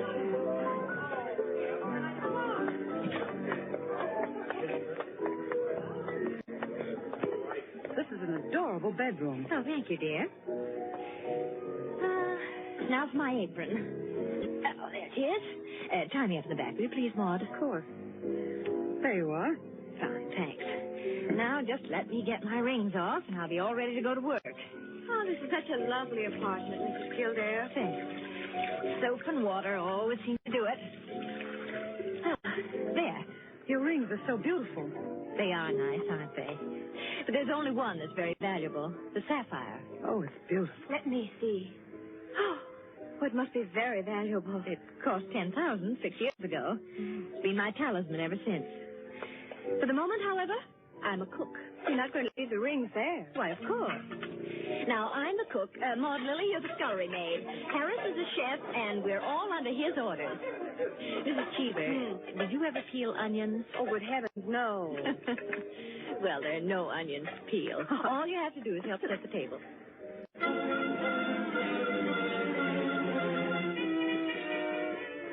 Under their hostess's gay guidance, the 7 guests began to circulate busily through the room, laying the table, grouping the chairs, opening bottles, and preparing the material for the chafing dishes. Mrs. Kildare, in the kitchen, ransacked the icebox, and with her own hand shredded the chicken and measured the cream. Flanders, carry this in carefully. Cheever, stop watching your wife and put the salad bowl on the table. Everything ready, Harris? All set. All right, everyone sit down. I'll be right in. She went into her bedroom, took off her apron, and hung it in the closet. Then, going to her dressing table, she drew the hat pin around which were her rings from the pincushion and carelessly slipped them on her fingers. But all at once, she frowned and looked quickly at her hand. Only 2 rings were there. The 3rd ring, the sapphire, was missing. She said to herself, and returned to her dressing table. Immediately she stopped, She remembered quite clearly putting the hatpin through the 3 rings. She made no attempt to search further, but remained without moving, her fingers slowly drumming on the table. Who had taken the ring? Each of her guests had had a dozen opportunities in the course of the time she'd been busy in the kitchen. She ran over their characters and their situations as she knew them. Strangely enough, at each, her mind stopped upon some reason that might explain a sudden temptation. Find out nothing this way. That's not the important thing to me just now. The important thing is to get the ring back. And slowly, deliberately, she began to walk back and forth, her clenched hand beating the deliberate, rhythmic measure of her journey. 5 minutes later, as Harris, installed as chef over the chafing dish, was giving directions, spoon in the air, Mrs. Kildare came into the room like a lengthening shadow. Her entrance had been made with scarcely a perceptible sound, and yet each guest was aware of it at the same moment, with a little nervous start. Heavens, heavens, dear lady. You come in on us like a Greek tragedy. What is it you have for us? A surprise? I have something to say to you. Mr. Enos Jackson. Yes, Miss Kildare? Kindly do as I ask you. Well, certainly. Go to the door. Go to the door? Please. Yes? Lock it. And bring me the key.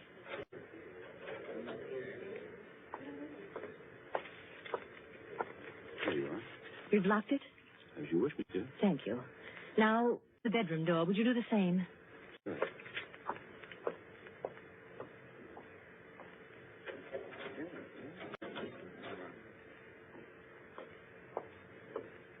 Thank you, Mr. Jackson.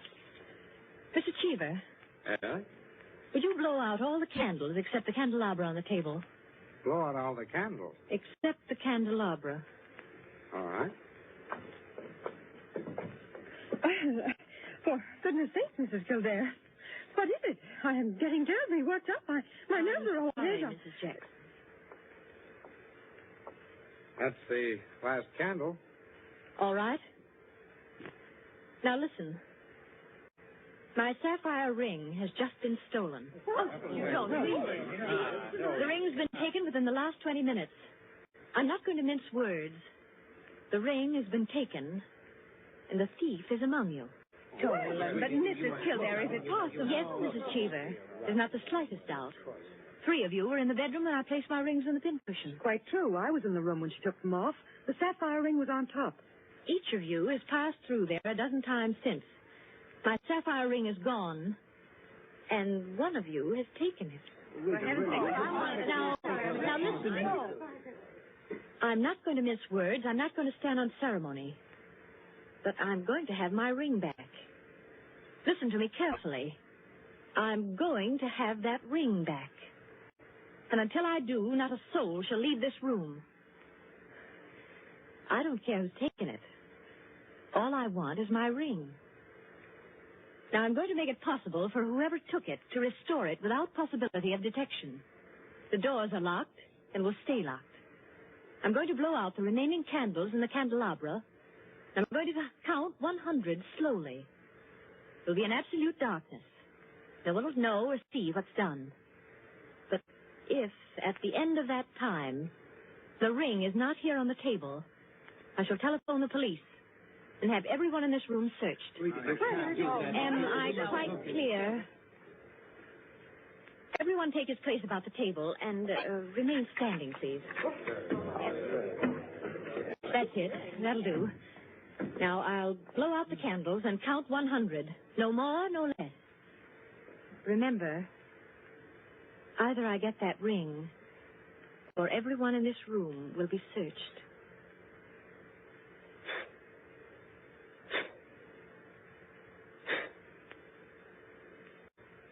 One, 2, 3, 4, 5, 6, 7, 8, 9, 10, 11, 12, 13, 14, 15, 16, 17, 18, 19, 20, 21, 22, 23, 24, 25, 26, 27, 28, 29, 30, 31, 32, 33, 34, 35, 36,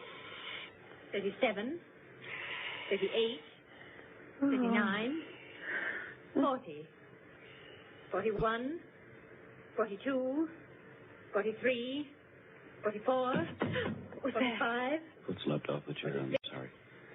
47, 48, 49, 50, 51, 52, 53, 54, 55, 56, 57, 58, 59, 60, 61, 62, 63, 64, 65, 66, 67, 68, 69, 70, 71, 72, 73.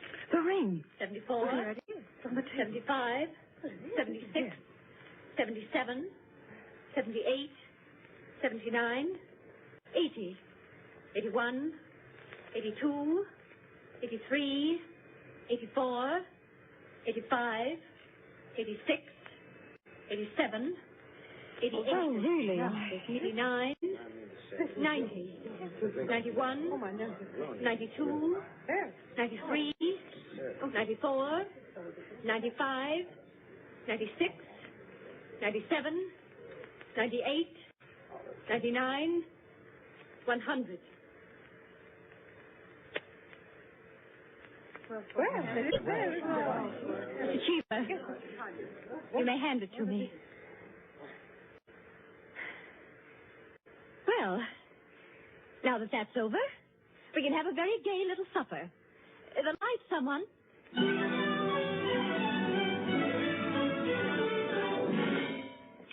And there you are, gentlemen. Oh, I say, Peters, that's not all. Absolutely. The story ends there? Story ends there. But who took the ring? What? You never found out? Never. No clue? None. I'm not sure I like the story. It's no story at all. Permit me, it is a story. And it is complete. In fact, I consider it unique because it has none of the banalities of a solution and leaves the problem even more confused than at the start. Well, I don't see... Of course you don't see, my dear Rankin. You do not see that any solution would be commonplace, whereas no solution leaves an extraordinary intellectual problem. Well, how so? Well, in the first place, whether the situation actually happened or not, which is in itself a mere triviality, Peters has constructed it in a masterly way, the proof of which is that he has made me listen. Any of those present might have taken the ring. There are therefore 7 solutions, all possible and all logical. But beyond this is left a great intellectual problem. Well, how so? Was it a woman who lacked the necessary courage to continue? Or was it a man who repented his first impulse? Is a man or is a woman the greater natural criminal? Oh, that's simple, Quinny. A woman took it, of course. On the contrary, it was a man, for the second action was more difficult than the first. A man, certainly. The restoration of the ring was a logical decision. You see? Personally, I incline to a woman, for the reason that a weaker feminine nature is strangely susceptible to the domination of her own sex. There you are. We could meet and debate the subject year in and year out and never agree. I recognize most of the characters, Peters. Mrs. Kildare, of course, is all you say of her. An extraordinary woman. The story is quite characteristic of her. Flanders, I'm not sure of, but I think I know him. I'm positive I do. Did it really happen? Exactly as I told it. The only one I don't recognize is Harris, your humble servant. What? You, Peters? You were there? I was there. I was Harris. I beg your pardon, gentlemen. Oh, yes, what is it, John? Mr. Peters, sir, your train. You told me to remind you. Oh, thank you. Yes, I didn't know it was so late. You gentlemen pardon me. Huh? Of course. Nice to meet you all. Night.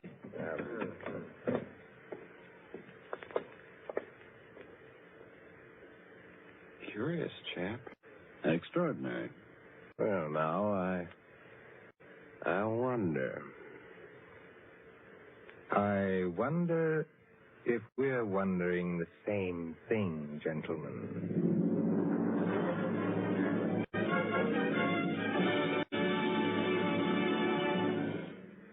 And so, with the enigmatic smile of Mr. Peters, or Harris, ends 100 in the Dark, Owen Johnson's smooth story which gave us tonight's Suspense. Suspense is produced by William Spear. Tonight's radio drama was written by Jack Anson Fink, directed by John Dietz, and scored by Bernard Herrmann. Eric Dressler was Mr. Peters. Alice Frost played Mrs. Kildare, and Ted Osborne, Quinny. Others in the cast were Helen Lewis, Joan Shea, Henriette Kay, Frank Reddick, Paul Luther, Stephen Schnabel, Ian Martin, and Barry Kroger. With this evening's performance, Columbia brings to a conclusion the present series of Suspense. If you've liked these broadcasts, CBS would be pleased to hear from you. Suspense has been a series presented for your relaxation and enjoyment by the Columbia Broadcasting System.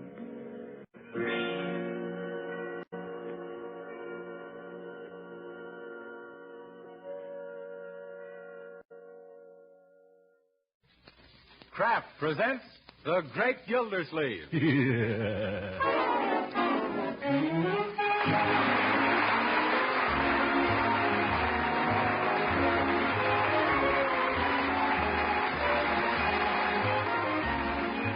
Each week at this time, the Kraft Cheese Company presents for your enjoyment Harold Perry as the Great Gildersleeve, written by Leonard L. Levinson.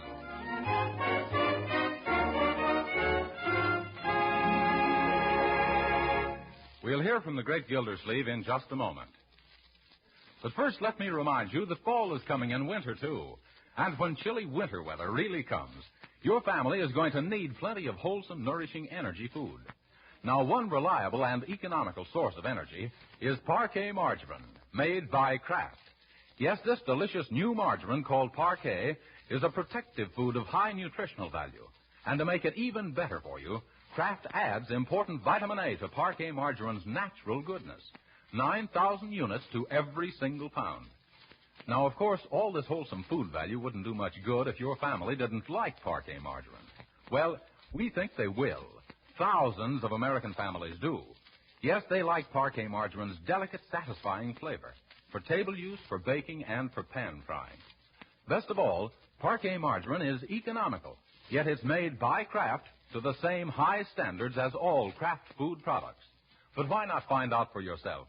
Yes, why not try a pound or two of wholesome, nourishing Parquet margarine tomorrow? Just ask for Parquet, P-A-R-K-A-Y.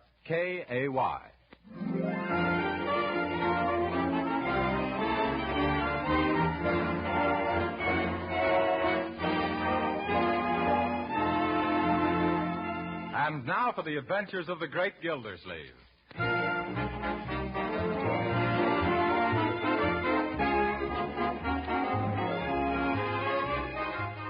Yes, and now I'll check the grocery bill. 9 and 9 is 18, and 8 is 28. No, 26. And 7 is, let me see, 33 and 5 is... What are you doing, Uncle 33 and... oh, now I've lost my place. Sorry I disturbed you. Yeah, that's all right, Marjorie. I was just checking your household expenses. Part of my job is guardian for you and Leroy, you know. But we never had any trouble with little things like that before. We never had to count a Judge Hooker before either. Why, that dyspeptic little judicial blunder. Oh, now, Uncle Mort. I'll let you get on with your work. Yes. Guess I'll have to start all over again. 9 and 9 is 18, and 8 is 28. 26. And 7 is... Excuse me, Mr. Gildersleeve. Ham or beef? And 7... Lost it again. Ham or beef what? Filling. What filling? Sandwich filling. What sandwich? That's what I want to know. Ham or beef? Cheese. Yes, sir. Yes. 9 and a cheese sandwich is 18 and... 26. Well, I got it right the first time. And 7 is... Hey, Uncle Mort. Supposing I could buy a swell airplane motor cheap, what would you say? 9 and 9 is 18. Where am I? Oh, back at the bottom again. But I can, Uncle Mort. I can buy a practically brand new Bumblebee plane motor for $19 from Piggy Banks. What are Piggy Banks? They aren't anything. He's my pal. Yeah. And this engine is such a bargain, I'm ashamed to buy it for that price. You needn't be ashamed, Leroy. You're not going to buy it. But Uncle Mort. Young man, you're far too young to take up flying. But this is a miniature plane motor. It fits right in my model super-duper swooper. A model plane. Well, I forgot you were a flying bug. That's a good one, Uncle Mort. How's about that $19? Yeah. Hold on, Leroy. $19 is a lot of money. Oh, not for this motor, Unc. Piggy never part with it except his plane made an emergency landing into his pop store window. And he wants $19 for the motor? No, he wants $19 for a new window. Yeah. Can I have the dough, Uncle Mort? Well, I'm afraid not, Leroy. That's quite a large sum. And you know I've got to account to Judge Hooker for every penny you children spend. Oh, why can't he keep his nose out of our business? But that is his business, Leroy, sticking his nose into other people's. And he's got plenty of equipment for the job, too. Oh, but gee whiz, Uncle Mort. I bet you had a model airplane motor when you were my age. When I was your age, my boy, there were no airplanes. Everybody thought the Wright brothers were wrong. Well, I bet you had some hobby. Let me see. What did I have? Oh, yes, I had dynamite. Dynamite? Yes, Dynamite was the name of my Shetland pony. Oh. He was my hobby, that little horse. I can see him now. Bless his shaggy coat. Well, if you could have a big horse, Unc, why can't I have a little motor? Because I earned the money to buy Dynamite, my boy. You earned $19? How'd you do it, huh? Well, selling lobsters. I lived on the East Coast when I was a lad, and I got my spending money out of a string of lobster pots. I never knew lobsters grew in pots.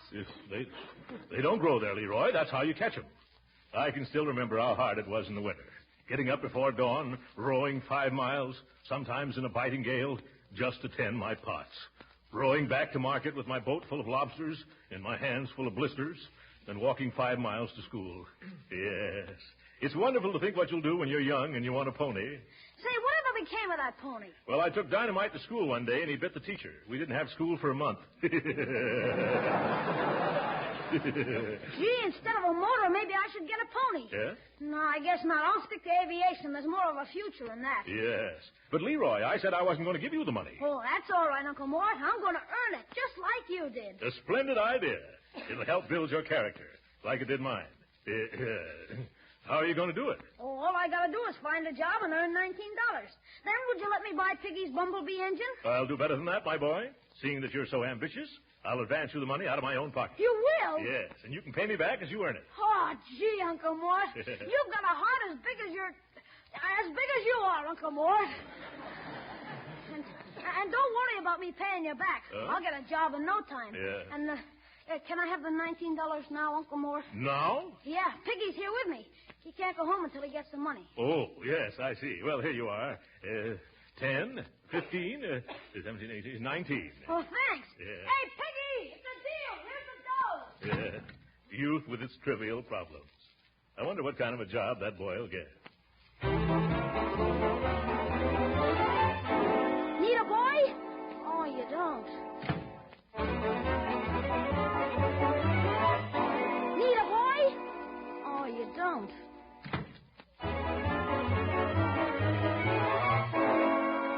Need a boy? Yes. Oh, you do? Yes, we have a morning paper route open. Got a bike? Sure. When do I start? 5 o'clock tomorrow morning. Now, this is no cinch job, young men. You've got to deliver those papers every morning, rain or shine. Now, do you think you can swing it? Oh, sure. I'm awfully reliable, mister. I take after my uncle.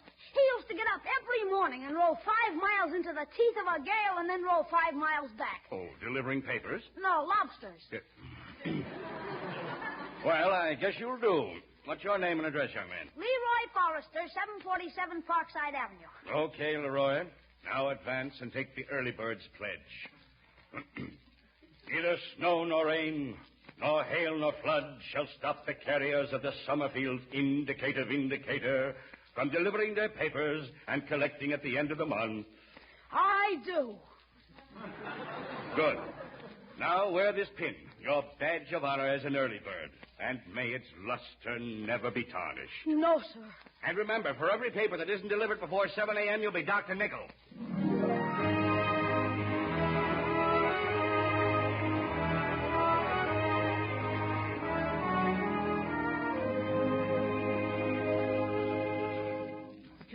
Leroy isn't usually late for dinner, is he, Bertie? No, ma'am. Dinner's usually late for him. Have you tried phoning any place? I don't know where. Well, how about this young friend of his, Porky Pine? No, Hogface something or other. Oh, yes, Piggy Banks. What's his phone number? Let's call him, huh? I got a job. Well, congratulations, my boy. What you doing getting jobs at supper time? What kind of a job is it, Leroy? Delivering a paper route for the Indicator Vindicator. Well, isn't that peachy? Indicator, Vindicator, huh? Yeah. When do you start? Tomorrow morning at 5 o'clock. 5 in the morning? Did he say 5? You hear what the boy say? Yeah. Yeah, that means I gotta get up at 4. Oh, Leroy, you can't get up that early. Oh, yes, I can. I'll set all the alarm clocks in the house. Oh, and Leroy, I'm afraid you're a little too young for that sort of thing. Maybe next year. Oh, but you had a much tougher job, won't you, Tom? But Uncle's a big man. Yeah. Well, he wasn't a man then. He wasn't even an uncle. You promised me I could do this. Uncle Mort, you promised me I could do it, and I promised the circulation manager. How'd it look if we both broke our promises? It looked better than getting up in the middle of the night. Yeah, I agree with you. This puts me in rather a bad spot, Leroy. What would Judge Hooker say about this? That it's building my character. Well. Now, I better go to bed if I'm going to get up at 4 o'clock. But you haven't had dinner yet. Okay, then, let's eat. What's delaying dinner, Bertie? What's delaying, he said. Look here, you Leroy. We got ham for dinner, and whilst waiting for you, I frizzled it, de-frizzled it, and re-frizzled it until it's frazzled.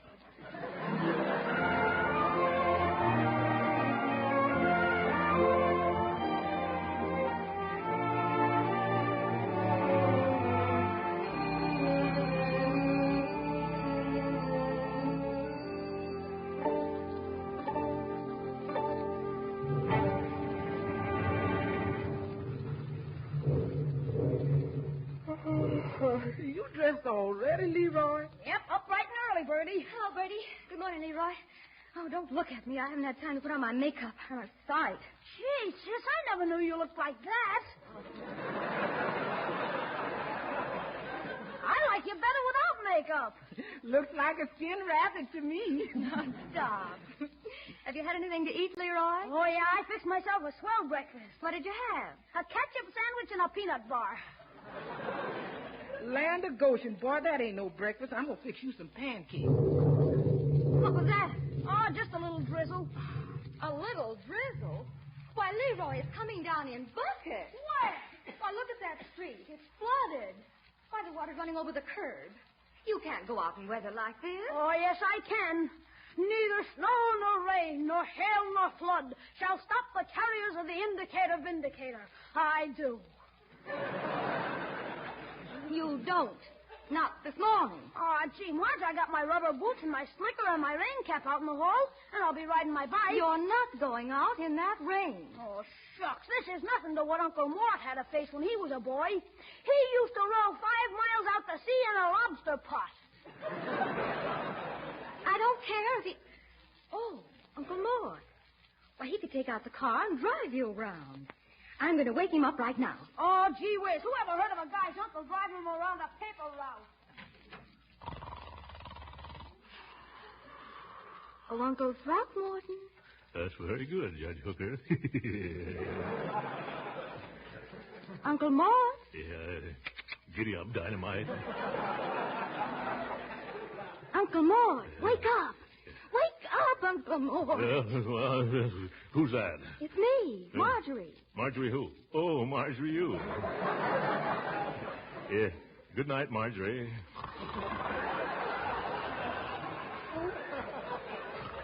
No. Wake up, Uncle. Yeah, what's the matter? Fire? No, rain. It's coming down in torrents, Uncle Mort. It is, huh? Yes. Well, don't try to stop it. No, Uncle Mort, you've got to get up. Yes, that's nice. Leroy insists on starting his job this morning, and you've got to help him. Yes, a very good point. You must get the car out and drive him all over his paper route. Yes, to build his character. What? I do? Yes. Now put on some clothes and come into the kitchen. Bertie's fixing some coffee. But coffee will keep me awake. Hurry now, Uncle Mort. Yes, all right. Where's the light? Oh! What's wrong? I burned myself. That bulb is still hot.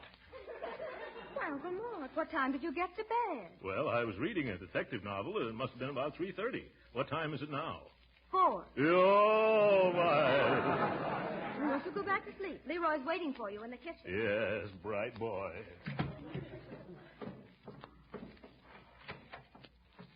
But if people don't get the papers, Leroy, they'll understand it because it's on account of the rain. Bertie's right, Leroy. No, look. I got almost 100 customers.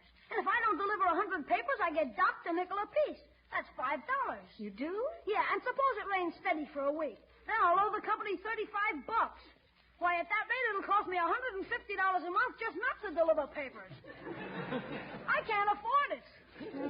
Uncle Mort has very kindly consented to drive you around, Leroy. Oh, gee, you shouldn't have disturbed him. He had it tough enough when he was a kid. He's entitled to some rest now. Coffee. Here you is, Mr. Gillsleeve. Thanks. Somebody hold the saucer. I think I can handle the cup.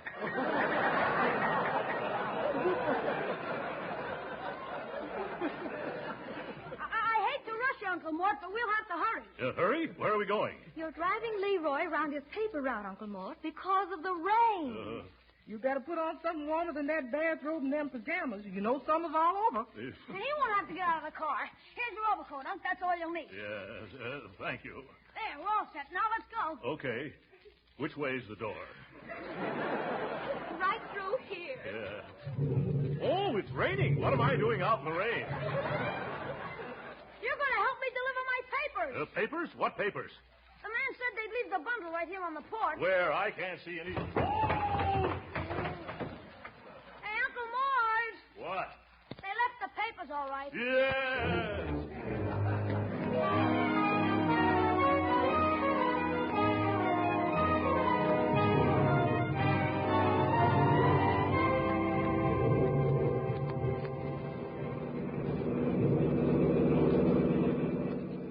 In the name of Pulitzer, did they give you a newspaper route at the other end of town, Leroy? That was the only one open, Unc. Say, I bet this reminds you of the good old days. What good old days? You know, when you went out to the sea lobster potting. Yeah. By George, I wish I'd never brought those lobsters up. How much farther is it, Leroy? Oh, just a block or two. Oh, no, stop right here. Yes. Hey, here's my first customer. The Taj Mahal Bungalow Court. You just wait here while I deliver 4 papers. Yes. Better turn on the radio or I'll fall asleep. And so, if you're troubled with insomnia, why don't you trot right down to your nearest open all-night drugstore and purchase a can of Dr. Dollop's delicious Dream Drops? Is that so? Yes. And tell the druggist that Bert, the night clerk, sent you. Yes. And after you've taken a dozen drops, you'll doze into a delightful delirium from... That guy would put an owl to sleep. Okay, Uncle Mort. Right straight ahead to the next corner. Yeah. Now turn right. Right. Oh, careful of that milk wagon, Uncle Mort. What milk wagon? I don't... Oh!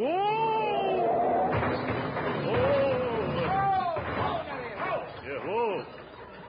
Hey, you! What you mean, running into my wagon? What are you doing in the middle of the road? I'm parked against the curb, you big chowderhead. Oh! Now, see here, don't you talk to me that way, or I'll pasteurize you, you little half-pint feather. Look out, Uncle Mort. He ain't so little. He ain't? I mean, he isn't? Oh. Well, he can't frighten me. I got a good notion to report you to the police. Skidding around that corner and smacking up against my wagon and shoving my horse into a mailbox. I didn't mail your horse. Huh? Yes, and shaking up my milk, too. Well, that's good. Why don't you stay home nights like respectable folks? No, see here. I'm always having trouble with you playboys. Playboys? What do you mean? Why don't you look around the street? There, now see what you did. You woke up all my customers. I did not. You woke them up yourself. Well, let's get out of here, Uncle Mort. I still got a lot of papers to deliver. Yes, that's right. Let's get out of here. It's too noisy. The nerve of that milkman. Parked in the dark. And by Jove, he didn't have his taillight burning, did he, Leroy? I didn't notice. Well, he didn't. I think I'll go right back No. We haven't got time, Unc. Yes. We've just been out for 15 minutes, and I'm already half an hour behind schedule. Yeah. Lucky for that milkman that you are. I'm just beginning to think of some things I should have told him. Funny, they always come just 5 minutes too late. You better watch where you're going, Uncle Mort. The water's pretty deep here. You might get off the road. Does seem to be getting deeper, doesn't it? Yep. throw your flashlight on that sign over there, Leroy. Sure. Can you read it? What does it say? Warning, no fishing allowed. Oh! Oh, my goodness, a lake. Where's the street? I better turn around. It's back that way. Yes, I see it now. We'll be on dry land in a moment.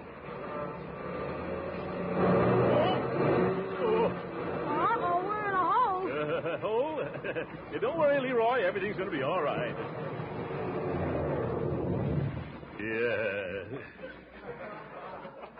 I think the carburetor's flooded with water. Boy, now we are in a hole. Yeah. I wonder what we can do now. Well, Oh, boy. Huh? We're going to get a break, Uncle Mort. Somebody's coming down the street. Well. Hey, mister, will you pull us out? Sure, partner. Oh, Nellie. Oh, Nellie. Oh. Say, ain't this the car that ran into me over on Quinn Avenue? Yes. But, Wow. If you haven't got more brass than the Marine Band, asking me to pull you out. Yes, but I'm willing to pay old. No, thanks. Giddy up, Nellie.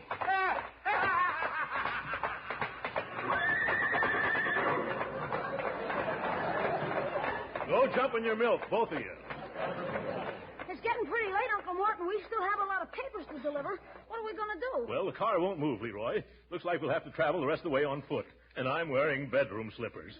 Well, at least it stopped raining. Come on, Leroy. You take that bundle, and I'll carry the rest. Ooh, the water is cold. You want me to carry a piggyback, Uncle Mort? This is no time for joking, Leroy. Oh, good gravy. It's starting to rain again.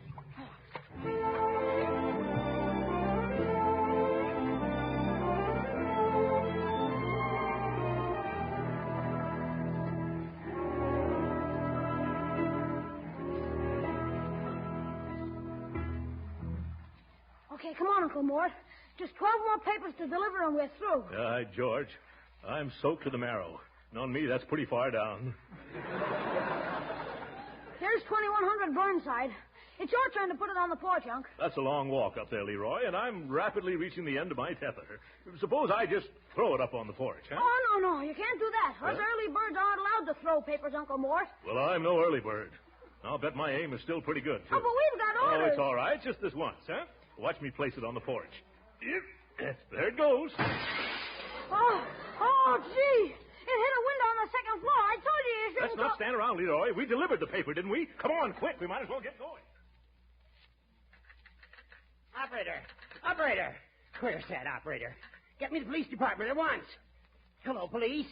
This is Judge Hooker at 2100 Burnside. An attempt has just been made on my life. Somebody threw something wrapped in a newspaper through my window. It might be a bomb. I'm trying a gangster in my court, and his mob is probably trying to rub me out. Get him at all costs. Spread out a dragnet. Do something. Attention all cars. Proceed to 21st and Burnside Streets. Judge Hooker's home has been bombed. Stop and question everyone. Investigate all parked cars. Bring all suspicious characters to headquarters. That is all. Rosenblatt.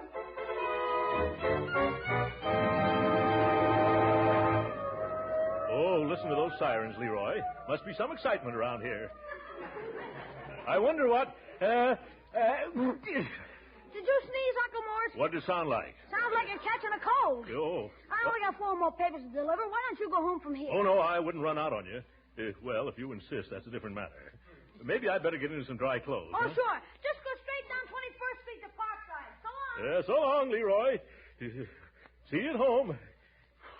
Oh, it's as cold as Judge Hooker's heart. And I'm as wet as a mad hen. I wonder if those policemen would mind giving me a lift home. Well, nothing ventured, nothing gained.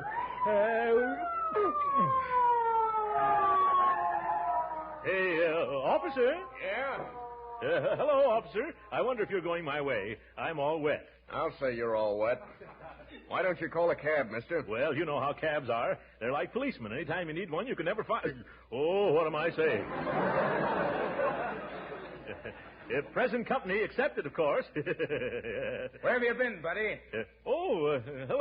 2 of you. Well, I've been out delivering morning papers. Delivering papers in pajamas and bedroom slippers? An overcoat, don't forget. What do you think, Joe? Smells. Smells to me, too. Well, I assure you, officers, it's true. I did it all for my little nephew's character. We're building it, you know. It was raining too hard for him to take his bicycle, so I drove him around. Yeah? Where's your car? It broke down. Where? Well, I can't tell you exactly, but it was right near a no fishing sign. Yeah? Well, where's your nephew? He went that way.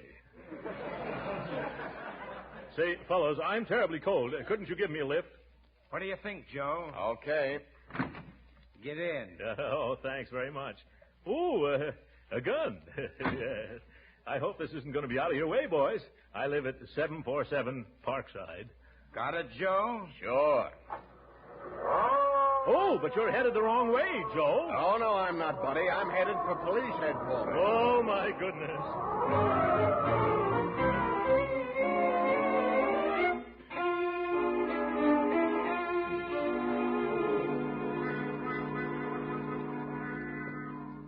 Now, Mr. Gildersleeve, you say your aim wasn't very good. Yes, Judge Rand. I hadn't had much sleep, and, well, I had the wind and the rain and my hair in my eyes.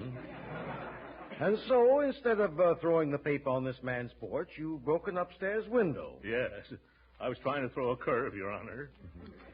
Well, Mr. Gildersleeve, your story sounds reasonable, and if you'll just wait in the sergeant's office till he can check it... Oh, gladly. I think you'll be able to go home in an hour or less. I want to thank you, Judge Rand, for being so nice to me. Yes. I hear you caught the man who tried to kill me. Let's get a look at him. Here, one moment. This is a police court, not a pool room. Who are you? Judge Hooker, Superior Court, Department 25. Well, I'm Justice of the Peace Rand, the Sunrise Court. Take off your hat. Oh, excuse me. I'm a little excited. My life's been threatened, and I want to confront the coward who...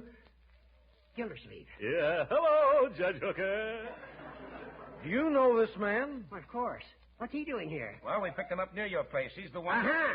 I see it all now. You were trying to... I was not. Don't lie. Order! Order! Yes, order. Order in the court. Order. Now, Gildersleeve, you better make a clean breast of it. Confess, and I might be inclined to be more lenient. Say, wait a second. It's all right. I'm trying this case. Now, tell me, Gildersleeve, what was in that newspaper you threw into my bedroom? I don't know what was in it, Judge. I didn't read it. Now, Judge Hooker, I've heard this man's story. I'll listen to you later. Gildersleeve, you're guilty of breaking and entering my home. But, Judge, I've never been in your home. You threw something, didn't you? Yes, but... And it broke something and entered somewhere, didn't it? Yes. Then, by your own admission, you're guilty, and by virtue of the laws of the state, I hereby sentence you to 1 year... One moment, Judge Hooker. This isn't your court. I'm the judge here, and I'm capable of running things. All right. I don't want to tell you your business. Then don't. Now, Mr. Gildersleeve, I don't think it's necessary to question your word any further. You broke Judge Hooker's window. Is that right? Yes, sir. And for that, Mr. Gildersleeve, I'm going to require you to pay for installing a new window. Yes, sir. Is that all you're going to do? No, not quite. Well, that's better. I've never before seen such disregard for the dignity of a courtroom, of the rights of others, as you've shown here this morning, Judge Hooker. Who, me? Yes, and I'm going to cite you for contempt of court. What? $25 fine or 30 days in jail. Yeah, this is wonderful.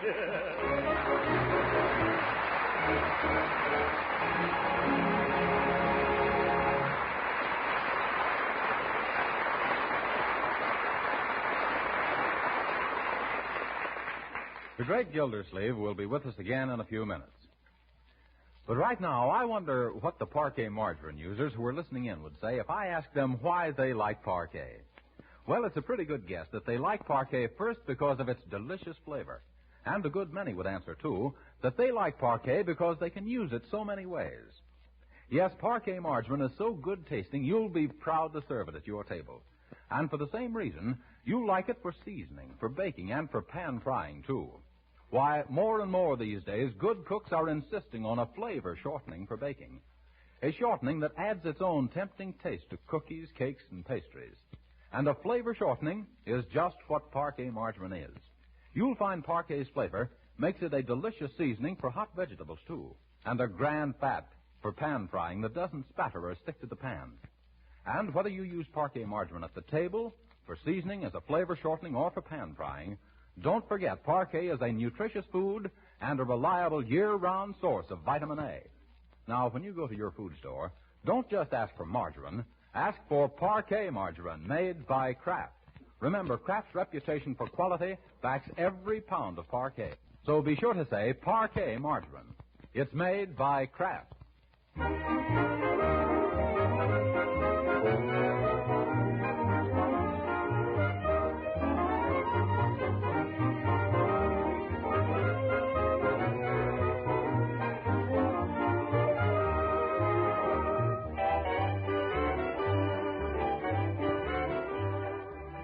You know, Leroy, I don't think this paper route was such a good idea after all. I wish you'd give it up. Well, I wanted to talk to you about that. If you Uncle quit Mort. this job, I'll pay for that motor myself. Well, thanks, Uncle Mort, but... Now, stop interrupting, Leroy. I'll even buy you the most expensive model plane there is, if you don't carry papers anymore. Oh, but, gee, Now, make up your mind, Leroy. Will you take my offer? Well, if you feel that way about it, okay. Fine. Yeah. Now, what were you going to say? I was trying to tell you, Uncle Mort, I was fired this morning. What? Good night.